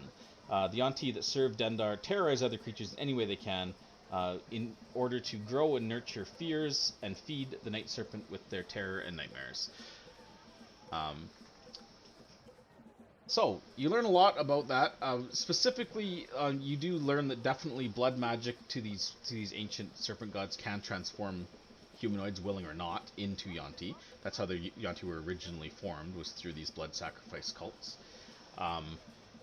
So definitely it is possible, and is still practiced to this day.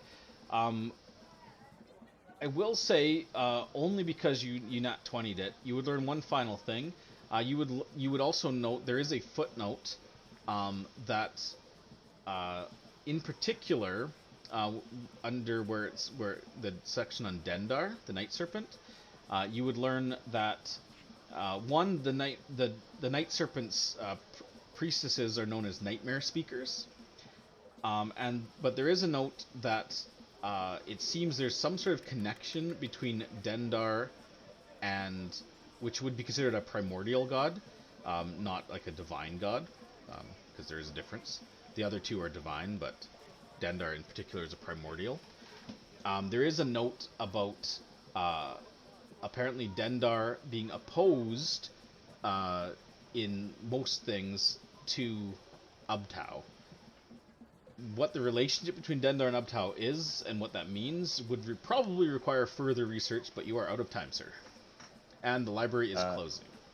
Sure. In learning about the transformation, was there ever any records of people who,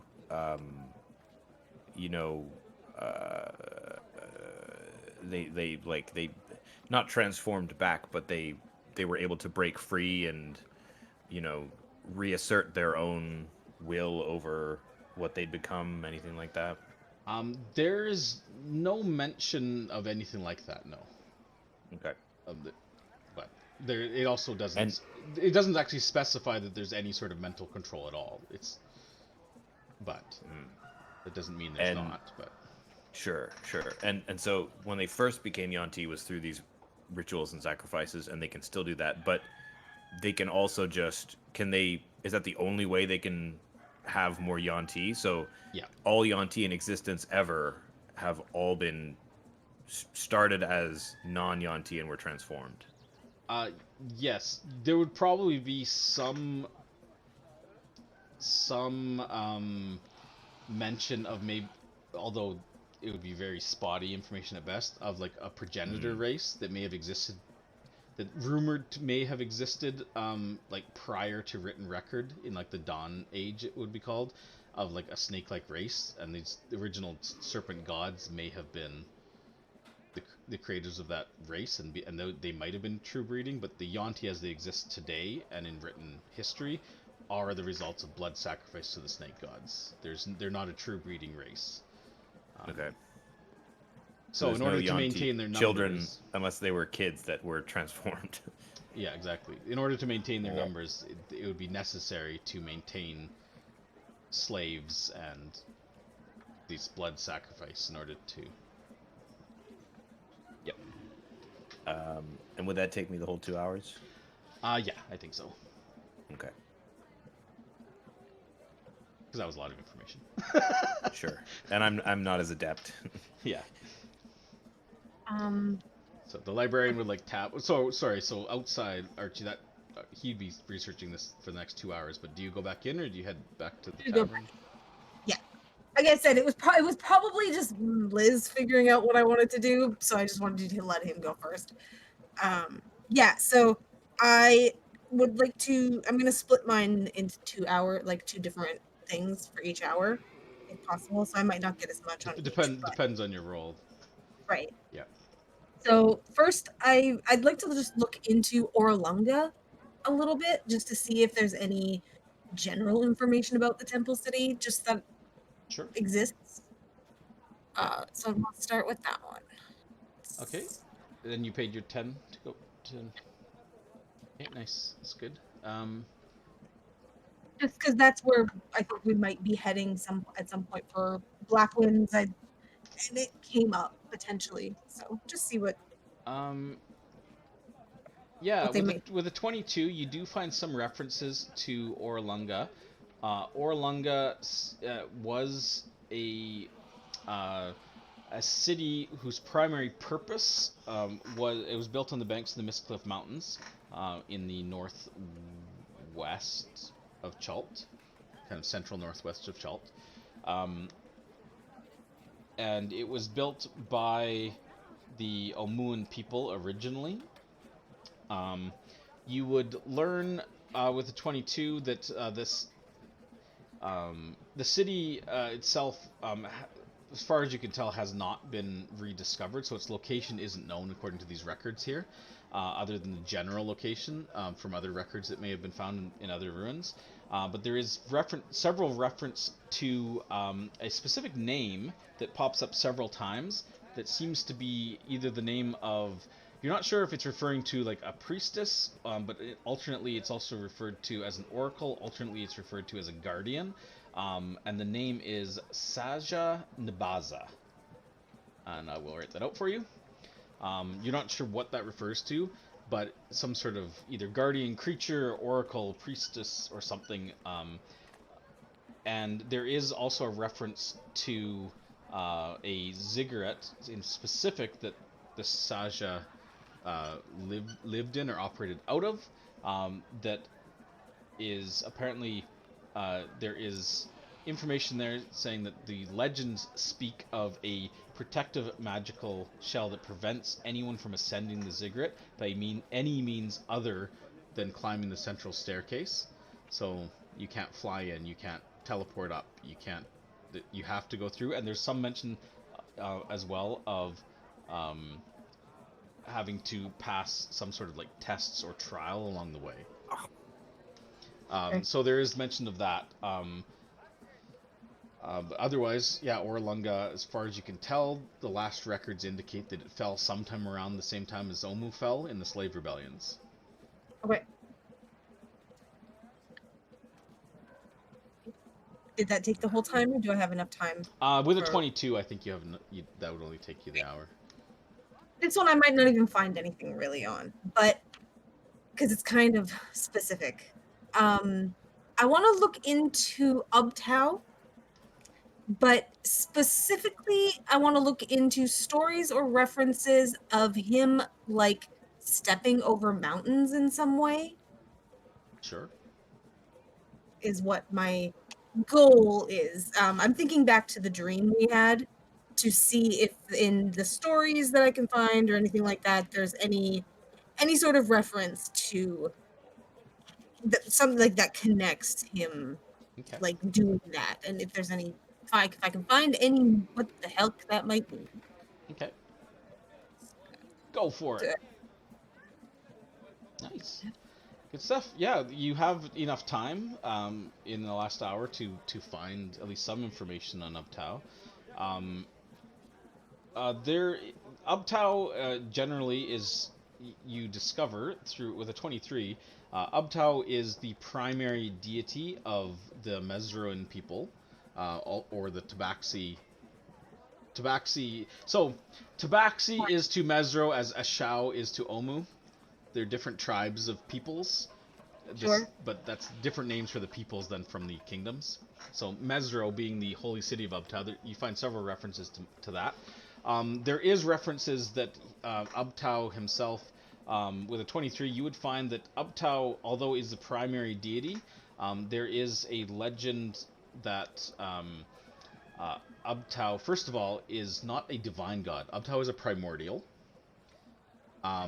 There is with a 23, the primary kind of creation myth of Ubtao is available to find. It doesn't say everything; it's a little hazy and with spots missing. But essentially, it seems that Ubtao was granted the continent of Chult when he betrayed the other primordials in the war with the gods, and as such, in exchange for his assistance with something, the gods granted him the peninsula of Chult as his domain, and the pact was formed that so long as the other gods stayed out, that Ubtao would upheld his end of the bargain, whatever that bargain was. You can't find, even with a 23. There is references to Ubtao founding the holy city of Mesro as one of his initial acts, and him coming from the east. The west. So that would correlate with coming over the mountain. The legends state that he carried the city into Chult wholesale from wherever he came from to the west, and placed it at the mouth, or not at the mouth, in the heart of Chult, as a place for basically, and the Tabaxi peoples who came from the west as well, near the same time, worshipped him as a primary god and founded the holy city of Mesro around that temple, where he ruled, literally ruled, like sat on a throne and ruled for many, many centuries and years, before abruptly disappearing. There is reference that Ubtao became disillusioned with the acts of the people of Chult, and potentially with the war between the Mesroan people who worshipped him and the Shao, and disappeared. There's also references that Ubtao created the dinosaurs that inhabit Chult as his children. Yeah, that's. Did that answer the questions you asked? Pretty much. Yeah, pretty much. Yeah. So, like, the imagery of him walking over a mountain is him bringing the city. Yeah, well, the temple specifically. The city was built around it, with the temple at the center, as like his seat of power in Chult. Yeah. You said that was Mesro? Yeah, in the center of the holy city of Mesro, which is built around the temple that he apparently brought from the east. Okay. Do I remember in our dream if he was carrying anything? He was. When He was carrying some sort of like shiny building under his arm. Okay, cool. Yeah. So that's what you learn of Ubtao. Yeah, he's also known, and that's also the reason why they refer to him often as the deceiver or the betrayer, because he turned his back on the other primordials and aided the gods, and in return was given the land of Chult. Because, as you know, the gods won that war against the primordials. Yeah, so there you go. You guys learned a lot about some stuff in Chultan history. The library is closed, and they thank you for your patronage, and they hope you found whatever you're looking for, and they encourage you to come back should you want to peruse further at another time. But for now, the library, they need to clean up and shut down for tonight. So you guys are, I guess, make your way back to the tavern around 8 o'clock, 8:30, for a late supper with the gang. Yeah. My head hurts. Archie is just like bouncing. She's just like super happy. She's just like, yes, this is the best day ever. I haven't been able to do this in so long. Books and parchment and the smell of. All right. There's a lot.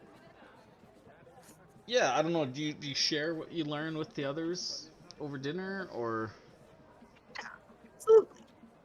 Yeah. Well, that's great.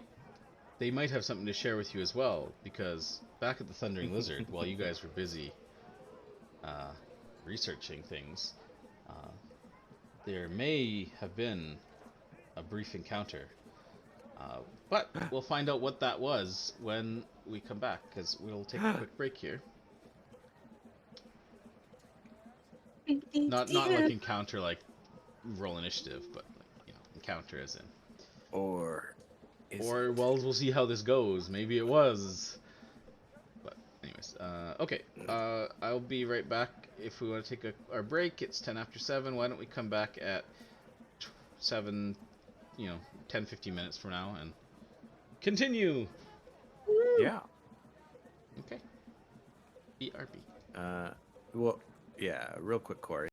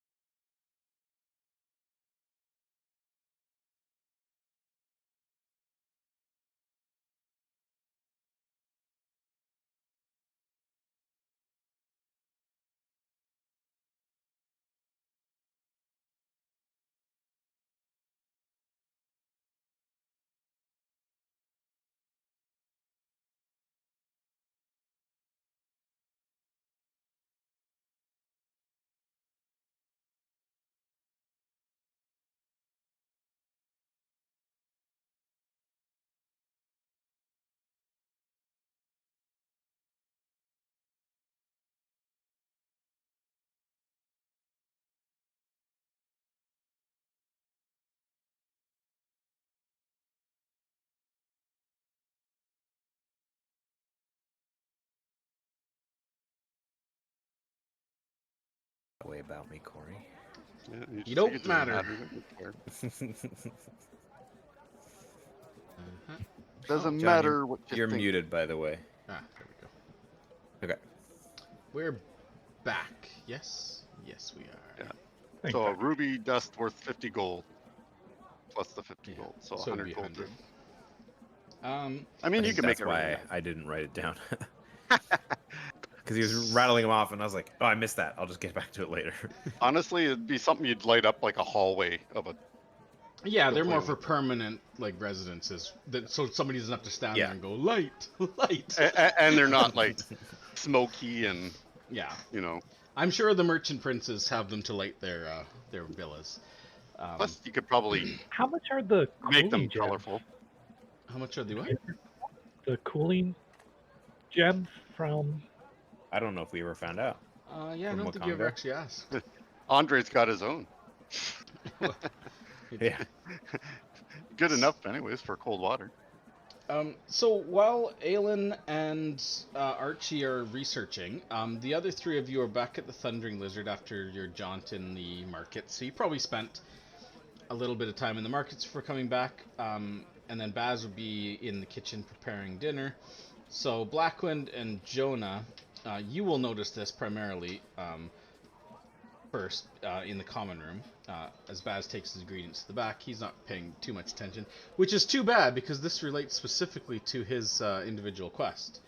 Or does it? You would notice coming through the door a relatively disheveled looking Musharib, the albino dwarf guide that you met a while ago now, back in before you left for Mbala and all of that. He looks, yeah, he's dirty and sweaty. It looks like he's been on the road for quite some time.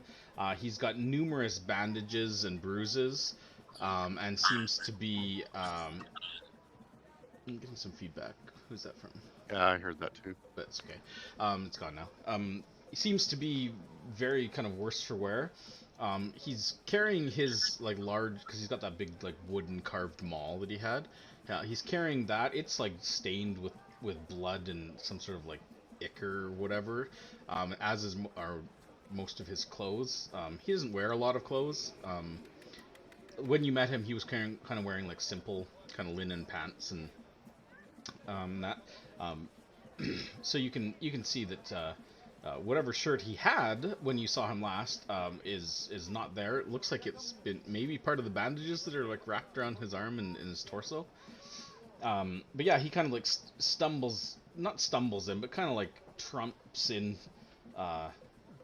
to the inn, and then kind of like shoots a kind of a look over his shoulder at another figure who comes in after, which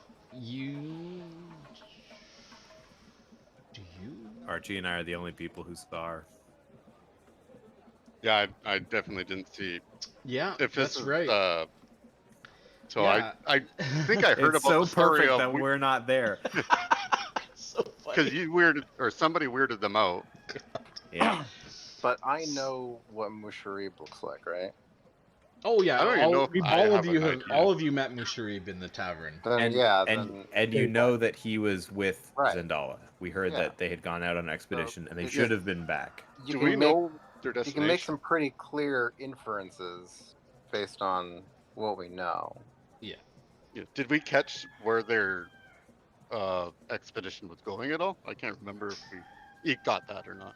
He wanted Maybe to we go did. to Mesro. Yeah. When last you heard, you knew that she was looking into maps of or to Mesro in the map shop. And then you heard that she, through someone, Olin maybe, someone, that she had hired Musharib, and had left. That was all done while you guys were out on your own expedition. But yeah, he stumbles in, followed by a again very disheveled looking young woman with blonde hair, although it's very dirty blonde hair right now, kind of greasy and kind of like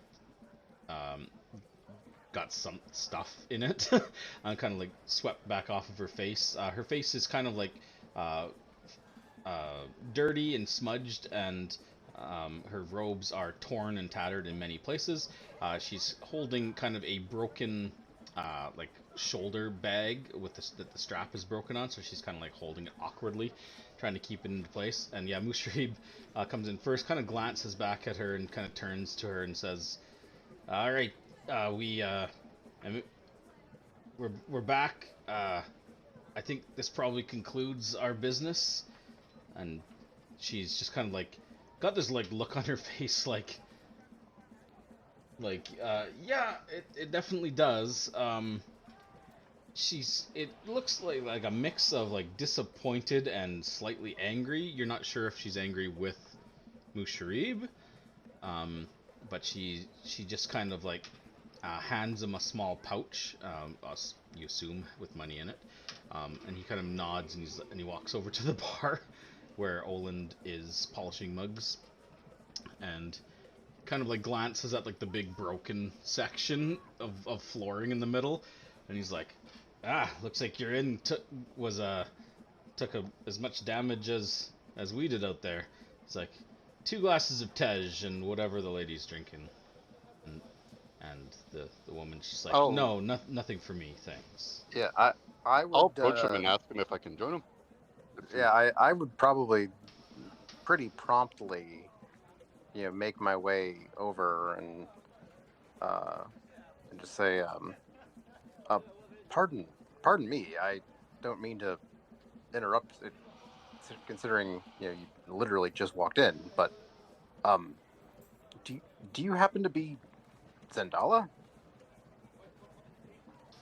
Musharib just keeps walking and like sits down at the bar. Doesn't stop when you start talking to her. And she kind of like glances at you suspiciously, and then she gets like a look on her face, like maybe a slight recognition. But then she kind of like shakes her head. She's like, yes, that's my name. Sorry, and you are? Oh, sorry. Well, my name is Baz. I'm a friend of Syndra. You know her, right? She kind of like looks you up. She's like, "You're the cook." Yeah. Yes. Wow. Small world. Sorry, I'm a bit preoccupied. I've had a very rough several weeks. Sorry, is there something I can help you with? Oh well, yes, actually. Sorry. I'm a big part of my reason for being here is to actually find you. Find me? Why? Well, when Syndra was on her deathbed, And her eyes kind of like shoot up a bit. She's like, deathbed? She's dead? oh goodness. I'm so sorry. I Uh-oh. thought you knew. She's like, yeah, no. When? yes. How? Oh. And she kind of like just kind of covers her mouth a bit. Just like, Oh, I'm so sorry. Well, yes, she about what 2 months ago, 3 months she's ago like, now. so shortly after I saw her, I knew she was sick, but was it and she kind of like lowers her voice. She's like, was it the curse, the death curse? It certainly seems that way. She's like, what a waste. She kind of like kicks the floorboard, and Orland's like, hey, enough damage to the floor. Listen, I realize that this is strange, and I don't mean to, like come across as forward or assuming or anything of that notion. Would you be or would you be willing to just stay here until for a minute? I was just about to go cook up a light dinner for me and my friends. I'd happily serve you as well, and we could sit around and chat and get to know each other a bit, and I can explain sort of why I'm here, and maybe we could help each other. She kind of like looks at you, like considering, and she kind of like glances kind of around. She's like, sure. Let me. I'll just find. Assuming there's some space, let me just arrange for a room and maybe get myself cleaned up a bit and settled. Of course. Sure, we can talk. I mean, if you come all this way looking for me, I'd definitely like to know why and what. Yes, well, we'll talk about it. Okay. Great. And sorry, it was Baz. Baz. Yes, Baz, of course. Sorry, my apologies. Xandala, and she extends her hand forward. And I shake it and I give her a nod and these are my my friends Blackwind and Jonah, assuming that you two are there. Yeah, Blackwind has kind of made his way over and sat down next to Mushrib at the bar. So when you introduce him, Mushrib has they've just received their Tej. Okay. Is but, Jonah there?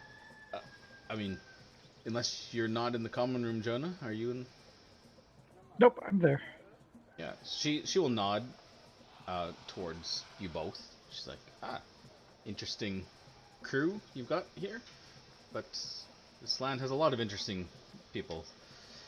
Okay, let me settle up. I'll be happy to make your acquaintances further once I've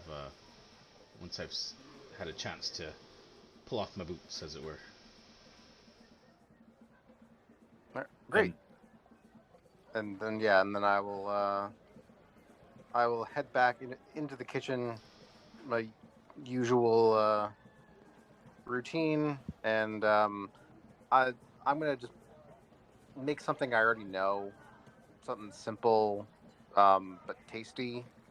Just I want to try and cut down on time. I don't want to risk her running off again. Sure. Well, you've got. No, you don't have an extra tier of dice yet. I haven't leveled up. Sure. Well, you're not at your computer, yes? No. Liz, can you roll through 4d6? Is what he'd have What's to make 5 probably. honest? plus It's 5. plus 4. Mhm. Yeah, Oh my you're God. plus 4.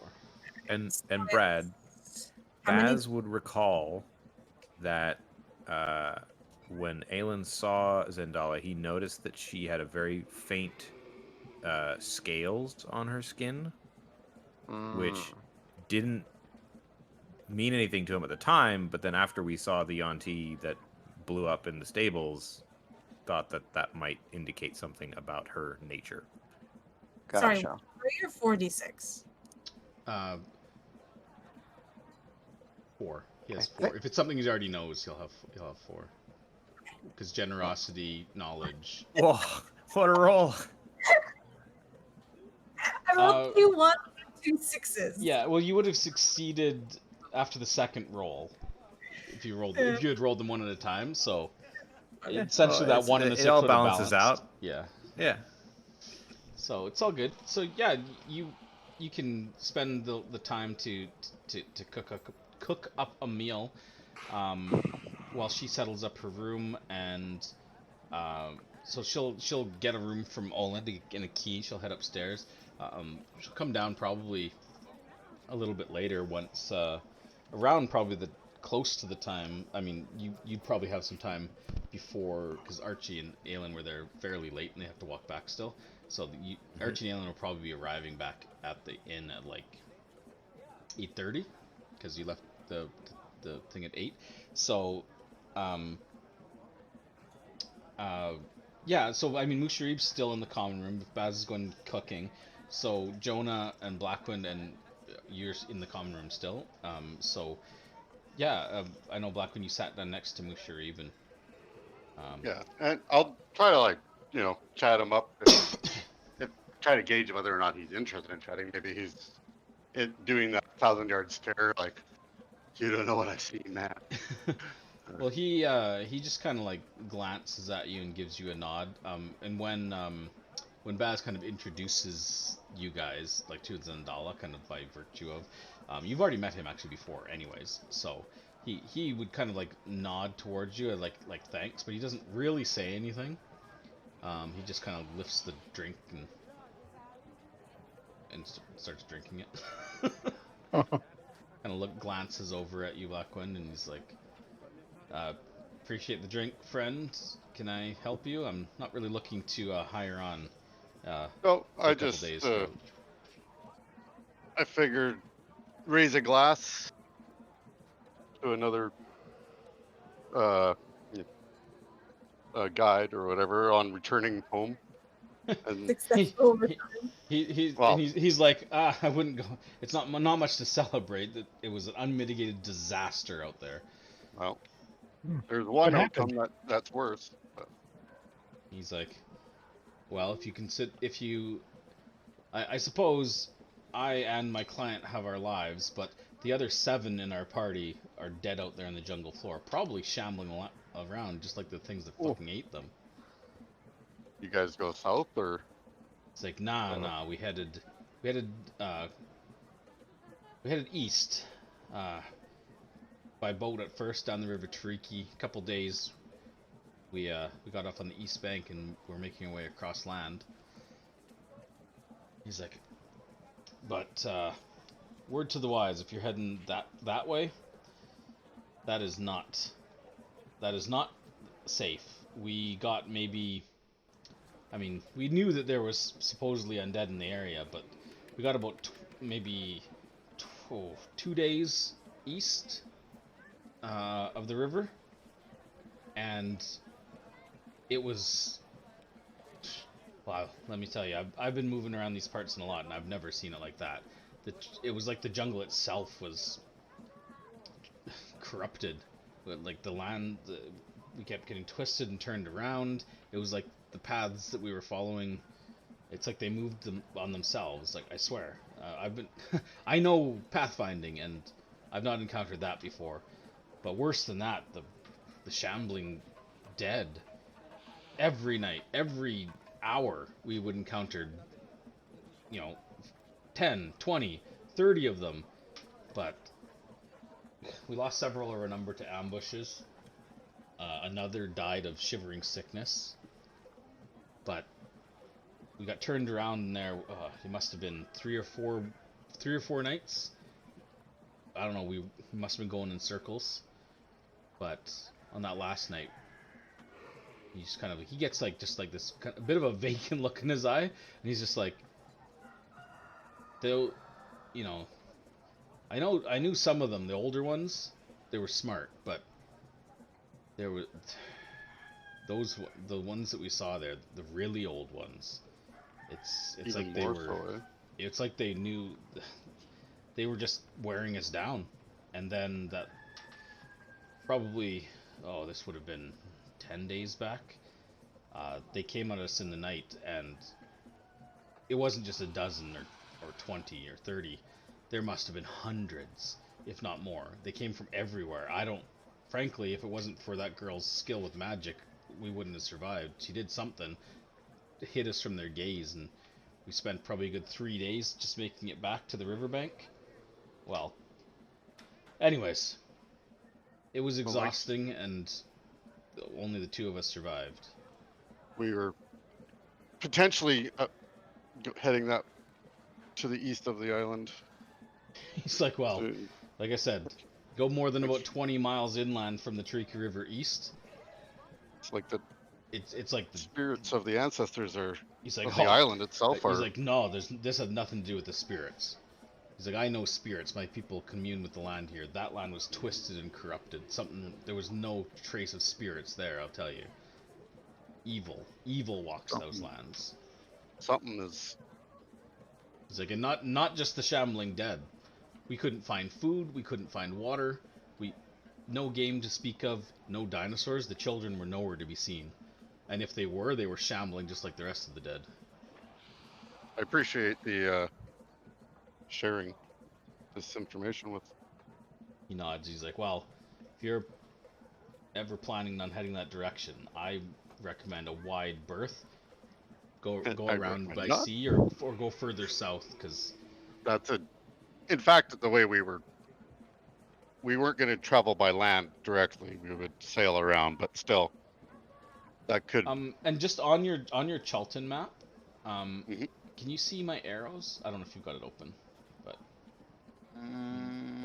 Oh yes, yeah, he's referring. I don't know if it it points just went away though. points into blackness. Yeah. Yeah. So he's referring to like that general location. He would Oh, give wow. you enough of a. You know how roughly you've been out in the jungle now. How far you can travel over certain Yeah. days, and if he's correct, it's that general area there, kind of in the center of the. That could He said that be is ill bad. tidings of our trip, even on the far side. If the undead are that bad, He's like, there. I didn't think they were that bad this north. I knew in the south I've heard tales of, although that's not my area of expertise, is traveling south, but well, far south around Harakmar. Sure, I know that area, but in central Chult, I knew that there was word of larger groups of undead, but I've never seen a jungle like that, corrupted, dark. Like the trees themselves were dead and twisted. Anyways, Well, if we do head out, maybe before we do, I will seek you out just for some if there's any landmarks that you could point out on a He's map like, or something like that. I don't know how much help it could be. Like I said, it's If like there was, It's like the land itself thwarted our attempts to get through. to be honest, I mean, if there was something useful that he could, I mean, he is traumatized. Maybe Yeah. not. But he says, "Well, I won't be heading that way again. No, I'm more than willing to head back south, cleaner lands, but I'm not." If you're willing to, if you have anything that you could add, you know, before if we end up going out that way, I'll gladly toss you some coins for the information. He's like, "Well, we'll see. I got to report back into Joe Ball, anyways. Yeah. Sure, he'll Yeah. update the rest of the guides with whatever I can." Well, rest. Take your rest when and enjoy it. Yeah. And he's like, "Oh, if you don't mind, I don't feel much like talking anymore. I'm just gonna enjoy my drink." Yeah, I stand up and bow my head to him and return to my original table.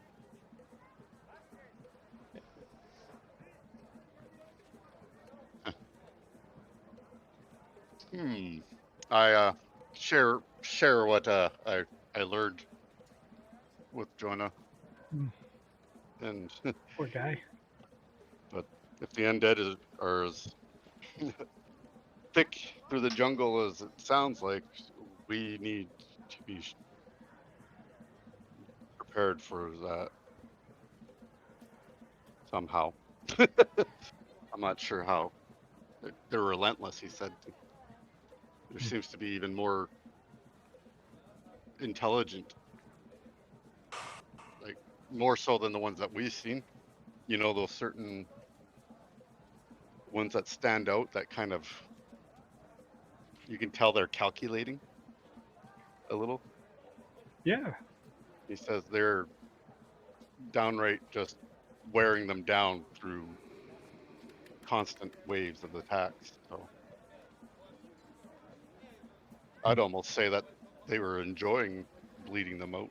And if the undead were known to enjoy anything. Maybe. But this could prove difficult to, although by boat definitely sounds like a great way to get around now. But I would assume that the undead are just insane over there too, quite possibly. Did he mention anything about treasure? Well, no, because I don't even think they reached their goal. They lost 5 of their members, he said, or 7. 7. And I'm willing to, if he's willing to share some information before we go out that way, if he has anything to share. I said I would toss him some coin for, and then maybe he can point out some landmarks for us to possibly look out for. Very nice of you. But he is looking at him. I'm like, he probably is in a faraway place. See soldiers with that spot. I'll leave him be. Hopefully we can talk to Babs' friend when she gets back. I think he's just processing. Dwarves are tough though. He'll eventually come around. Well. I don't think he'll ever go that direction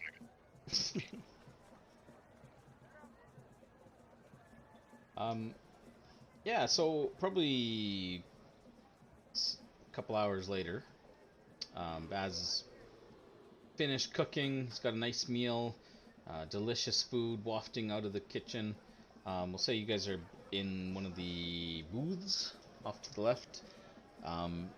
And yeah, Xandala will return to the common room, freshened up, although her clothes are still, although they're slightly better shape than what she walked in with, they're still kind of torn in places, and but they are relatively clean.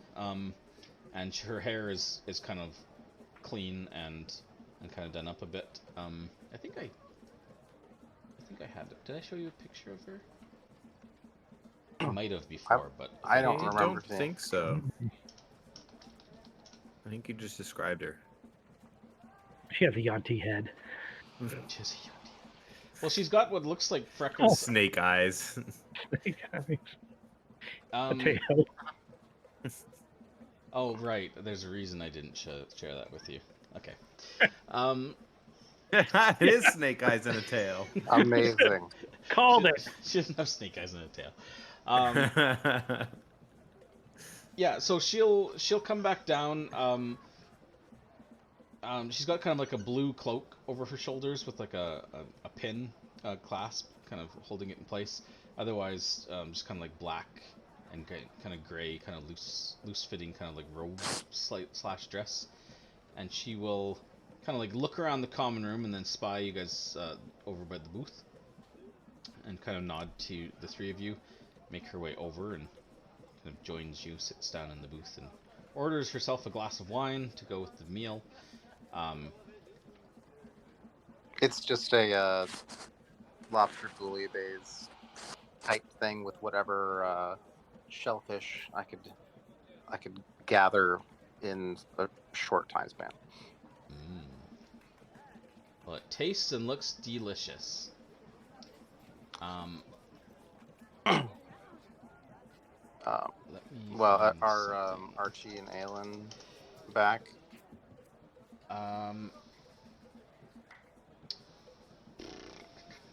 Sorry, I just have to find something. If Yanti are allergic to shellfish. Yeah, I'm just checking if she's allergic to shellfish. She's not a Yanti. Or is she?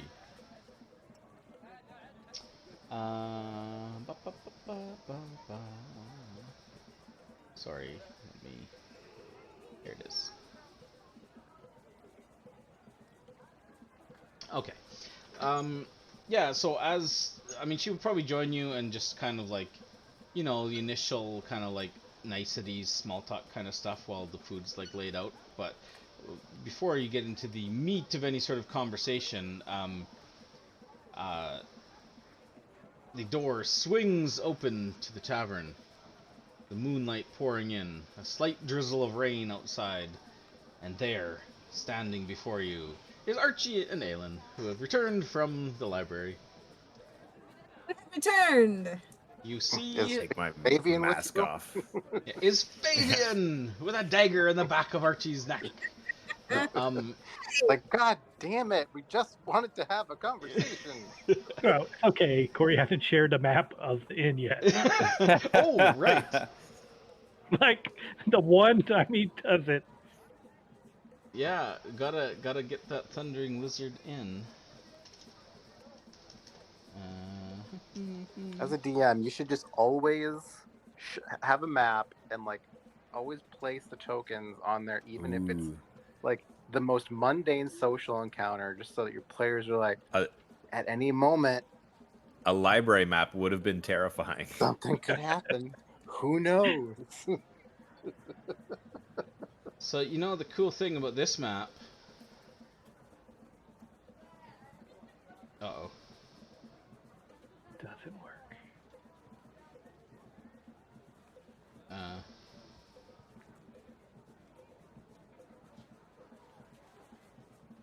There you go.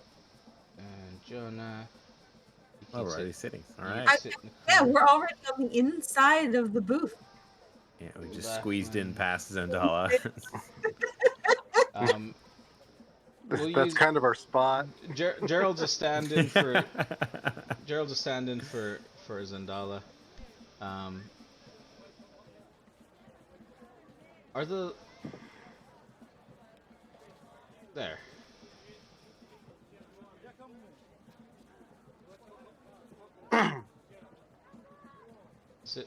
I don't know. Tell me, guys. Does it work? It's But the delayed fireball trap that's there. It looks Yeah. like normal. yeah, like I can only see what my character would see. The rest is black. Yeah, but the We I we guess haven't there's- seen the rest of the Thundering Lizard yet. Like Yeah. They did a lot of renovations. everything that with the update basically got rid of a lot of map stuff. Yeah, I cleared out. Thankfully, not the overland stuff. Sure. But we know the layout more or less. I think we're trying to show off the lights. I'm assuming it's oh, working. pretty cool. it is working. There's just so many that the whole thing's bright because they all overlap where the braid is. But yeah, you can see the glows, right? Like if you look where the fireplace is, the glow of yellow, and in the Yeah. I corners. don't know where the fireplace is. The left side. Oh, Oh, Aelin step might out of your booth, You can even Aelin. see the Oh. glow. You can even see the light glow. Oh, I assume Yeah, that like if was you- part of the map. Oh, we can move ourselves currently. Yeah, I unlocked you. Okay. Hmm. Oh, cool. Like what you've done with the Oh, place. the fog of war is blurry now. Yeah, it kind of blurs Oh, it it's now. Interesting. Our booth. Our booth is over here, but that's okay. That's cool. And if the lights were like, if I turned the lights off, everything would be black and white for those of you with dark vision. Ah, cool. But yeah, because the torches, because there's so many torches, they extend bright light out. That's all overlaps. Pretty much everywhere is brightly lit. That's why it kind of looks like it normally would. But if I Very cool. turned, I wonder, can I turn? Let me show you Ooh, guys. the light something. over here is flickering. Which light? A torch or a candle. I don't know why. I can see a bit of light and it's flickering. Here, if I.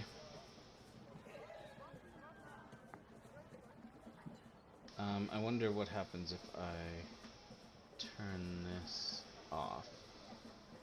But yeah, see, Liz, you can see like the light. See Yeah. how? Yeah, if you go outside, it's easier to see because there's no light because the walls block it. So you see it coming from the windows, but then it gets like Then it gets like dim. black. But see how it's black and white where you can't see the light? Yeah. Yeah. Yeah. Yeah. Wow, Xandala, isn't it so well lit in here? I never really took the time to appreciate it. Oh, there's a I think there's a door in the north. Door to door. Yeah, there's a door. Go to this room here, because there's no light source in there. So let me open the door for you. So go inside. So see how it's like. Now if I close the doors, it should be for you. Don't do it, should, Andre. It's a trap. It should be black and white for you. It is black and white, yeah. Oh, But it's black. Well, no, it's all Wait. fog. Did It's all did fog you? of war Oh, now. you know what? Did everybody change their senses on their character sheet?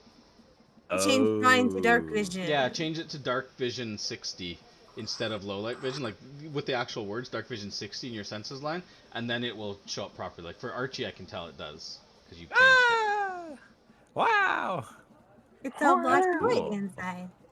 Archie, go in that room. It's dark. See? It is. If you go into like this first one, it actually You can see cuts the line. like a straight line. Yeah. My Yeah, yeah. eyes leveled up. Anyways. Very cool. So yes, it does work. This is just happens to be very brightly lit in, so it doesn't really show it off too much, but it's kind of cool. Anyways. doesn't seem to be slowing it down either, which is good. Not You make it yet. rain in here with some wind blowing. Close that. Okay. So anyway, so you guys come in. Gerald is the stand-in for Xandala. She kind of stands up and like lets you guys into the booth, unless you want her to sit on the inside. I don't care. She shoves down. She doesn't feel like being trapped in a booth with you guys. Doesn't matter. That's fair. Well, In the corner. Xandala, thank you for agreeing to eat a meal with us. She This is our friends Archie and Aelin. she glances at the two of you and she's like, "Wait, I've met you. We met in the map shop." We did not mean to come off as creepy. I apologize. We might have come off as weird, but I swear we didn't mean to. Like, You said your name and we recognized it because our friend was looking for you, and we might have come off a little creepy. He's like, "Well, I'll be honest, it was a bit unnerving being new to the city and all, and having two random strangers come up to me in the shop, interrupt what I was doing, but as well, and then start telling me that they knew someone who knew what I was looking for." Yes, I'll be honest, it did kind of creep me out a bit. Yeah. As I recall, you were expressing a particular interest in what my sister was doing as well. She nods. Well, that's fair enough. Then she turns back to Baz. But nevertheless, yes. All right, so as I was saying originally, I was close friends with Syndra. We all actually have some level of connection, but I believe I spent the most time with her, and she told me at just as soon before she unfortunately passed, and yes, we do believe it was the curse. Definitely was. Just while you're talking, Baz, you will pick up on this, and as will Aelin. Something moves on her shoulder. It's not visible, but definitely something moves. You see, like, literally, like, her clothing and her hair kind of shift as something moves. I saw that the first time too. I don't say out loud. Because if you do, I would probably pause for a second and like try and like take a bit of a closer look, and then just sort of shake it off and be like, whatever. She kind of looks at you. She's like, "Oh, don't mind him." She kind of points, and then for a moment, a kind of like red winged, small, like kind of cat-sized lizard that just appears into view. It's like, "Summerwise, my familiar. Pay him no mind." Oh, and then it vanishes again like a second later. Summerwise? It's like, yes, he's a pseudo dragon. Oh, that's really cool. Archie can kind of do that now too. She kind of like leans over, looking past Aelin. By the way, Aelin, you notice it's like literally right next to you because you're sitting next to her.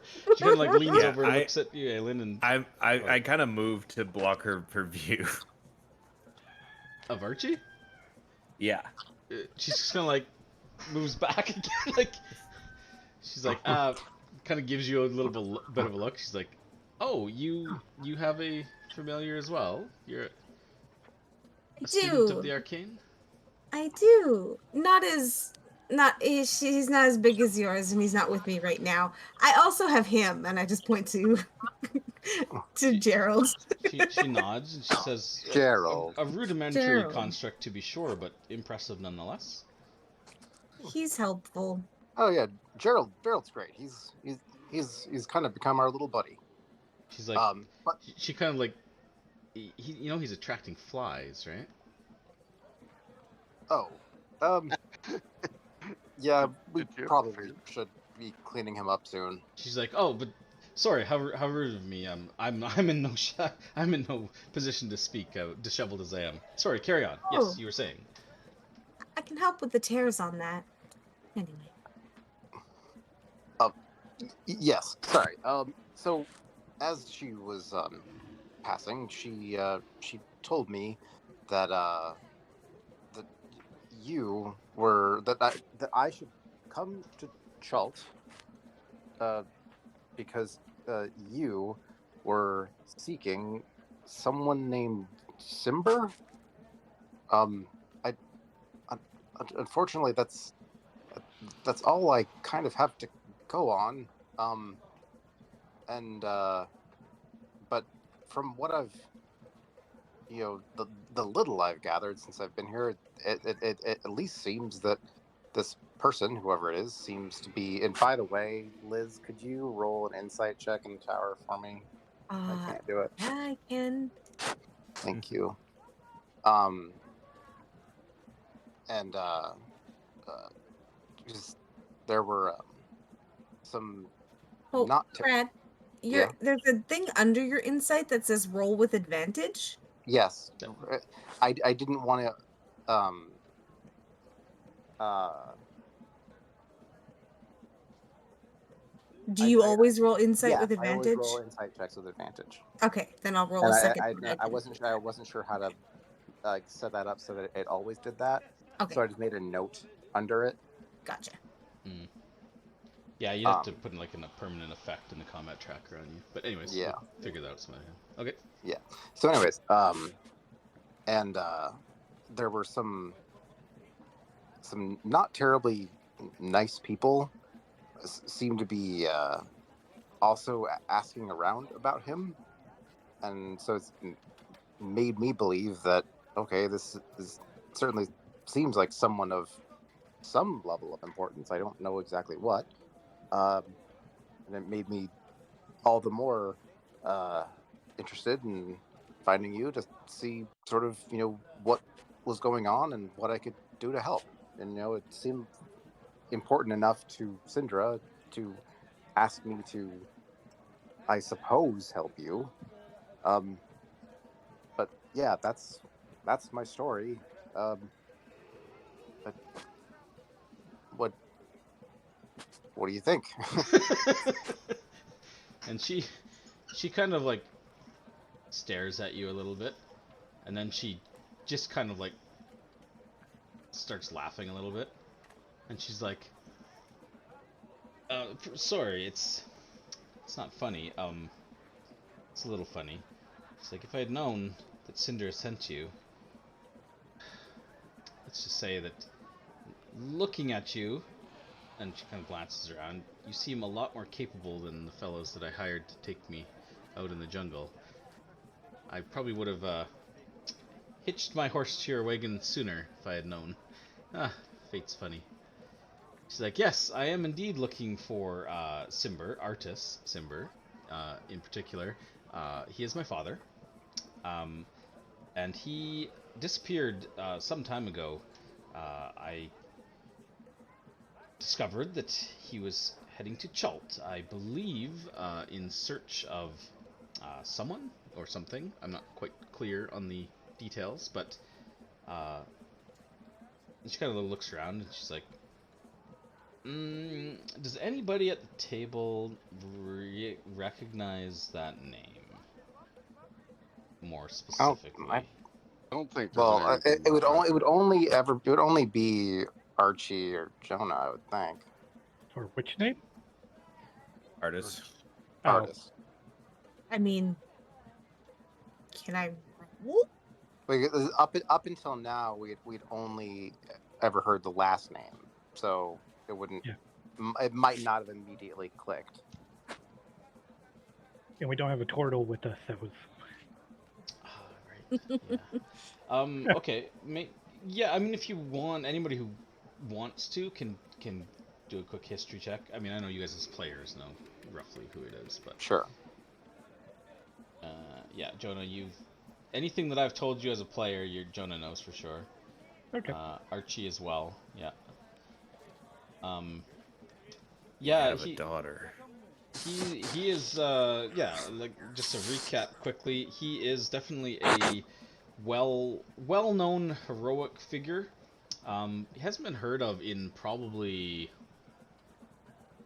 10, 15 years at this point, maybe a bit longer. But in his time, he was definitely an adventurer and a kind of prominent adventurer. They did a lot of work with the Harpers and other organizations throughout the Sword Coast, fought evil and all that kind of stuff.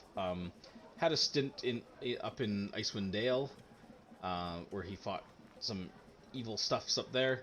The details aren't really important, but essentially he is a bit of a heroic figure. Um, Recently, his legend has kind of faded somewhat since all the events leading up to and including the Obsidian Sky, and since then, because you know, given how many people died and all the heroic events that happened during that, that's kind of been the talk. But before that, he was definitely more prominent. But since he hasn't been around since 10 years before those events, he's definitely kind of, while still known, it's kind of a name that's like, oh yeah, you recognize that. Artis he must be an old man by now. He must be. Has to be.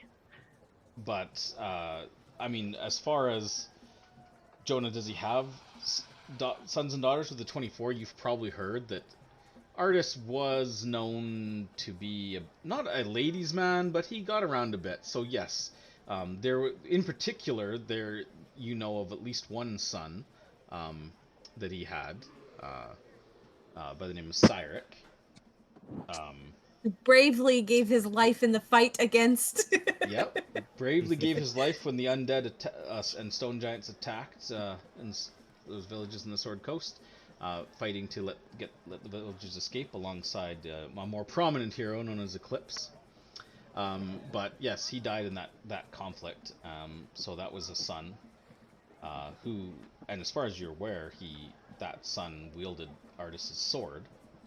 But the man himself is a bit of a mystery. Hasn't been seen in the Sword Coast for near on 2 decades probably.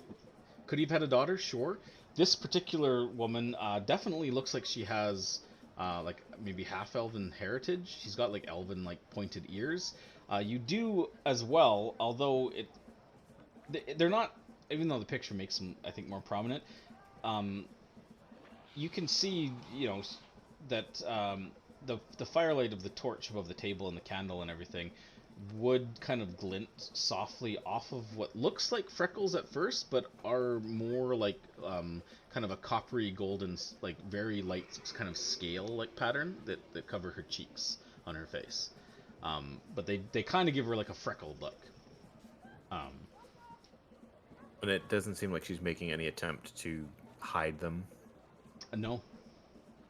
I mean, like I said, from a distance, or but sitting next to her and looking at her, yeah, you can definitely tell that they're not just freckles. Like they look to you like scales. Would I know if like a half human, half dragon child would have features of like a dragon, like scales or something like that? Make a Arcana check.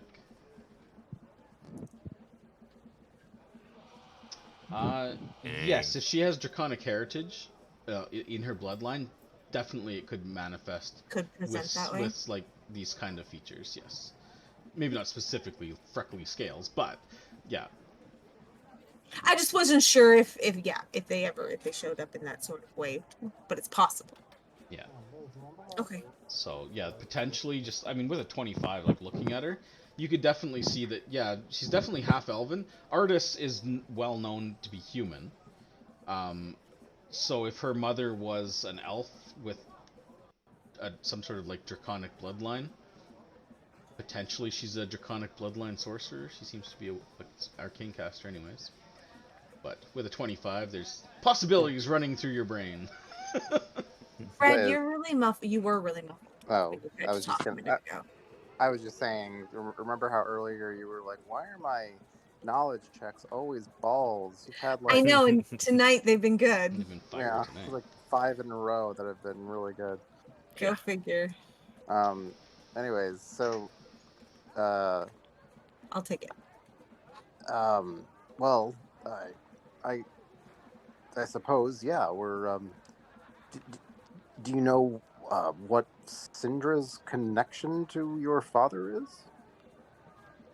Uh, she she nods. She's like, well, I mean that it's the reason why I went to see Syndra in Baldur's Gate. Sorry. I was like, no, it's not Watergate. Watergate. Walter's Gate. Yeah, in Walter's Gate. No, she's like, it's the reason I went to see her. I discovered that at some point in my father's past that he actually adventured in the land of Chult once with Syndra, and Oh, I just assumed that maybe she's the only one I could find from his previous adventuring days that I could locate. So I went to visit her and just asked if she had seen him, if she knew where he might be, and she pointed me in the direction of Chult. I can only assume that this is where he's been. How he got across the seas with the raging storms, but now that they've abated, I was able to finally follow him here, and hopefully I can locate him. Um, and well, frankly, I've got questions. sure. That's perfectly understandable. Um, can you tell us anything about him? What does he look like? Does he have any sort of kind of standout features? I suppose. What would he be doing in Mesro? How She's did you like- hope to find them? she's she's like, she kind of like looks around at the various people asking her questions. She's like, well, I mean, I'll admit I've never met my father, but I have seen portraits drawn of him from my mother. I mean, he must be, uh, well, I'm not sure whether he's actually alive, but he's definitely an attractive man. I mean, I've heard he sports a facial hair and has brown eyes and brown hair and hazel eyes. Although I imagine he must be graying at least by now. I understand he carries with him an ornate dagger, which he calls Bookmark. It has a red velvet handle, magical, quite powerful. If the descriptions I've heard is correct. I do know that he was last seen traveling with a Saurian companion, I believe by the name of Dragonbait. A strange name, to be sure, but yeah, not it's one that would stand out in a crowd. And she kind of like looks around at the table. Is like, well, like some of you, but What's Sauron? a Saurian. He have you seen the terrafolk of this land? Hey, Yeah, Yeah. like that, but my understanding is a bit smaller, perhaps like dwarf sized, maybe a little bit larger than a dwarf. No wings, but similar features, kind of a reptilian race. I believe related to lizard folk, but I can't be sure. Not native to this land, I don't think, but they're quite prominent in lands to the east, Maztica and such. Anyways, they strangely they communicate through their moods through smells and have a kind of a chirping, almost bird-like language, similar to the Kenku. I'm not sure if you've encountered Kenku, but anyways, I digress. He's traveling with him. My understanding is he's a paladin of Bahamut, which is odd as well, but you would think that they would stand out. But since here, nobody's in this land has been able to point me in the right direction. My mother used to tell me that artists, well, whether it's true or not, it's hard to say, but artists left us. My mother insists that he didn't know that she was carrying me when he'd left, and by the way, you can probably gauge that she's probably like pretty close to like your age, Archie. Like she's Mm. pretty young. Okay. But she says, my father apparently, um, whether you consider it scandalous or not, apparently was married, and his wife is Chultan, or from Chult. I don't know what happened to her, but my understanding was that he may have learned of her whereabouts, learned that she yet lived, and came here in search of her, and so I've come in search of him, as it's the only lead I have. My mother, she sadly passed in the obsidian sky, but since then I've taken what little inheritance I had. I took it upon myself to use my innate skills and training in the arcane to, well, to hire a boat and come across the ocean, and I find myself here in Chult, and frankly, it hasn't been going as well as I thought. And then she kind of digs into her pocket. She's like, the only thing I have to go on is this, and she pulls out a small silver key that has the symbol of Ubtao etched into the top of it. She lays it on the counter, and she says, my mother left me this. She said that, I have no idea what it's for, but she said that that artists would often look upon this key. He left it in her safekeeping, but I don't know much more about it. But I've since learned upon arriving here, I'm not sure how familiar you are. If you've been, well, you must be relatively familiar by now, that this is the symbol of Ubtao. So I figured, well, where does a key to Ubtao open? Well, according to local legends, the city of Mesro is the holy city of Ubtao. I'm hoping if I go there, that perhaps my father may have looked there as well. And maybe this key will tell me more. She's like, it's silly, I know, but I mean, I don't have anything else. I had nothing keeping me back home, so. Sure, I mean, you go with what you By have. the way, you can, Baz in particular, can tell, as well, to a lesser extent, Aelin. She's definitely not telling you everything. She's being relatively particular in what she shares, but you can't tell if that's because she wants to deceive you or she just doesn't fully trust a lot of you. I wouldn't expect her to spill the beans on absolutely everything to people that she literally just met. Yeah, people, you we're like probably, always honest. Baz, you probably get the sense that she seems like she's willing to talk to you. You almost get the sense, actually, that she might be kind of like grasping on to, like, you know, kind of like walling around with no direction, and suddenly there's like, oh, here's something. Here's some sort of like hope that it's not totally lost to become here. So she seems like she's kind of eager to grasp onto, like, if Syndra sent you to help her, then finally something's gone right now. Yeah, sure. And yeah, and I would respond, in kind. Well, we all have, varying reasons for coming here, and we've learned quite a bit. We've already had a somewhat lengthy excursion out into the jungle. She It nods. She's was, like, well, hopefully you fared better than mine. I didn't think I was going to survive. If it wasn't for Musharib, and she kind of like leans out of the booth. Musharib, by the way, if anyone like looks to see, he has left. He's not in the bar anymore. When he left, you're not sure.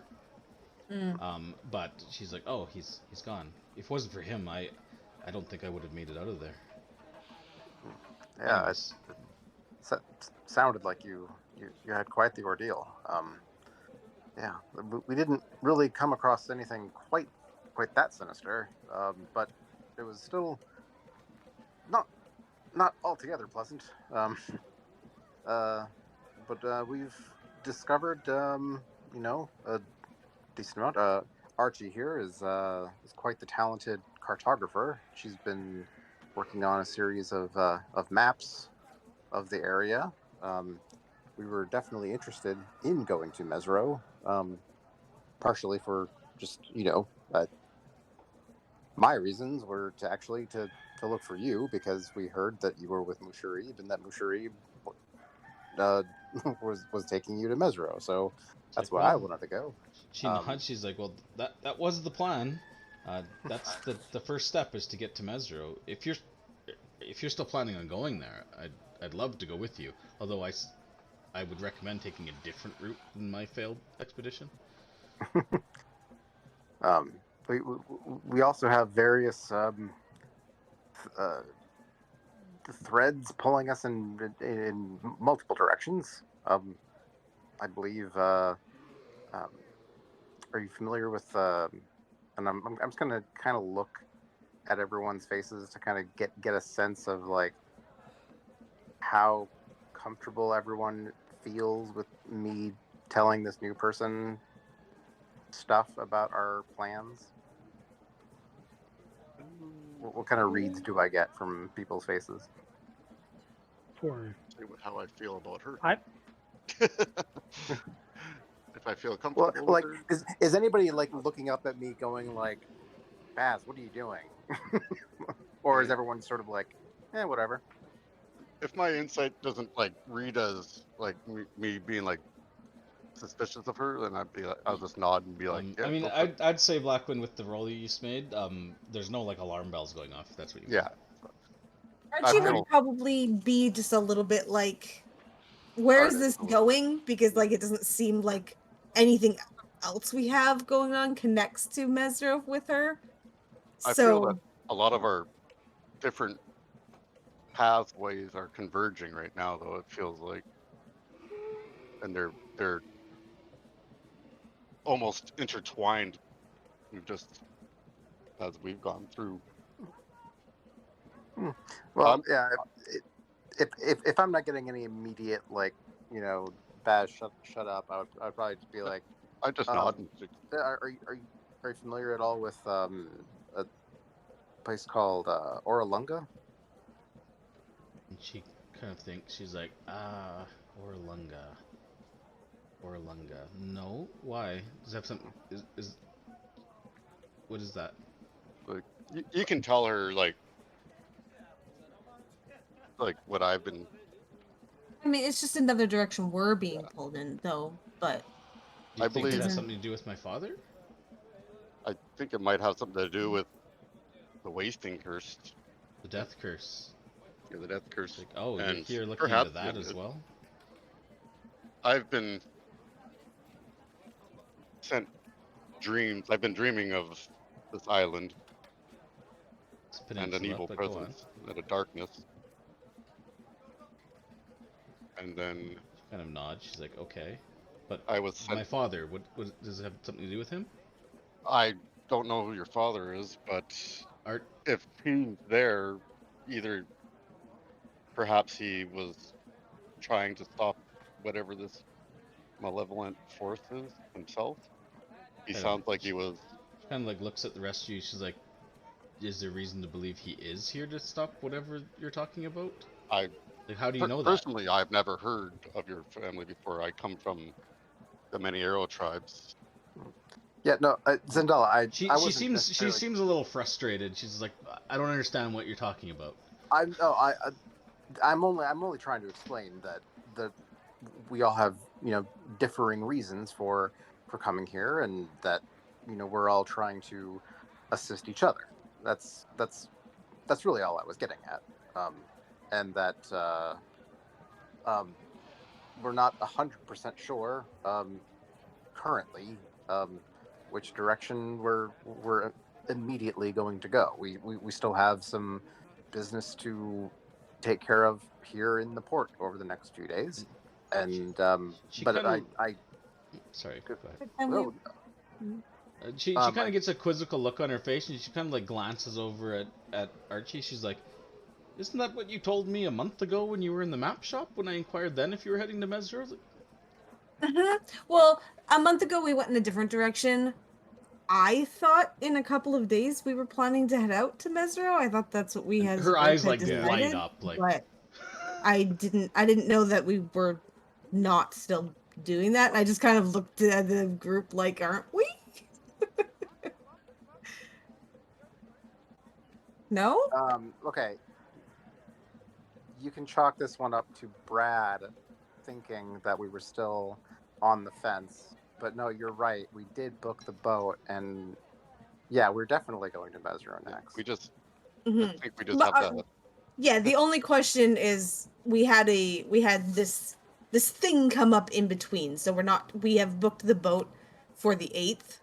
Yeah. So we're not sure if we will be leaving on the 8th or And right after, because we do have a job that we have in Xandala, who's between. obviously like, she kind of like is obviously excited. She's like, well, that's great. She's like, so you have a boat, so you know where it is. We have a description of where it should be. Yeah. She's like, and she's like, so you have a boat, so obviously you can't take it down to the Tariki. I've heard that that's a very difficult journey. I know that Mesro, at least I've surmised that Mesro is east of the River Tariki. I assumed it was somewhere in the center, but you're saying it's closer to the coast? Or... Our understanding is that it is, and Archie would pause to see if anybody is just like, no, don't continue. Again, I kind of mean, like Baz did. you know, This is we've already told her we're going there next. Yeah. There's Man. that and this is cat's out of more the linked bag. to you. Yeah, so our instructions, and I would probably lower my voice a bit in case, I wouldn't be real loud about it. Yeah, But I would, I want to do a quick scan of the room just to see if anybody's giving us the it's a looky-loo or pretty listening. busy night, unlike last night. It's a pretty busy night, but nobody seems to be looking your direction. Gerald's kind of standing out in front of the booth. It's kind of, people are kind of taking a little bit of a wide berth around him and kind of occasionally glancing in your direction, but more because you guys are interesting people to look at. Nobody seems to be in like earshot or actively overhearing. yeah, so I would let her know that the instructions that we had were to head to the Kitcher's Inlet and slightly down, like where the River Oland comes off of the river, or of the Kitcher's Inlet, and then go west into the jungle there. So it would still put it east of Tariki potentially, but we were told it was closer to the Oland River versus, I don't know how far the Tariki River goes south, but that was a few days into the west of Kitcher's Inlet, which would be south of where I believe you guys went into the jungle. She's like, From the story that your guide shared, it sounds like going around and starting on the other side. Maybe. We were also informed that the Flaming Fist have already found it. So on our way around the coast, we were going to stop in at the Flaming Fist and get a charter and talk to them to see if they had any information that could point us more specific. She reaches well. into her pouch and pulls out a scroll and puts it down. She's like, if you take me with you, I've already got a charter. Nice. She's Did like, you ask about Mesro when you acquired it, if they had any other information? I did, but Okay. let's just say they aren't the friendliest bunch. Yeah. And I got the sense very quickly that they weren't really interested in Anybody else? Yeah, but I was told that this is important to not be accosted by them. We didn't run afoul of any of the Flaming Fists. I sort of wish I had, because at least perhaps then we could have. Well, they might have been able to help us. Because we were if there was as much undead as it sounds like, it's possible whatever forces they had in the area were overtaken as well. Which is why you may not have seen them. Sounds like it's beyond infestation. It sounds like it's overrun with the damn creatures. She's like, I would go as far as to say that potentially, based on what I was able to observe, when I wasn't running for my life. It seems to me that perhaps the deeper parts of the jungle that we managed to make into, and I'm not saying by any means we made it to the center, or if it got worse if we went further forward, although I didn't see how it could get worse. But it seems to me that potentially that there's some sort of overlap or manifest zone with the Shadowfell there. Oh. It was unlike, it was otherworldly. The stars didn't seem to be right when we could see them through the thick canopies. The trees were twisted. They were strange comparisons. They weren't the same. The flora and the fauna, there was life, but it was not like the rest of the jungle. There wasn't colorful birds. There was insects, yes, but like vermin and carrion eaters and the undead. And perhaps they're just attracted to those areas. Perhaps the undead itself, the concentration of undead itself, may have warped the land. I know that sometimes strong concentrations of necromantic magic can have that kind of effect on the lands, but this was unlike anything I've seen. Not that I've studied it extensively, but in my studies. Yeah. Anyways. So you're not well versed in combat, like the undead? No, not particularly. Not like super good. I have some innate abilities, others that I've acquired through studies. I don't consider myself to be an advanced.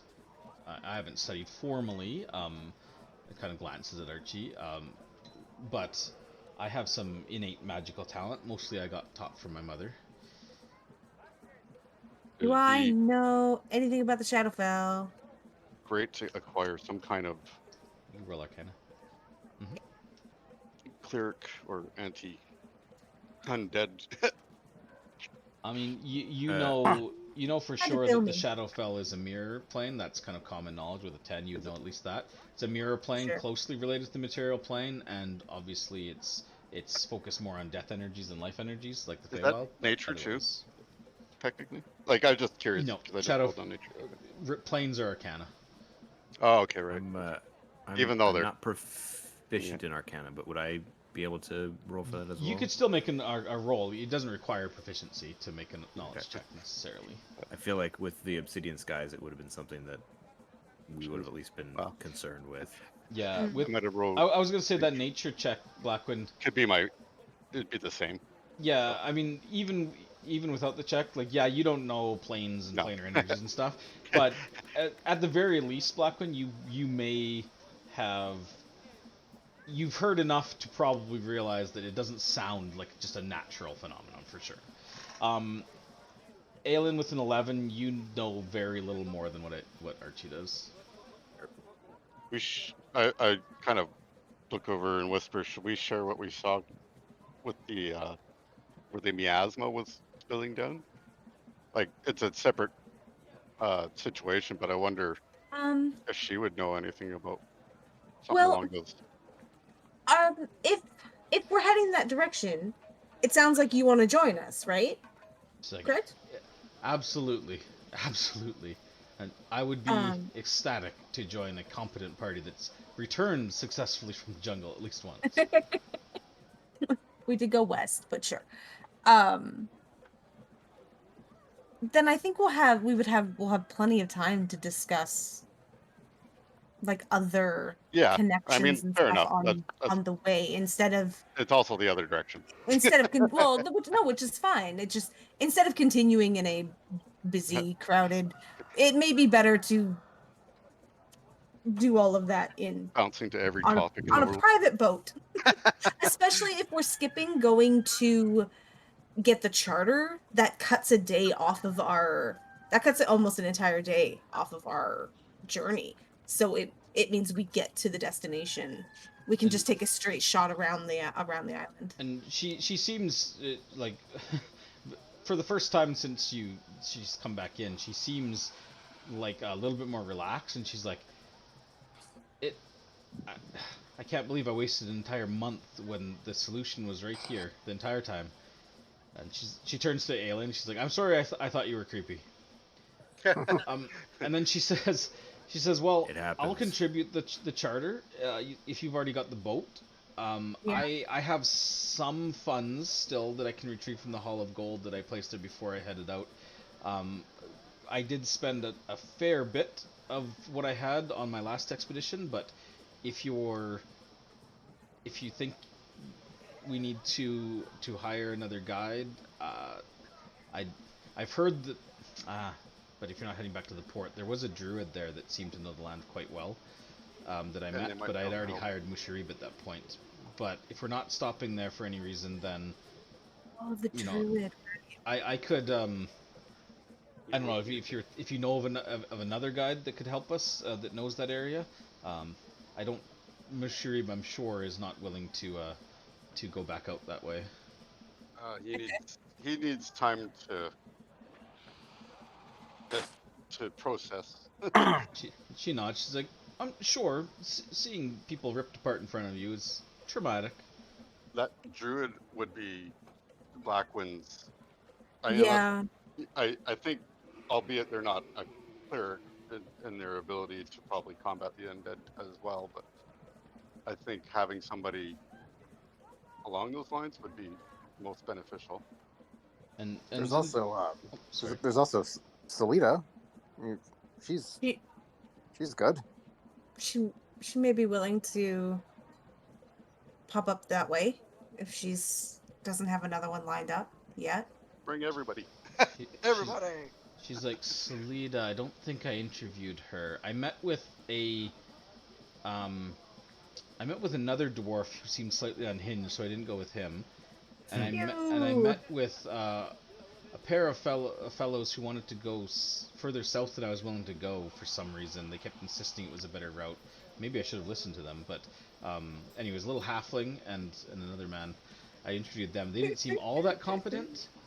And then there was that fierce Chalton woman with the red hair. She seemed to be quite. She looked like she was quite strong. I don't know if she had any ability like to combat the undead, but she seemed like she knew that area as well. Anyways, I'll leave that up to you if you will, if you want, if you have a guide that you like, or if you don't want one, I'll leave that all up to you. And then she's like, Azaka. Azaka, she was mentioned. and anyway, so she's just kind of like, well, this is great. Well, we can. You said you chartered this boat. What? When should we plan to leave then? Or sorry, So- I'm getting ahead of myself. Should we join our efforts then? I mean, I'm certainly on board, of course, with you joining. She nods. One of the goals heading that way was to find you, so And then she I don't kind see of why like not. pauses. She's like, "Oh, sorry. You mentioned something. I don't know who mentioned something. Somebody said something about unsavory types potentially looking for the same man. Who? Oh, Yeah. Oh, that was Andre, yeah. It's I someone didn't else is mention in that, search of but it? I ran into said them. it, yeah. Yeah. Yeah, there was some Zentarum. They were interrogating one of the Temple. temple priests about activities in a similar area, and it sounded like they were looking for your father as well. Real quick. As soon as Aelin said Zentarum, I would have immediately started glancing around to see if that turned any heads. Sure. Archie, can you make a perception check for him? Sure can. Perception. You can do it with advantage because you might smell a rat. I'm just kidding.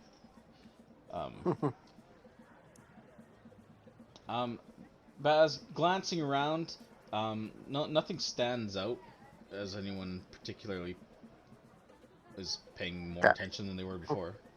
Okay, cool. Yeah. Yeah, they specifically had been looking for artist Simber.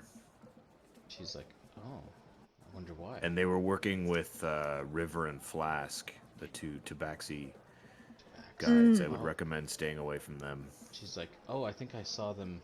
I think you warned me of those. And, huh. Yeah, the two, the unsanctioned. Yeah, I saw their notice. It's like, well, Yeah, obviously we should steer clear. I don't want to get tangled up in anything this entire might be in. What they would look Yeah. well. Also, keep if you are joining us too, we may have made enemies of. If you've ever heard of the 12, just She's like the be who now? wary of pretty much everybody. Beware. They're a syndicate that we've inadvertently put a hitch in their step several times. She kind of glances around. She's like, "Oh, okay. Does that?" It's for the best. They're not to do it, but Yeah, it's the price of being do-gooders, I suppose. You you try and help out and take out one bad guy, and 11 more bad guys decide that they don't like you. I don't like you. She's like, "Sure, They're really sure." bad at communication too. well, or a little too free in it. Well, like, no, well- they were supposed to warn us, and we never got that warning, and then we Oh. fucked with them again. She's just like, okay, well, that's your business. No, I'm like, they threaten people that we've associated with, so just be cautious of. He's saying we come with baggage. Yeah. And she nods. She's like, okay, well, I mean, everybody's got their skeletons in their closet, right? Well, close, so you'll be safe with us. She nods. She's Unless there's crossbows. unless there's crossbows. And then she's like, well, I mean, Aelin, you can tell she's definitely seems much. I want to know less exactly what her skeletons are. she seems much less enthusiastic upon hearing this news than she was a few moments ago. Ooh. But she's just like, well, okay, well, anyways, so sorry, you said you have a ship. When would we depart then? Right. So we have the ship scheduled for the 8th, 2 days from now. 8th. That should be enough time for me to do whatever I need to do in the city and be prepared. Okay. We do have a job that we intend to hopefully take care of tomorrow.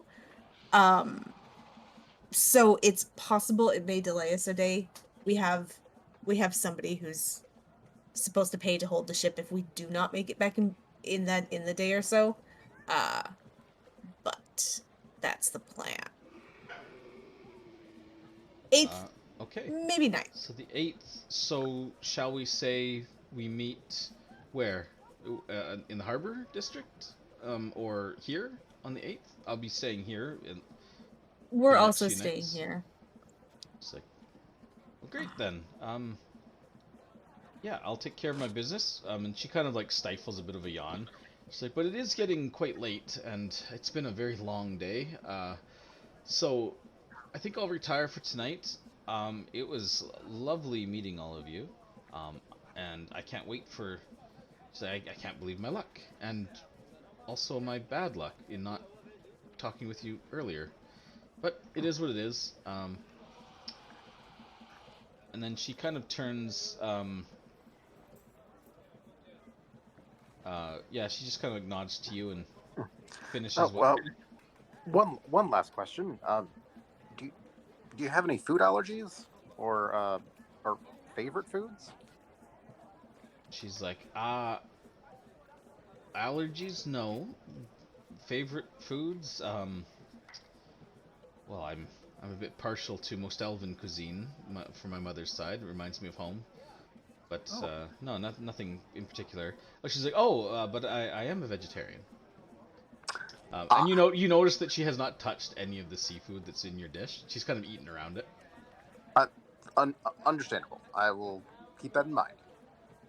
She's like, it's more of a preference, you know. I don't like to see suffering of animals. And she kind of like points to her shoulder, and he doesn't like me eating other I don't know. He calls them potential familiars. Ignore it. It's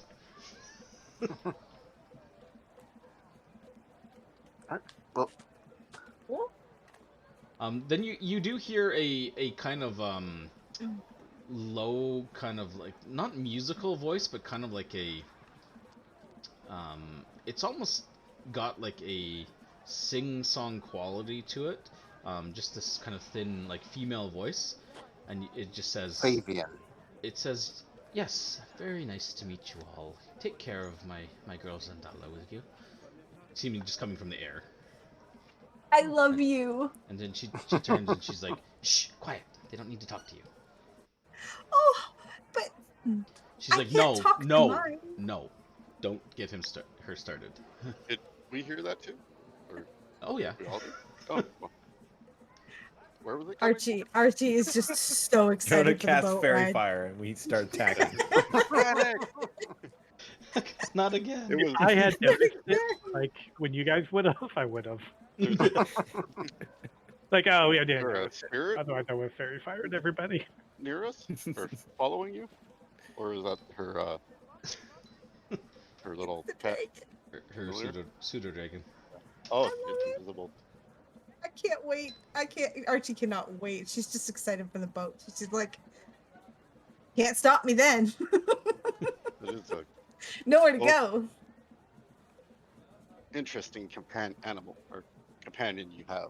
And then you hear what sounds like a low growl from her shoulder, and she's like, "Oh, she really doesn't like being referred to as an animal." Said companion, didn't it? You Or said- animal companion. You said animal first, and then said companion. Wow, yeah. Ins and outs of familiar. Yeah. But she says, anyways, yes, I'm going to retire. Okay, so yes, we'll meet back here on the 8th, mid in the morning, or when were you planning on departing? Well, In the morning, if we have our shit together. if we have our shit together, yeah. We want to. Well, you want to make it to the camp. We're hoping we can get there Well, one day. Okay, so she's got the charter, which means if we as a Oh, group right. don't want to go to the camp, we don't have to now. That's right. Because unless we want to pick up the druid that we don't know for sure if he's even going to be there. Is that where he's at? He's staying there. He's at the fort. That would be the only reason why I would want to go there, because I think with his drive to stop the undead, he might be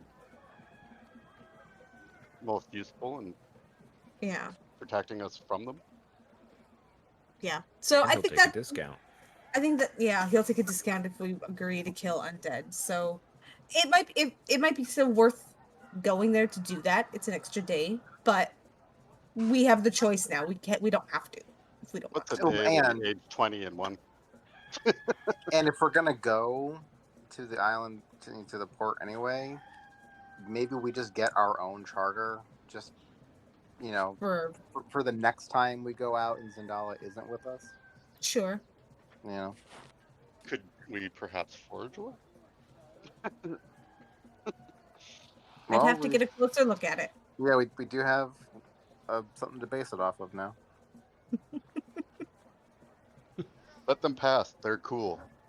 Technically, I can copy things. I'm not specifically a forger. Like I think handwriting is probably a more little. specific, It's a little bit different than a map. possibly. Yeah. I mean, you could. Otherwise, eidetic memory would be like a must-have with everything. All right. Well, let's let it retire. The plan is the 8th. If we are not here midday on the 8th, then the 9th. Unfortunately, I wish I could make sure to say 100%. 100% will be here, but there is a chance we won't. And I don't want you wondering what happened. She nods and she's like, "Very well. I will await your return from whatever business you have in the city. I'll do what I need to do. I'll see if I can perhaps I'll do a few things. I'll ask around, and if you decide on the guide, that's fine. I'll leave that all up to you, and you can plan our route. Great. Sounds good. Um, Yeah, and she- I'd plan for probably a solid week. I'd say, because we know it's like 3 or so days each way in the jungle. We think so. Minimum week. Probably a week is probably a good amount to I- plan for. I would go, 50% more just as a cautionary. she- Well, a week is 10 I days. can gather so, supplies, but still, yeah. it's like, I think I also sure. I mean- I'll be well prepared, and don't worry, I'll hold my weight. the damn bugs. All right. Yeah, so Well, she will thank you all for the lovely meal and the company, and glad to meet you. But then she will retire upstairs, as it is probably getting close to like 10:30, 11. It's later at night now. Not to The mention we common are room is quite- starting to kind of thin out a bit, as people head back home and that kind of thing. I will retire too. yeah, I don't think we have any other business tonight specifically. All right. I've got lots of bruises. to, Well, to- there is a one piece of business that you need to attend to tonight, and that would be leveling up. Oh, unless there's something Should I- else. Yeah, I'm doing my sneak out, sneak back. Okay. All right. Do I want to roll hit points this time? That is the question. Consistent tonight. Consistent. All right. Easy Here comes the peasy. roll. I'm exhausted. One less than I would have gotten. So, oh well. Blasted dice. So I got 5, 6, 7 more hit points. So I'm up to a maximum of 49.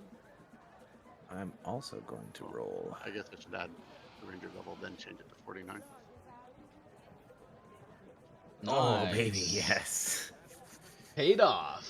Good. All What- right, what so is that'll mine? be Mine's 43 D6. total. You're a D6. So you're gonna roll or take the average? I'm gonna roll this time. Yeah. Q Average. average. John, are you gonna Aelin- roll for hit points or? So Take the I don't have to average. change anything. I'll take the average. Oh, wait, no, I get plus con. So I get Yep. 45. And Brad, want to roll or take the average for your level up? You know what? I will roll. Yeah. Living on the edge with us. Living on the It edge. only cost me 1 hit point. That's it. So not too bad. Liz, you'll have to roll for me. Oh no. Okay, Uh-oh. okay. No pressure. So what's the dice? The D10. D10. Ah! Feel much An nice. 8. Nice. I feel much more accomplished. Yeah. Do my wounds stay the same, or do they? Okay. So Yeah, they stay the same, don't they? They don't what? when you level up. You know what? We'll say your level up will clear off those last few wounds. Why not? Not so hit Brad, dice extra, but wounds. you're going fighter, right? That's right.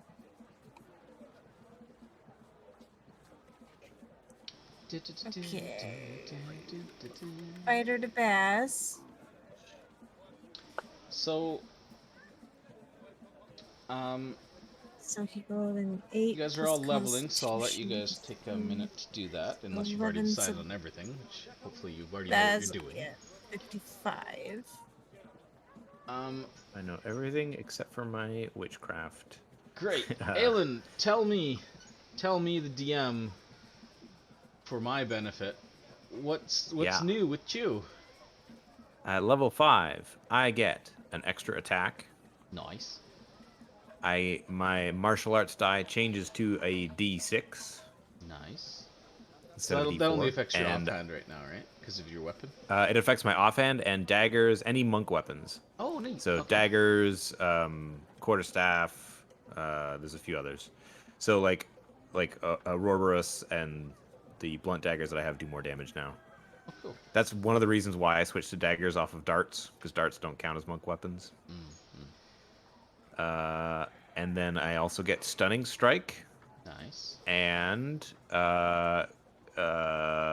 focused aim, which when I miss one on the attack roll, I can spend 1 to 3 key points to increase the attack roll by 2 for each of the key points spent, potentially turning the miss into a hit. So +2, so you get to know whether you're going to hit or not first, Correct. and then you can add. I can +2 do it to when I 6. miss. That's cool. Yeah.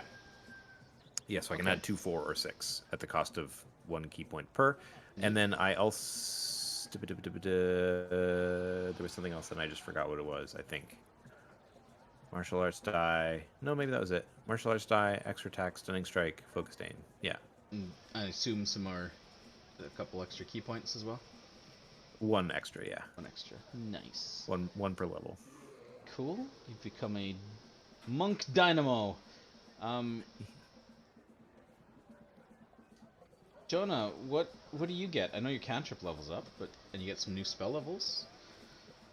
Or do you get 3rd level spells now? He gets second. No, second level. Yeah. He's a half caster. Oh, he's a half caster. Okay. I add my intelligence modifier to healing rolls and damage rolls for certain types. Cool. Intelligence mod, nice. In add on to your cantrips too? As long as it does fire, poison, acid, or Wow. necrotic. So your firebolt, your cantrip, not only doubles in dice but also gets your int mod on top. That's a nice boost in power to your basic attack, essentially. Damn! Yeah, I never get my induced on my freaking cantrips. That's pretty good. That's awesome. And then just the spells. Some spells, cool. Nice. What does Blackwind get this level? Extra attack. Yeah, I'm able to attack more swiftly. I get another spell, which I'm also going to drop a 1st level spell and then take another spell as well. Swap it out. Okay. So yeah, I can now cast level 2 spells, which will allow me to pass without trace on Nice. us. That's a good one. And I do believe, because it may come in handy, I might take a magic weapon Sure. to Just help in case with. you need to boost if something has resistance or something. Yeah, because undead, at the very least, I mean, I'd probably be aware of like certain creatures, unnatural creatures, being able to shrug off normal weapons, unless of course I get a magic weapon. Hint, hint, no. The most powerful. Yeah, that, and then of course our trade skills. Does your hunter's mark increase in power? I don't think this one does the way this one was written out, because this one is a little more versatile, I think, because the other one, because yours doesn't require concentration and doesn't use a yeah, spell and the other slot. one did. Yeah. But it gets higher damage dice. Yeah. Okay. Nice. So I think it's just fair to keep it as a 1d6, really. Yeah. Or maybe... Yeah. If it doesn't, if the feature doesn't say that it increases in power, then it doesn't. So that's okay. But I mean, that's okay. So then you've got. Okay. Neat. Okay. Yeah. So And yeah, then, what about Archie? I know you get your new spell levels. Do you get anything else as a wizard? Does your golem get Not better? really. My golem does get better. He'll gain hit points, and his attack will go. He gets the proficiency bonus to his attack, so it goes up. Oh, yeah. Yeah, new I can- proficiency bonus. So I need to roll Gerald's hit points. He is a D8. Nice. Max. So 30. So 37. So it'll end up being. He also, because he gets a +1. Because his hit point, it's 1d8 plus 1, so he'll get 9 on 2. So he should have 5d8 plus 5 as technically, and then he'll end up so at he'll 38. be at 38. Does his armor or any other stats or anything else about him go up other than his attack bonus? His attack bonus will be a +6 to hit now. Everything else is the same. Yeah, because proficiency doesn't add the damage, right? Not yet. Next level. Level Okay. 6, he gets his big boost at level 6. Okay. So that's I forgot Gerald. to mention too. Other than that, my arcane recovery recovers another slot now. I get an extra spell prepared as well from wizard level. So Oops, now it's Gerald 1 and Gerald 2. Okay, I'm Gerald able to 1, you're go into dead. trances more and actually see through animals now too, with beast sense. you have to reshare Gerald with me because I think the one you deleted was the one I had saved. Yeah. Gerald 2, I'm just making sure it copied. Yeah, it did. Okay, so he's friendly, and I can't remember. Do I share the token with you or the box with you? I think I share the... Oh. Fail. I think I share the box with you. Let me know if that worked. Did that work? No. Of course not. Let me try this. Did that work? No. Fuck's sakes. Did that work? Yes. Okay. It just must have lagged the first time I did it. Okay. So he's got 38 hit points, right? Yeah. Oh, Yep. He's not supposed to have initiative. Let me clear initiative off of him. Gerald. Okay, cool. So he's leveled up. What about Baz? I mean, he gets second attack, but anything else I the fighters got get? extra attack and more hit points. And increased That's it. proficiency Like bonus. none of my rune stuff changes. I don't believe. But yeah, pretty simple, but still exciting. Yeah, 2 attacks is Level. always Your great. tax is good. Makes it so your turns feel like you can accomplish quite a bit more when you get that extra attack. It's just like, rather than, it's my turn, roll, I missed, shit. Well, turn's over, carry on. Yeah, once all my resources are out, then that's kind of what it turns into as a fighter, which is it's fine. But It is what it is. Nice. Okay. Everybody levels up. Can you locate animals and plants now too? Within 5 miles Oh, really? Nice. specifically. So if I'm like looking for a specific plant, if it's there, I'll ping the closest one. Not all of them, just the closest. Is that a spell? That's my from my what's it gonna call it? It's called primal awareness. It's like detect magic and speak with animals. So my speak with animals, I'll be able to go into a deeper trance and see through them and hear through them. But I'm then, of course, vulnerable. Oh, it's a ritual. Yeah, and the location only locates closest one immediately. So. Oh, and Andre, all. our racial abilities. Racial go up? abilities scale. Yep. Yeah. Yeah. Mine's weird because I have to do like half plus 1 because it's rounded up. So some of them scale up naturally and some of them have to manually change. Mm. But you can set it if you haven't already. There's one of the modifiers is level. So you can just set it to scale with your level and then you never have to change it. Oh. Nice.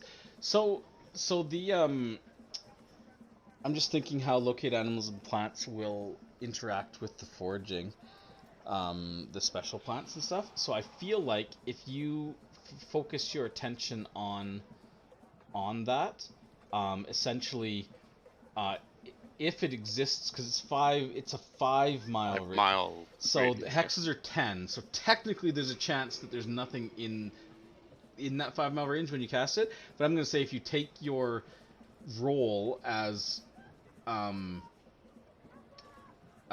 like foraging, I feel like I will just have it so you essentially, if they exist in the hex you're in, I feel like this being able to locate animals and plants would allow you to just auto succeed on the foraging check to find them. So you still have to dedicate yourself to doing it, but this will allow you to auto succeed on finding them. And then of course, obviously, if you're in a location, we would use that as it normally is. But this means there's no chance of failing. Special. Yeah, like if you're special saying stuff is.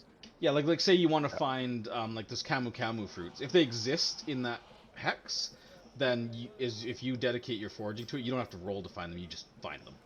Right? 'Cause- Technically, it doesn't That's cool. like find all of them. It just finds it tells me the direction of the closest one. Sure, technically, but Yeah. still, it's you can cast it over and over again, right? So Yeah, it's actually it's a Oh, ritual. it is a ritual. Yeah. So essentially, what I'm saying is, if you're foraging, and because you have that, you're not going to fail foraging, assuming they exist in the hex. There's always going to be a chance that they're just not there, or they're not in the half of the hex you happen to be in. But I mean, some of the I'm gonna assume that really special plants don't grow in giant bushels all over. yeah, there's still going to be a random element of how many you might be able to find and everything. But yeah, you don't have to worry about like failing the survival check to find them, which is like pretty good. Auto pass or bonus to what No. I find. But auto Yeah, pass I'll is say nice. it's an auto pass. I mean, that's specifically what the spell says how it works, right? So as long as it's in that radius, then yeah, it's an auto. But locating animals will be nice too if I need to. Yeah, I mean, you Probably. obviously you need to know what you're looking for, and it shows the closest one. So, but it'd be nice to know if there's a I don't Giant know ant? a T-Rex within 5 miles of you or something. Yes, there's 3. It only shows you the closest Uh-oh. one. The closest Yes, one. there's one 20 meters right behind you. Weird. No, And what's that big one we see But- over there? You see the one you see the one in front of you, but you sense one behind you. Oh shit! that's closer. Uh-oh. All So right. those are cool abilities. Yeah. Well, you guys sleep, and while you sleep and dream of all of the adventures that you've had, you find yourselves you sneak out in the night, and I'm Oh, yeah, assuming when and- you say sneak out in the night, you don't mean across the hall. You go down to like your Yes. workout place. Okay. Yes. Just checking. And I would say, knowing that Clevin said they were going to post more guards outside the Temple of Savras, I would approach it in a very obvious manner so that it doesn't look like I'm some ne'er-do-well trying to sneak in. Yeah. Yeah, what actually, it's a good point. Thank you for bringing that up. So yeah, when you approach the temple to do your normal thing, there are guards posted actually, and they're not just like watching from like the sidelines. There's literally 2 guards like to either side of the door. Mm-hmm. Like it's obvious that they're guarding it, and they're not being like, oh, we're watching the temple like in secret. It's like, no, it's quite obvious there's security. To show of force. Yeah. As you approach, they seem to recognize you though when you get closer, and they flash you the Ytepka symbol. Oh. Real. I would.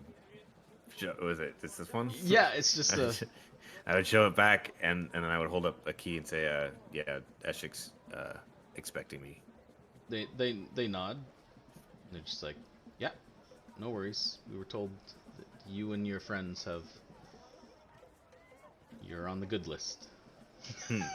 Well, Made the list. And appreciate they you being out look here. like city guard of some sort, but they're like Charlton men. They're pretty beefy, and obviously they got some combat experience. You can just tell by the way they carry themselves, but you don't recognize either of them as people you've met before, though. Yeah. And luckily, you're not super sociable and don't need to be introduced to them by name, because I don't know. Yeah, but then you make it back. They're still there when you leave, and you would also notice that there is not guarding it, being a bit more less obvious than just flanking the door, but you do notice a man kind of sitting across the street on like a barrel, just kind of like with his hood up, watching the door of the Thundering Lizard. When he sees you see him, he again just kind of like very discreetly flashes you the Ytepka symbol. So they've obviously got somebody watching the lizard as well. They're really liberal with throwing that symbol around. Well, I mean, they know who you are. It's not like just like, oh, random guys entering. Anybody on the street could see that. It's that circle with your fingers splayed out so that you get to punch somebody when they look.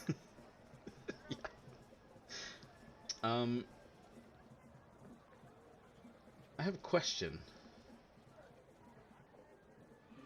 and I would like Archie to answer.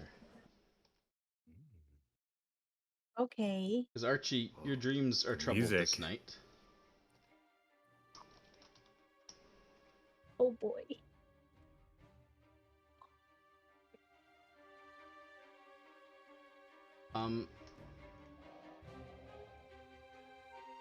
What is Archie's greatest fear? Ooh. Greatest fear? Oh boy. Probably like, you know that dream where you're like with everybody but they can't see or hear you and you're not sure if they're just completely ignoring you or like you're there but nobody is like acknowledging your presence in any kind of way at all, and like nobody's mentioning that you're not there but you should be, sort of thing, you know, like that kind of situation. It would and like, so yeah, like being there but not being there, kind of. Is there particular people that you would be especially distraught to have been treated that way from them? Her brother. Mostly her teachers, probably, like her professors from the school, her, like the group now that she's become close to, probably mostly those, maybe one or two of like the popular kids from school. Okay. Well, imagine all of that. You dream of your time back in Candlekeep. It's a strange dream. It's almost like a patchwork of how you remember Candlekeep. In your dream, you're kind of like in your classes, in your study halls, but you're never called on even when you raise your hand. People kind of snub you in the hallways. Strangely, your friends, and like you encounter them in perhaps a cafeteria or common room, and they just kind of like get up and leave the table when you sit down, that kind of thing. Yeah, 100%. To you, it feels very real, although it feels off. Something strange about it. The lights kind of cast strange shadows. You know, movement at the sides of your, but when you look, there's nothing there. But as you, there's just kind of like an overwhelming like sense of kind of like foreboding. As you become more and more kind of frustrated with these, you know, yeah, that would tie into it too. Not being able to figure out what's happening either. She'd be trying to like think of magic or do and have nothing. She has no idea. That would be so. And this would probably go on seemingly for a while. Like it's not just like a short dream, and you don't know you're dreaming. But after a while, can you give me a wisdom?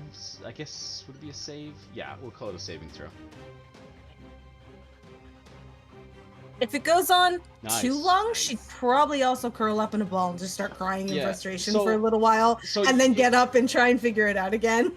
Yeah, so I imagine in this dream that, you know, you're frustrated and probably getting to almost the point where you're just like, you know, everybody hates me, nobody wants to hear from me and all this. But you find yourself, instead of kind of curling up and just kind of like, you know, crying your eyes out. Crying. 100%. You find yourself, for a brief moment, your eyes kind of like flutter open, and you realize that you're in bed and you're in. And you see in the room, you know, you share this room with your brother. You see your brother kind of like creeping in to the room and just kind of like very lightly like going and closing the door in the room, and you're kind of like, you know, in that drowsy like half wake sleep, but you see him across the room. It's dark, so it's all kind of like grayscale. You've got dark vision, right? But your kind of like eyes are fuzzy, so you kind of like sit up a bit. Still the emotions that you've been feeling in this dream the whole time are still kind of like fresh in your mind. And you see your brother kind of like turn and close the door, And he turns around and he kind of like creeps over to the bed, and he picks up something off of the nightstand, and then kind of looks down at you, but doesn't seem to notice that you're awake and looking at him, and he just kind of like gives you this kind of like in all honesty, it looks like he's just kind of like a bit annoyed, and he just kind of gives you like shakes his head a bit and just like crumples this piece of paper and stuffs it in his pants. Kind of scowls. Probably call out to him. If I'm awake, I would call out to him. And he just kind of turns and just kind of looks at you and is just like, he's like, "No, don't bother me, ourselves. I'm tired." And kind of climbs into bed. And he kind of rolls over. He's like, "I said I'm tired. Leave me alone." Send him a message in his head, and I'm just like you know, like a little sister would just sing a stupid song to bug the shit out of her brother. I'm gonna do that for like over and over and over again, just whispering in his ear, being like, I'm like I'm Aelin. I'm so tired. No time for my sister. Archie, when you cast the message the first time, nothing happens. You also notice, as you kind of like look down, because does the message have a verbal or like a somatic component? It is, yes, verbal, somatic, and a little piece of wire. So I imagine it's kind of like a, point kind of thing or whatever. Maybe not like finger guns, but you point a finger and then I'm sorry, like, that's whisper. canon now. Messages finger guns. No, but yeah, you kind of do that. You kind of look down at your hands. You look over the bed. It's empty, and you hear a click of a door closing, and you see your brother kind of like sneaking in. At this point, you realize that you might still be dreaming,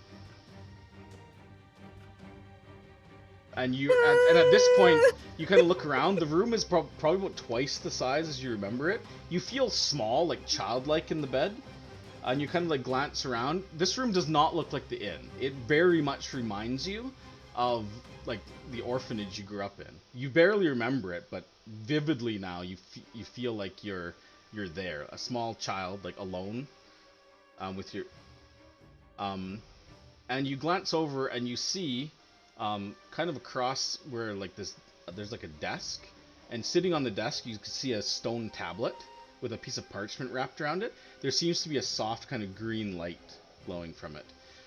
Also, there is a figure standing in the corner of the room, not facing you. Kind of got kind of like a brown shawl. You're pretty sure it's a woman. Brown shawl, kind of a hood up, and she's kind of standing there, facing away from you, just to the left of the desk, and kind of looking down on it. You can't see any of her features, but she just kind of sits there. But she kind of like you see her head. It's still covered by the shawl, but you see her head kind of turn slightly when you look in, and she kind of freezes in place. If I like look at my hands or whatever, do I look like I'm child me, or do I look like me with like my sleeve and stuff? How do you feel you look?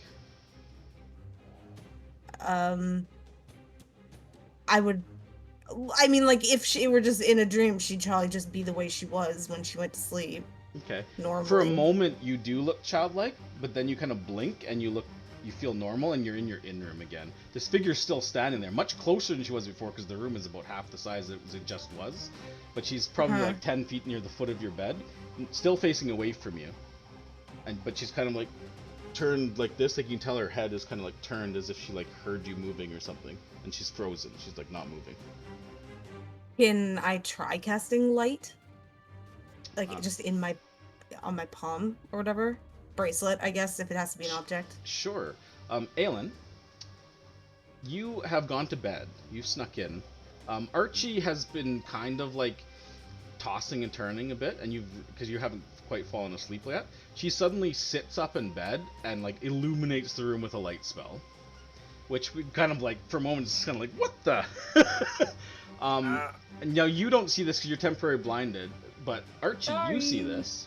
Not temporarily blinded, but you don't see anything else in the room. But Archie, you're still kind of asleep. So you don't see Aelin or anything. You cast Okay. light. The light kind of flickers for a moment, with kind of like a sickly green yellow glow before kind of flaring to light. And the woman kind of comes in contrast. You can see in color now that the robe is like tattered and strange, and you can see that there is looks like she's wearing like heavy like strings of like necklaces that you're pretty sure are covered in like small bones, just kind of like wrapped up in these necklaces that like hang down like heavily around her shoulder, and she kind of turns, and for a moment you see her face, and her face is kind of like she looks like an old Chalton woman. Her face is kind of like sunken, her eye sockets, her eyes are kind of this sickly yellow, and she has like these really nasty looking teeth and like a white, almost like a half tattoo from the middle of her nose down. It's like this white stripe that kind of spreads out across her chin in like this strange, almost like skeletal like grin. And she kind of like hisses at you, and almost immediately she faster than you would expect an old woman to move, she kind of like launches herself at you with a screech. And right before she connects, you kind of like instinctively kind of thrash to the point where you like literally thrash, and Aelin, you would see this. Moments after she flares this light, and she kind of thrashes and literally thrashes herself off the bed and hits the floor, where Archie, you actually like wake up. Ah. Oh.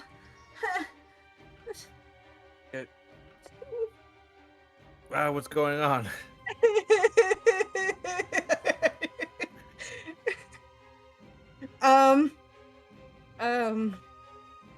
And she's gone. Like, Yeah. obviously, I No would, sign. you know.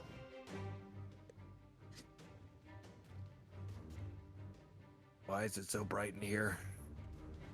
Sorry. Oh, is it? Yeah, I guess. I mean, I guess I'll put the light out now. It looks normal. I'm assuming everything's fine now. Mm-hmm. I would run over and give my brother a hug.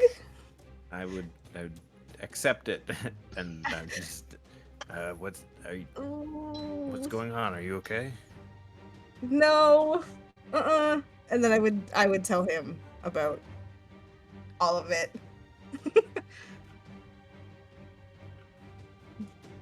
Does any of that sound like? I mean, that sounds kind of like what Blackwood was having weird dreams of. Well, it was. I mean, it sounds like more than just a nightmare. It sounds like something poking. Maybe she didn't try and like talk to me or anything. She just jumped at me. It was really creepy. She also didn't have coin eyes, so I don't think Hag the same way. The other one had coin eyes, right? Black ones? Yeah. Oh no, that was the vision that the Hag gave him, was the coin eyes. Right? Did They're all kind of bleeding together for me. the tablet wrapped in paper, did it look like the tablet that we found? Yep. Is that still here in my bag? If you go check. Yeah. Yeah, it is not in your bag. You glance over and you can see that it is sitting out in the open on the desk in the side of the room. You definitely didn't leave it there. Well, was I sleepwalking, Aelin? Did I sleepwalk put it over there, or I mean, magic can happen, obviously, but I didn't notice. You were kind of, thrashing around. I thought maybe you were having a bad dream, but I didn't see you getting up or moving around. Yeah, can I check through the rest of my stuff? I saw creepy you like sneak in the room and crumple up a piece of paper and be mean to me. So I don't know, piece of like if something took a piece of paper, or yeah, I just want to check. I'm gonna check my I don't stuff. know what that could be about. I love it. Sure, you're digging through your stuff.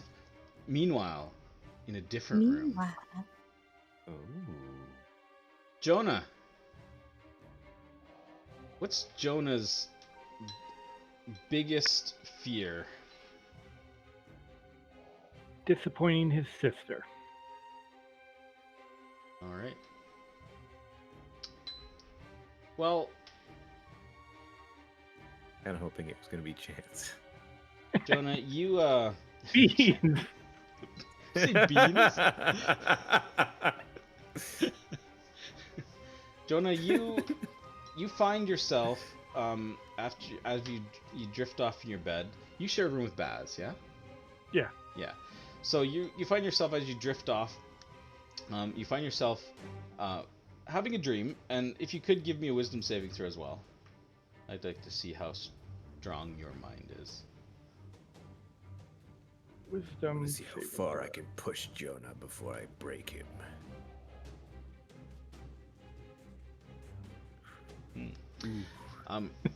Jonah, you find yourself like I don't you might have to help me with some details here, but you find yourself like probably like back home, in your commune. Sure. Is it underground? Yes. I kind of imagine it because you're like your whole family, like commune, Guild of the Badger stuff is like they're all like tinkers and conspiracy theorists and kind of isolation survivalist kind of vibe, but not like malicious about it, but just kind of Right. Yeah. That's the undercurrent, the underbelly. okay. Everybody's nice. I kind of imagine it almost like like a Vault-Tec vault, like Sure. that kind of like isolationist kind of feel underground where it's like big like security to get in and out and stuff. Not obviously Yeah, like a little tech. high tech compared to the outside. Yeah, I mean I Great don't know. I picture it like that, but No, perfect. I feel like so what about disappointing your sister? Is it like in what way? Just in general, in like your decision whether you're coming home or not, or like what exactly about disappointing your sister? Like what are you worried she'd be disappointed in? That she would be disappointed that he didn't. I don't know. Probably. Well, I mean, I guess Would his it- big fear is that like she hates him type thing, or Would it have to do with maybe like the rules of his Right. family, where leaving and coming back, and then choosing to leave and staying and like breaking those rules? probably well a little bit with that, but I think it'd be more of he feels that he is the reason his sister left. So That his sister didn't come back because of him. oh Mm. oh okay. So your sister is not back home. Correct. And So I've you been sh- writing her letters breaking my rules. Oh, so not addressed to the commune, to where she is now. Retrospectively, yes. Yes. I have been secretly writing to my sister. Okay. So yeah, you would have this vivid dream of your time back home. I don't know if it was a happy time for Jonah or not, but in this dream, it's definitely not. You seem to have come home. You feel like you're older and wiser to the world, like you've been out and seen some stuff. You feel kind of like yourself, but again, something seems off. And again, it's kind of like, you know how like when you think back to where you grew up as a kid, now it's kind of like this like, you don't remember every detail, but you get like some things are more idealized than others, and other things are kind of like, you get these pictures. That's kind of what it feels like. It's like a picture of what you remember home being like, but it's not exactly right. And you kind of come into like, it almost feels like you're coming home from your, whatever you call it, Rumspringa thing. Yeah. And yeah, your people are there, but they don't seem happy to see you. And your sister is there, and that's strange to you, obviously, because you know that she never came home, but when you try to kind of like, inquire why, she just seems like very just angry and like, you knew you have rules in place for a reason kind of thing, and just kind of like berates you about it and how you don't belong and you should never return and you should have stayed back in the jungle and that's where you belong and all this kind of stuff. And so you get that feel, that crushing kind of disappointment coming from her. And it goes on for what feels like forever. It's like they're just like hours and hours, and probably to the point where you would probably, I don't know if Jonah's the type that would break down, but he probably at some point like leaves the room or tries to get out of the situation. Mhm. And you find yourself kind of like stumbling, kind of like, thinking about all these like nasty things that she and her family said, and you kind of like find yourself down like a pretty long corridor that you kind of recognize as maybe like some sort of like communal living quarters or something, but it seems like it's late and there's nobody around, and you see at the end of the hall what looks to you to be a woman who's standing there, probably a good like 50-60 feet from you, so you can just barely kind of make her out, even with your dark vision. She's at like the very edge of your vision. She kind of like is standing there. She seems to be facing you. She is kind of thin and gaunt and kind of it almost looks like her forearms are like too long for her body, and very kind of like bony kind of shoulder blades sticking out. She's wearing just kind of like what looks to be like tattered rags, and then from the waist down she's got like this what looks to be like some sort of like striped like quilted skirt that kind of covers her feet. But what really stands out is you get a little bit closer and you feel like you're walking closer, and regardless of how Jonah might feel about seeing this person, you can't seem to stop yourself from walking. And this creature kind of like is facing you, and as you get closer, you notice that it looks to you like there's a burlap sack over her head that's tied with like what looks to be like a noose that's been cut off. And as you get closer, her head is kind of like twitching, kind of back and forth. You can't tell if she knows you're there or not. But when you get probably within like 20 feet, she suddenly kind of like stops moving, but the sack kind of like pulses and moves, like there's things moving inside the sack that's in there with her head. And she just kind of like, her skin is kind of, now that you're closer, you can kind of make out like some semblance of color, and it's kind of like this grayish blue color. And she kind of like twitches, and you notice that her fingernails are like this long, like encrusted, like black, like almost like talons. And you hear kind of like a croaking voice, but you also hear what sounds like the hiss of like you're not sure if it's a snake or some sort of like lizard or something that also comes out of the sack at the same time, as well as a low growl. It almost sounds like a dog growling, alongside the voice. And and then the voice kind of like reverberates in your mind, just kind of this strange grating voice, kind of old woman like, but like shrill at the same time. And she's just kind of like just repeats a few of the things that your sister is saying. You should have stayed in the jungle. It's your fault that everything fell apart. It's your fault that nobody else came back from the jungle, and all of these kind of like strange things. And then she kind of like stumbles over towards you and kind of like leans down, and she seems gigantic now.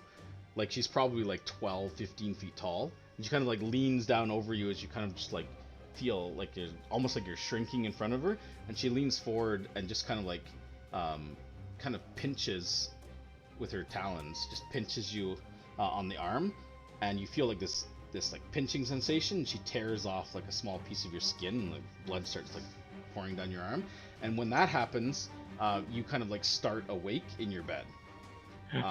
You feel wetness on your arm. I will check to see if I'm bleeding. You are. There is like a small like pinched piece of skin like removed from your arm. Oh, I will start screaming. Well, Baz, who's been sleeping soundly, probably snoring away this whole time, would be awakened with his passive perception. No way he can sleep through a screaming gnome. I don't know if Brad is took off or not. Sorry, I was muted. It's okay. What? And I would immediately like get up and grab my sword and be like, Jonah, what's wrong? What's happening? I thought you were gonna say Baz joins in and starts screaming with Jonah.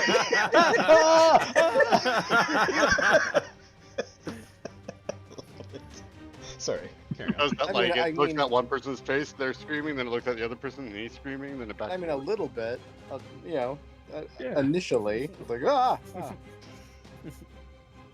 I would be inconsolable at this point still. Oh, Probably. But I would take a very quick look around the room to see if I can see anything dangerous. Everything looks fine to you. You do notice Jonah's left arm is bleeding slightly. Oh. It's not like gushing blood, but it's definitely bleeding. Okay, I would drop the sword and come down to Jonah's level and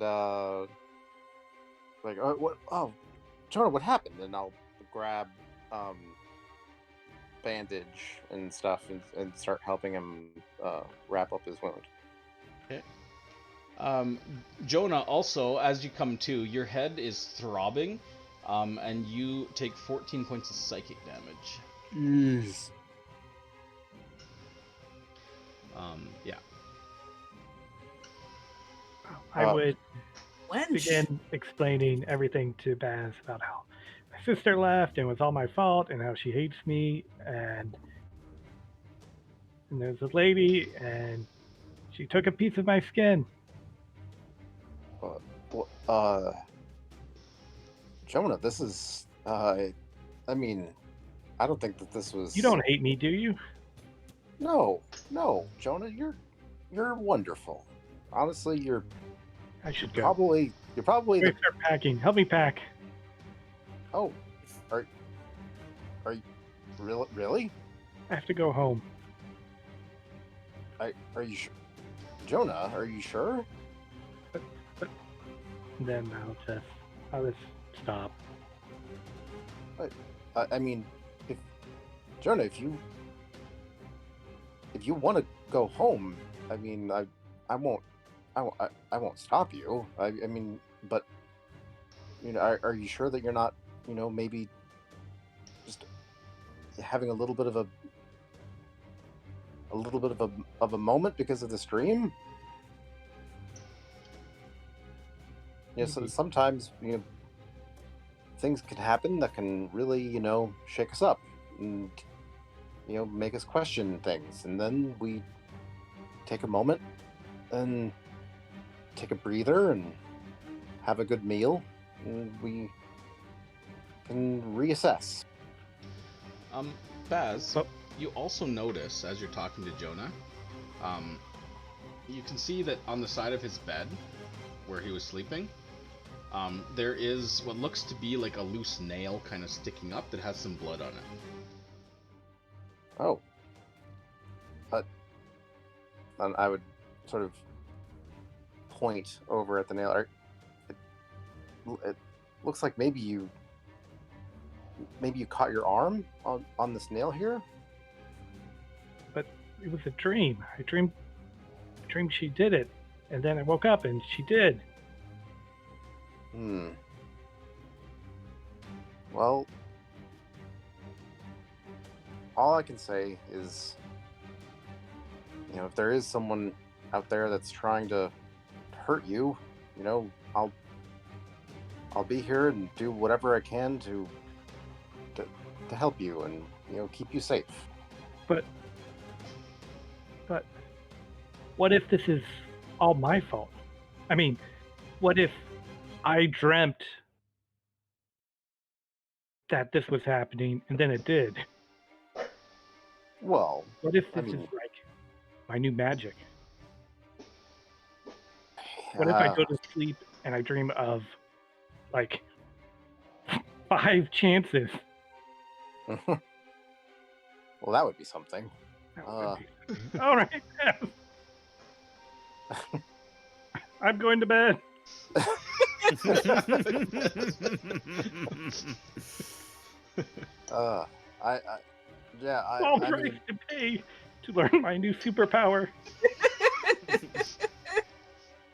I suppose. I love how don't really. Jonah's like gnomish conspiracy brain rationalizes things away a little bit. I don't really know too much about how all of your magic stuff works, but you lie back down. I'll make sure that your arm is all bandaged up. You try and get some rest. Thanks, Baz. You're a true friend. Meanwhile, Archie is rummaging through everything she's ever owned, and same with Aylin's pockets. And do you have crumpled paper?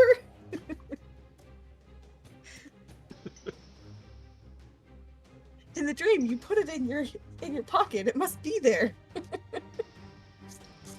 And finally, Blackwind. Ooh. Alone. I in never your sleep. room. I never sleep. Never sleep. Cons delete me. Nope. I Don't cut trust my dreams. eyelids up. Not sleeping. Not gonna say. I kind of miss being an elf right now. You technically have a rest trance, so. Right, but it's only 4 hours. It's much less time to get messed with. Blackwind, you have a very similar dream that you've had many times before. Running through the jungle, you think it's you. This time, however, the jungle, and maybe it was... Actually, can you give me a wisdom saving throw first? I could, but do I want to? I mean, you could autofail if you choose. There you Well, go. I'll fail it anyway, probably. So you have the very similar dream, the same kind of things, except this time, one thing you do notice is the jungle, and maybe it's from what Mushrib was describing, maybe it was just Xandala's story and the descriptions you got. But you feel like the jungle you're running through is strange. It's not the same as previous dreams. It's like the trees are much darker, more skeletal. The greenery is kind of like shriveled, and the ground is it's kind of thick, Decay. kind of like mud, decay, like dead branches and things, and like the moment you can kind of look down, it's like it's dying or decaying. This, and you're running through. And you come to the edge of what looks to be like a large cliff. You almost go right off the edge, but you kind of manage to stop yourself and kind of stumble before. And down below you can see this. You can barely make out looks like spires and like domes, buildings, covered in like the same kind of like these black vines and leaves. Shadows moving everywhere, but you do get a clear view for the first time. Kind of the sky above. Up until now in this dream, it's been like this thick canopy you couldn't see through, so you couldn't see stars or anything. Looking up now, you can see the moon, but it's not... It looks strange to you. It's like larger than it should be, and as you kind of look at it, the moon kind of like... It almost like blurs in your vision and shifts a bit, and you can see, as you look down below, as well, you kind of like glance down, you can see a figure, looks like a man, kind of running out of the jungle towards what looks to be like a large open square, and just in the distance of your vision in the moonlight you can see what looks to be like the black obelisk that you've seen in your dreams before, which is odd to you because every other time in your dream that person running into that square has been you, or at least from your perspective you felt like it was you running in there. Or I was that person. Like I was. Yeah, but it's like myself. This time you feel like you're like more of an outsider, like watching it from above. And looking down, it feels like there is it feels like there is a that's kind of a sense of vertigo a little bit. You feel a little bit dizzy, and you kind of stumble and like drop down to one knee. Kind of reach for your glaive to kind of steady yourself, but you don't have it on your back. So you kind of like just grab like the side of a tree, and it's kind of like sticky, like this blackish sap. And you kind of like, take a breath. Instead of looking down, which is making you dizzy, you kind of look up and you can see what now looks like 2 moons, kind of like shifting in the sky, and they kind of coalesce into these large like orbs that kind of like glint. And for a moment, the orbs, you can see what almost looks like there's writing on them, but you can't quite make it out. The more you look at it, though, the more they look like coins, like gold coins in the sky. And a moment later, you can see like the clouds billowing around, which kind of like drifts down, almost like fog spilling down onto the canopy and into the valley below, like these black tendrils. And it kind of coalesces with the coins into what looks to you like a gigantic face looking down, with coins in place of where the eyes should be. This hideous creature with like this jagged yellow-green spiked teeth. You're not sure if it's male or female, with this black stringy hair that kind of drapes its face, but it kind of like leans in towards you. This like titanic face that covers the sky. It kind of leans down towards you. You're not sure if it's like grinning or smiling, but it kind of like the corner of its mouth kind of like turns up in a bit of a tick, and it let me know, Blackwind, what does Blackwind what is Blackwind's like greatest fear? I believe is to fail in shame. Like if he dies and he can't, and still this doesn't get solved, it feels like he'll bring shame to his mother and father. So like, Okay. and then of course he'll be doomed to roam in purgatory or Okay. Well, even worse. as his face kind of like looks at you, and kind of like grimaces, it kind of speaks, and it sounds like 2 voices at once. It sounds like there's like a guttural male voice and then a higher pitched kind of scratchy like female voice comes out of its mouth, and it just says Blackwind, nothing you see is real, nothing you felt. You're not chosen. Nothing. This isn't a sign from your god. You've wasted your time. You failed your family. Return home. Return before it's too late. And then you hear it kind of like leans back slightly from you, still like this colossal creature like looming over the whole canyon, and she says, I've seen it. I've seen your fate. I am not blind, not like the others. Which is ironic, coming from something that doesn't seem to have eyes. And then she kind of like, leans back, and you can see what looks to be like this kind of like stooped figure. She reaches down and picks up what looks to be like a handful of like trees, just scoops them out of the ground, dripping like this ichor and dirt and stuff. And she scoops it out like a giant like backhoe or something, and she kind of like shakes her hand and throws the trees, and they kind of like slam, crushing buildings in the cities. And then she kind of like leans in, like almost as if she's like reading the fallen pattern of the sticks.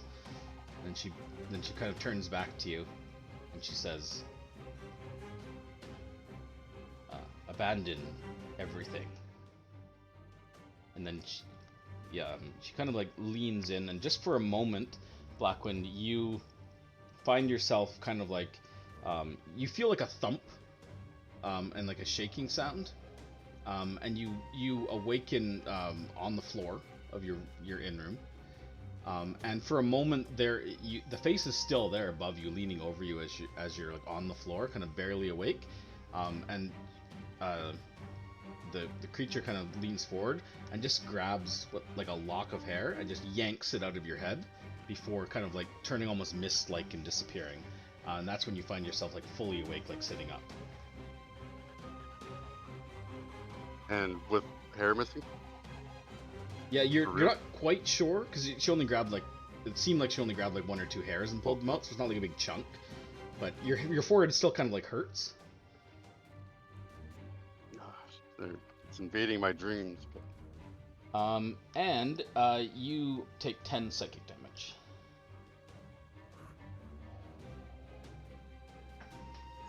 Playing on my ducks. Are you?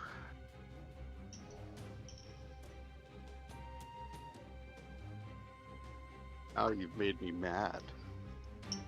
You won't like me when I'm angry. Well, I think we'll call it there, as you guys maybe attempt to go back to sleep at some point. But we'll call it there and see how you process this when we come back. So why don't we wrap up? We'll do a quick round table and we'll end. So, wait, who did I say was going first? Andre this time? Andre. Andre is Andre's going on first because he's gone last the last like 3-4 times. I think that was falsified information. Something. Yeah, it's on My- record. My laptop is connected. That's fine. That's okay. Oh, you're be disconnected. That's why.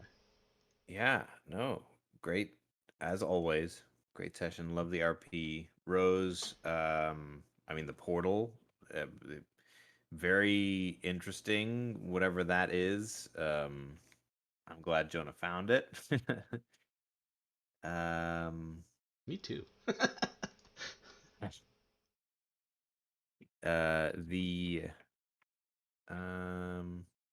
stuff with the library, it was fun, just kind of getting some more information, fleshing out some things that we could sort of personally direct. The conversation with Xandala was certainly intriguing.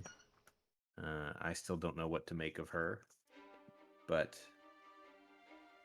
I'm looking forward to discussing what exactly we're going to do. And then, yeah, the dreams. Dreams were very intriguing and mysterious and strange. It was all good. Two Liz, thumbs up. you're next.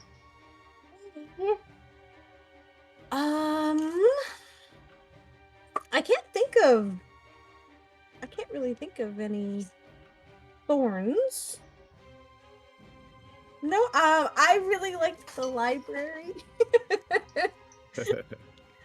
I've been wanting a library, but so that was a lot of fun. The dreams are creepy. Great. I'll have to think about that some more. Yeah, I mean, I really liked Xandala. I really liked that we happened to meet up with her beforehand, which is kind of nice because that's kind of, I think that's pretty fun. Yeah, I liked it. I thought it was good.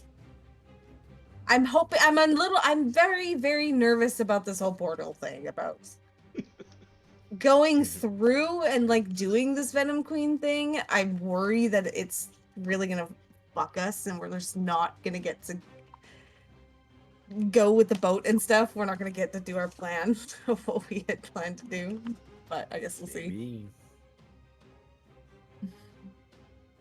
Yeah, it was good. It was fun. John? Negative would be not having Brad for the entire time. Yeah. Yeah, thanks, Brad. Thanks, Brad. Sorry, He joined us and We missed you.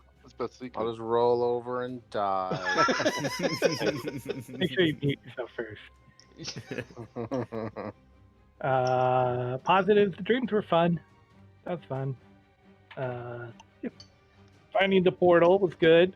Like I said, I thought I was releasing the snake. Still did it. So pleasantly surprised. So yeah, good session. Very solid session. And I really enjoyed your macabre horror at the end. Mm-hmm. Very intense. Good job, Corey. That was put a lot of pressure on you to come up on the fly too, and I think you did a great job. Oh, thanks. Agreed. Ryan? You wanna... Really great session. I think it kind of allowed, like, we uncovered stuff, but it also allowed, especially at the end with our dreams, to role play our characters developing. It actually, the way mine came out, it actually really gives me a reason to go into another class, like as a focus, to control his fear, I guess, just so to speak. But so yeah, it just gives me a good direction to follow, and it's thickening. I don't know. I liked it. You put a lot of work into it, and it's still a lot of questions and a lot of answers. Someday you'll have more answers than questions, I swear. Is this lost? We're all dead. So yeah. We're dead the whole time. But yeah, having my dreams invaded has made him angry. So, Nice. more or less, I'll probably be going into my barbarian next level that I've been planning. Gotta control those emotions in a organized, focused fashion. I mean, Rage. In a focused rage. I decide when I'm angry, not you. I like it. It's Actually, so funny really because it's like rage, but at the same time, it's like because you can turn it on and off. It's kind of like barbarians. They really can control their emotions, even though it seems like they're out of control. There's a someone has an alternate barbarian where instead of going rage, you go calm. I like it. Ooh. Like It's cool. you know, like almost, I guess, a little zen like, but you know, just. I think that's cool. With the animal speaking and animal beast strength, like, gives me that ability to use animal spirits to channel them with my totem. That's what I'm gonna go with eventually. But yeah, it's kind of, it feels natural, so that's kind of cool. Yeah, I like it.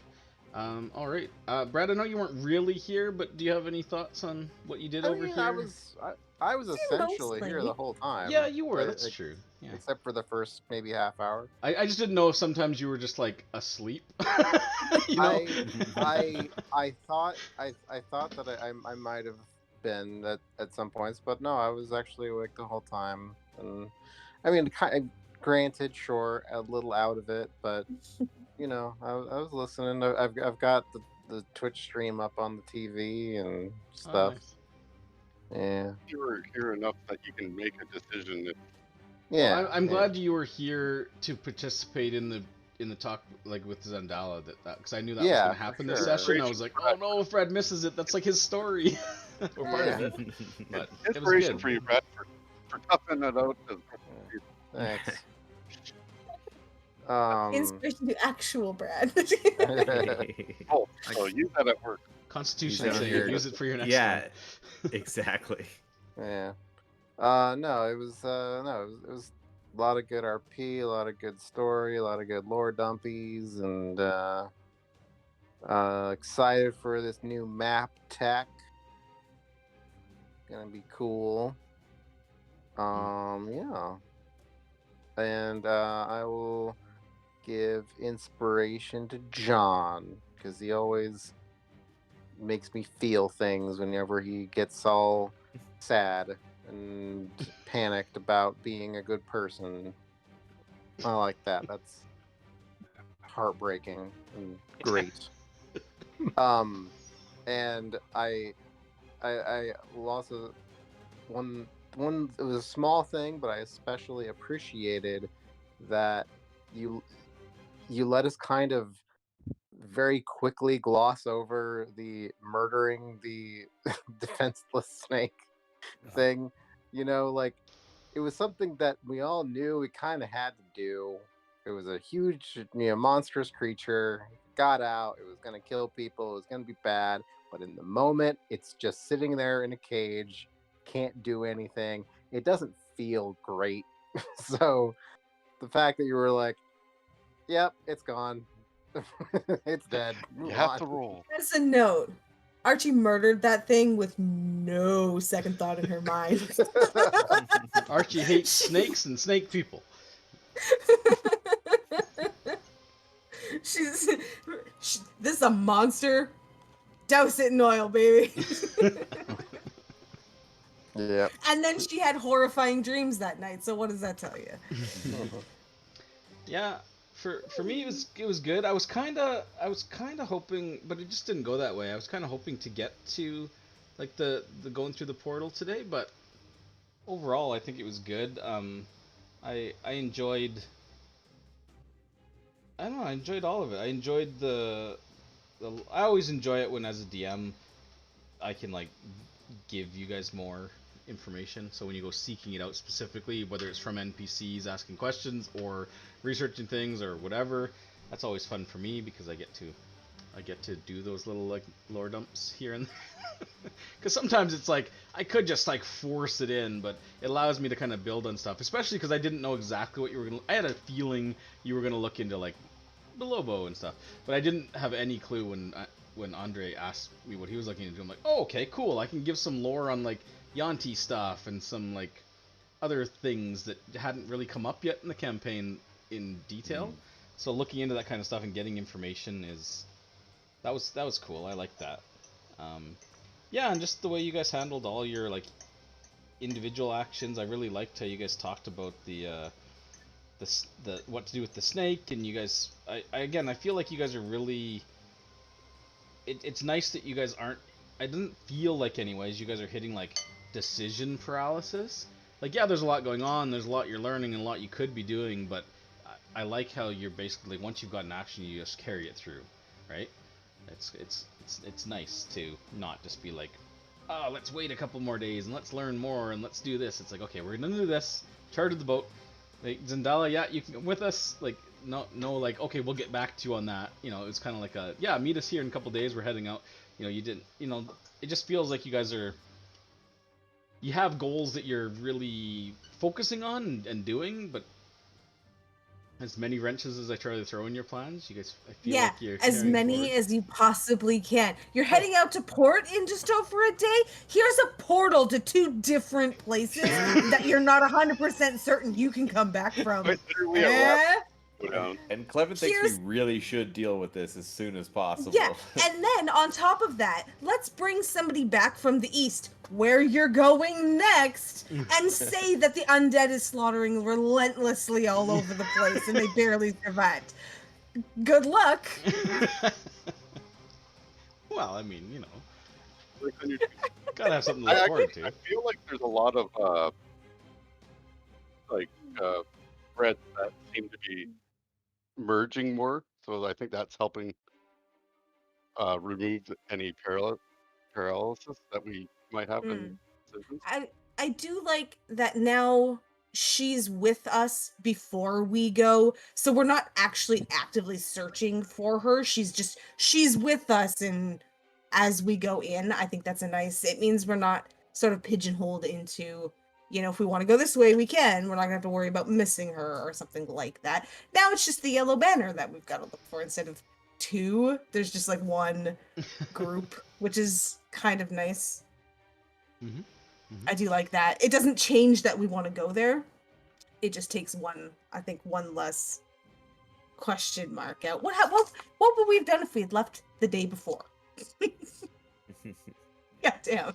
Good question, actually. After my dream, would you allow me to sketch out what I saw, like, you know, the face and even like the cliff overview of the city?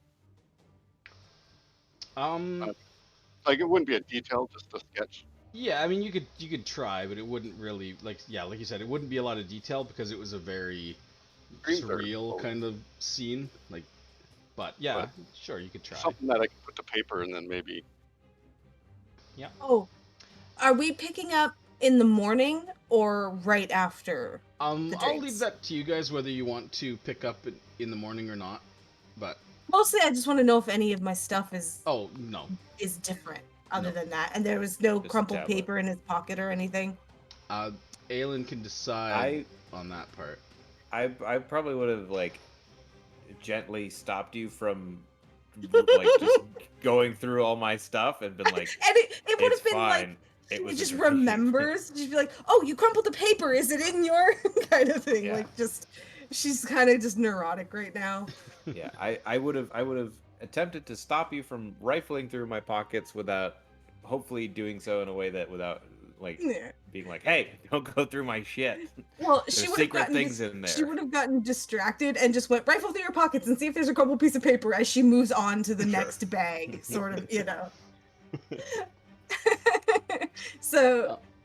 that's how that would have gone. And then she would have slept in your bed for the rest of the night.